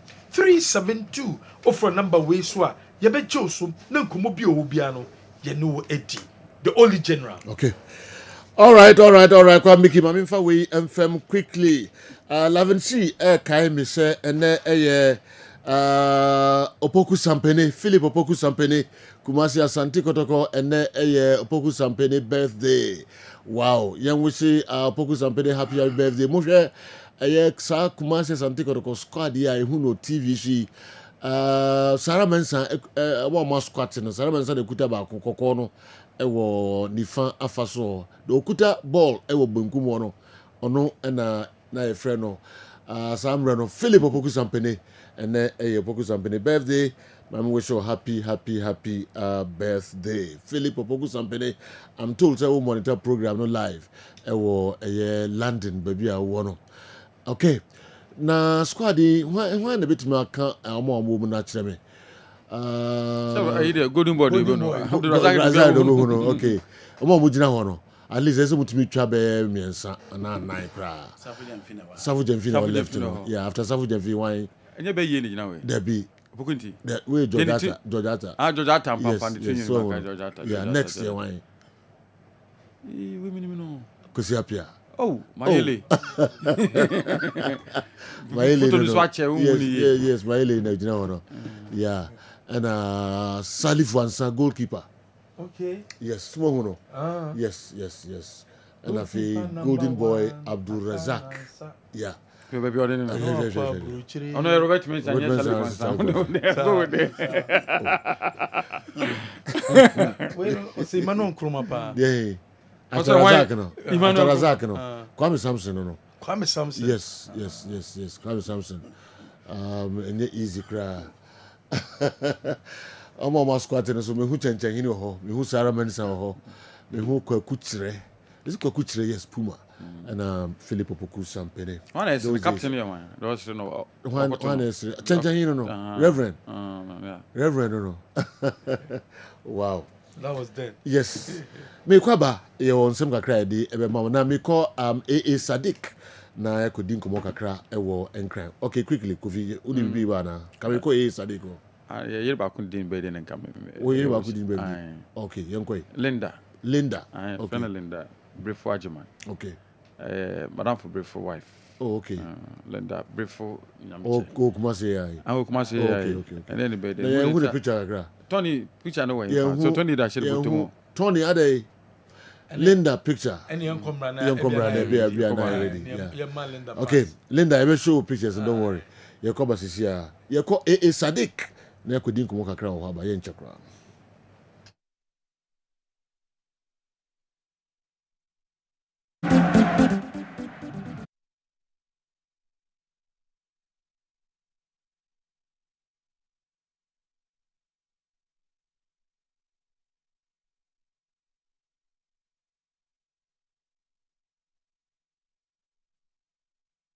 Sergio Laka edi amaya nti Sadek for aye krado oba pamo akwaba yeja bibi aboko de Sadek di enhia mu a semenhia edu papa fie na man ne stroke ni sa normal nkofo ye ne swate odo hobo Sadek edu eno kwa ne wura odi padua mu a tutututu eyama nipaduane kama mama nchete for mo makwaba Sadiq Herbal Center enene yatnasin now nipaduane en ho to say car na car no uhia constant servicing and maintenance na maka na tumi agina ne nanso enye sa dakro unam kwan mu kwantentin na koja wasi kwan mu sa na nipadua na koye but ye wonipa horo bebre wo hono mo a difficult day mo mu se yare kan into ho obenum adro enkofo obi wo ha the whole year one dietary supplement konko ba kokra untumi numbi opeso twan nti da yare be kana to wo se kim no obi na kon se the highest of the highest na just say yare ne mpompon so no ba bia eduru no na eni akoye nyenyenyan nti yakoye nipai ye wo ho a ye wo se abrenum nyina ye maintain ye health ye making sure say de ya pomudin ye nipadua nete no ye nyini a ye didi a ye humi from abone no ensei na mo obetumi agane na so e de amayen eni nti edro ye mu no ye wo curative medicine and ye wo preventive medicine ye wo dura esayare esawo yare na esawo yare ena ye wo edura wo nyare na ema wo bambo ena ye wo edura embo ban but a maintaining onipa o health pacha what mase and it is say ye kase ye kan nyina bomu a ehu hia se ye benya apomuden papa Sadiq Herbal Center the flex on 600 herbal mixture ye dia ba adwaman so enema miensa a eduro ewa asase so etumi ye manipadua esayare ebeban maintaining nipa health emma wunya apomuden papa no dia maintaining health no enwuma ebitumi di ne se ebia wo nidi ye ebia wo nami ka bon tutu egu so mo ahome from aboni akomu ama ema wo moja akloti sa eno na wonom ni tumi boa reverse sa actions no ema mo nipadua no etimi gina de na so eniti flex on 600 herbal mixture ni juma titiriwa edi preventive medicine eboa boni pa ho ban fi yare a ye friend njojian ho eniti njojian no na husuo said ne signs and ne symptoms no odi aniti bia flex on 600 herbal mixture ebetimi aboa na bo ho ban afri ho dia onya symptoms na ono so person no bo ne ho ban no ono so betumi anom yedro yi bi ena esan eye curative eboa esayare no eniti wo a wonya stroke foforo enye wo a wo de na tro obi wo ho yare no wayare so many years edure ko chiko brema nyina ye de aka no eba ne sana body no developing resistance towards eduro bia ebeboa na ama wo ho atọ eniti nipa bi sa no modu sa obi a wonya stroke be 25 years odampem dia ochean ni se dama wo ba be fa ne de nakọ eniti flex on 600 herbal mixture eye de ma obi a wonya stroke no ne foforo obi de ne wo hunu se dia ekoso wo nipadua mu yi eye stroke e na asase e nante e wo nipadua nim one ananse de bia me time me kan me se Ghana ha de ebia Africa nyina ye guilty of anansi achime. I mean, almost everybody, 99% of us are ye Ghana idea. You experience it anansi achime da. But ebimu diani ye so frequent to the extent say in a day or tenasi few minutes na nensane ne nyina genetitri. Akola kra young people 15-20 years and a stroke no why no to say on your respecter of age and for who ni fia wedi. And kase o twem when you 60 years and san wash up mudin so ye o ko kolebua oba ko to 24 a stroke aka omo edioma to honomo wo ananse title wo utifa etaye wo ya wo ho a nipadua nim no na emu twetwen ase de mpane e na ewo nipadua nim wo ho na nipadua nim hyehyw te se de wato jaso wo ho no ma na wo na ase ahyew te se de watie jam wo ho a ase de mpane wo na ase ebi wo ho a wo mpabo akro refi wo na ase a onte wo na ase nka wo ho a sometimes uni eye problem but now when your blood vision when you know e wo ho a ase ehuna de yie etore bia na aye clear etore bia na asan yesa etore bi so a na kasa ho aye dinama se de ya amunukum chinkrofo ye no sometimes se wo stroke no e fa wo speech na etumi ye wo saa wo ho no ma na wo kasa na tekọ na fe kasa ne ho aba be ye de ama e na ye wonkofo ho robebre ho a omanya mild stroke da ischemic attacks omanya bida eno about 5 minutes e ye to say the wonya stroke ne pepepe ba 5 minutes 10 minutes na assign ko back na wo feel normal we ye mu ye ni so Sadiq Herbal Center say men chain na enya stroke nansa ye pese ye boa na ye bibi mu ha stroke e free ya sasi so eko e wo se wo no maduro ni bi na wo bo ho ban na wo to bi ma de oyare no so nya ya ayare sa na numbers ni padodo na enya stroke no so nte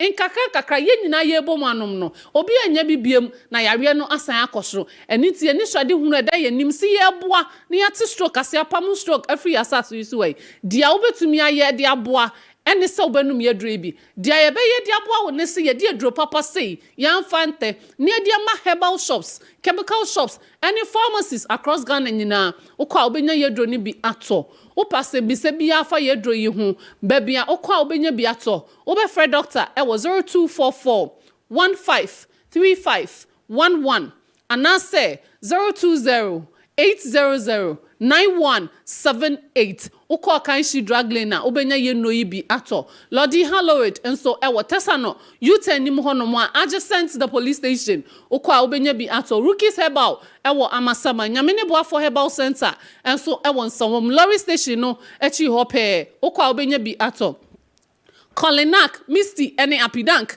and so ewo Kumase Halfman Pharmacy enso ewo Techiman, Cap Herbal ewo Masom, Green Life Pharmacy ni Mosey Pharmacy enso ewo Sunyane, Pala Herbal ewo Pristia. Locations no edoso. Eya freyen, cheyen baby awo na ye ma the nearest place a okwa won sabe to me aka yedre ye biatum. Enye foforo bia ensha nan. Esuru di obia ne denam. Dia Flexon edenam ne sebe mu apomuden pa. Na bo ho ban efri yare ye friend stroke ho. Na signs and symptoms ya mabobo so a asha se wo nipadua mu no. Ebe yi ni nyina de efri honom ede amount. Dia etoso mienu a me de be ma awie. Eye Sadiq herbal powder. Elephant herbal mixture. Ye koko dro tatashe a ewe adwaman so a ebo adwuma no eno enso nie. Obu oha ebia nani da wote menka wada roma se ukoko no ache wo so a okọ akase wo pe Sadiq herbal powder. Se de koko ni grade babia enyini akwakodu bia wo de afifiri woto ucha na aba ucha na san ba nti why wadwin say ujai no na ono etua ho no aye de ope because you are tired of it. Membre koko no Sadiq herbal powder ebetumi abo ahye ni nyina ase chronic waist pain sisi yare ba enkoda akoko dia beja so erectile dysfunction mema semu ko yie epeja niti ana ese eyibode achia no anu emuntoye enu so enyina ho na yesa eba ne sa na ye fremacha na udwanjane Sadiq herbal powder betumi aboa na eyisa how ni nyina e de free ho de ama elephant herbal mixture enso ye powder ne nisio powder wo de betweti anopa wo de bi begu aduane bia wo di bia so wo betumi asegu wonum na wawe wotumi enye powder na waye nisio no enum emfa mbom Sadiq herbal powder koko edro waist pains ena memasem a enko yie ebeboa wo yie pa now the chatu a me de be ma in this weather a enye edi sasabro eni sisi yare eni enamuwie eni madame konso madame nanso oya obi a woni padua nim bia elephant ointment ena me de beja okoy your ointment dey oyoluma pan wa chewo Ghana ha yie esanse wa bodwuma ache enu ti no daso wo ho a odaso ebo adwuma no ma wonsanka elephant ointment wo hia nipa foforo bia so obeboa wa wo beti kakra bi dia fa ba bia eye oya no so ya say eye external use nipadua ne ni nko a na obetumi e de ahye emfa nkwa ha emfa nkotua emfa nkɔhyɛ baabia nipadua no ani no ɔya obi a ɛwɔ mu na ifirichi a tikakra bi na fa sra hɔ no mo woda wo konso a tikakra bi na fa sra hɔ inuane no ne ɛwɔ hahama ne nuntina yɛde yɛ saa ointment ɛno a bɛwura wo sweat pulse no ntokro na ɛda nipadua no ani no ɛbɛkom akɔyi ɔhaw ɛne ɔyaw a ɛwɔ mu nyina ɛde afiri hɔ no ɛde ama wo doctor number ne biem ɛyɛ 0244 153511 and I say 020-800-9178. And no one was so Sadiq Herbal Center. Ye dear by Jamanso and I'm a dear brewery, Macau. Oba peda sipa so. Okay. Sadiq and yeti omo enkano. Kofi na ye be ko na wo ye Linda birthday yeah. Linda. Okay. Linda ye madam for Brefo wife. Linda Brefo nyamiche. Okay. Na ye birthday. Okay. Na nukunu was special message amano. All right. So you know nyamisha no dana sene odopa ode amano for all these years now. Linda, ye nyina ya benefited from your kindness and supporting my minua Brefo. I Safa Gardens no channel. Brefo Safa Gardens. Okay, Linda, happy birthday. Show who see why. Sanso ena eye Portia birthday. Akuya Portia Usta ena owo. Portia's 50th birthday. Ena when you're 50 years. Osanso di akuya. And so you create into a seat that kama pa. And some kid was a Porsche 50th birthday Thanksgiving service. Yeah, Ghana. I mean, Worcester. US. No, you know, Worcester, yes. You Nana, you know. Hey, by Kessy, you know. Nana, events. Yeah, amachi ba ya nkobia hene. Okay. Come Kessben na koja boso. Come Kessben na koja boso. Na mo na koja boso. Na nkobia hene. Yes. Amachi ba ya nkobia hene. Okay. Na Kessy. Ndi akuya. Any prince. Mama wish you happy birthday. Akuya si Jojo.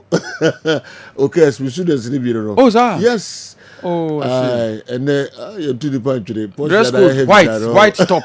I see dress code your white top and blue jeans. Blue jeans. I bet you and the Porsche, may we show well, happy birthday. Now for you so much happy birthday. Doris, Helena, ne Mama Kadina, mate no. Obi asking we show happy birthday. Enjoy. My name is Wasa Sakradia. You're not Wasa. No, I'm happy we are said that papa. So when I say anything. And we start all right. Okay. Maybe a line so my phone so be my baby church my drink kakra 05515 99933 055159933 0551444 933 na mon church my drink kakra. Hello, good afternoon.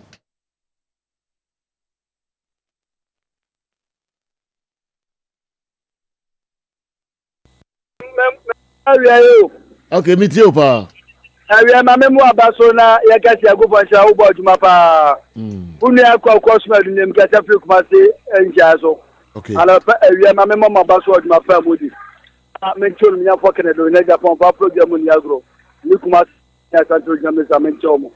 Na o we ncha ma mabobo so a kodoko akita fo ne ese pa bu sa so bi amamo so betimi already sa. Ye ko to ba na nto mo pese che no mabobo do no bia nya kama. Na ya sese to fo no so Yamon Pampa taking the Norman Nabukoyi, and Tiamoto for the Laka of Rajet and Azwa, Africans, Yambayad Norman Yakuyi, Nabiako Kamakama, bye. Okay, and so yeah, that's say bye bye, and call the next caller. Nami heard also at the Eba. Okay, hello. Hello, Sergio. Sir, good afternoon. Good afternoon. You have a couple of days, okay, you too, pa. Sergio, my memoir Abaso. Na said the mini and a good sense of Sonana, Kotokuni, and no register. Say I beat me up to Abama, Chama or Ben Secretary. Now, Sergio, the person Busa, from Kakrama, say, Yenia, Persinian, teachers were not gonna force to Atana watch, then I'm here after the yes, and Tuma. They say Yenia in Sukat, and so that's not what I said, then or Masa Samrana Mai, Sergio, Mamma. Okay, Yeva and also NCA. Yanko next caller, and so a whole kushi. The message be by on okay, maybe. Hello, good afternoon. Boss. Pato. Boss, Nana Sabato Chiao. It's super papa. Nana Sabato was Chiao, or you see me. Nana Sabato. You YFN. And then I'm going to be Joanna. Yo, it's Rankawaki. Nana, Jumano so the BBI come out. Why? Amen. Antibody to be a fluent jay. Amen. And you that I won't fire about already 85 years. I can be a sponsor. There's the Minister. Said you, Kagram Becker is in the top Wednesday, got cut off for you. Basso. And so last time, you did on my ninth coverage. And this time I study about it's immediately a team now. You do more by the ọmọ mama ne fe rev because ọmọ kono ọmọ fa pepe yon koye juma because o re na no cap half ko tie je ọmọ wo cap e Champions League cap fe che se di Romani timi je se do di Romani e se man be last time contract because na no boy no e say you say tournament we ye je ne be religion ọmọ bi e matches no ye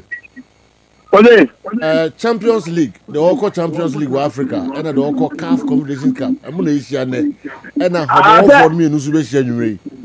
I don't want to be saying you are saying the organ. Oh, the Oko Champions League, and the Oko CAF Confederation Cup, and the issue 3 p.m. And then the 6 year home for me. Ọmọ ọ̀fọ̀ ní ẹ̀rọ káàpù náà fẹ́ kẹ́ ọmọ jíjí wò ló. Ana sẹ́ yóò ẹ̀nà nọ̀nà náà wọ́n kàn fẹ́ bí sẹ́ àtẹ̀ káàsì yẹ mọ Áfíríkà yẹ mọ rẹ̀ sẹ́ yóò yẹ bọ́bí o. Tẹkọtọkọ nfiri mu ayẹ bọ́bí. Tẹkọtọkọ ní dàtú ọmọ ayẹ bọ́bí.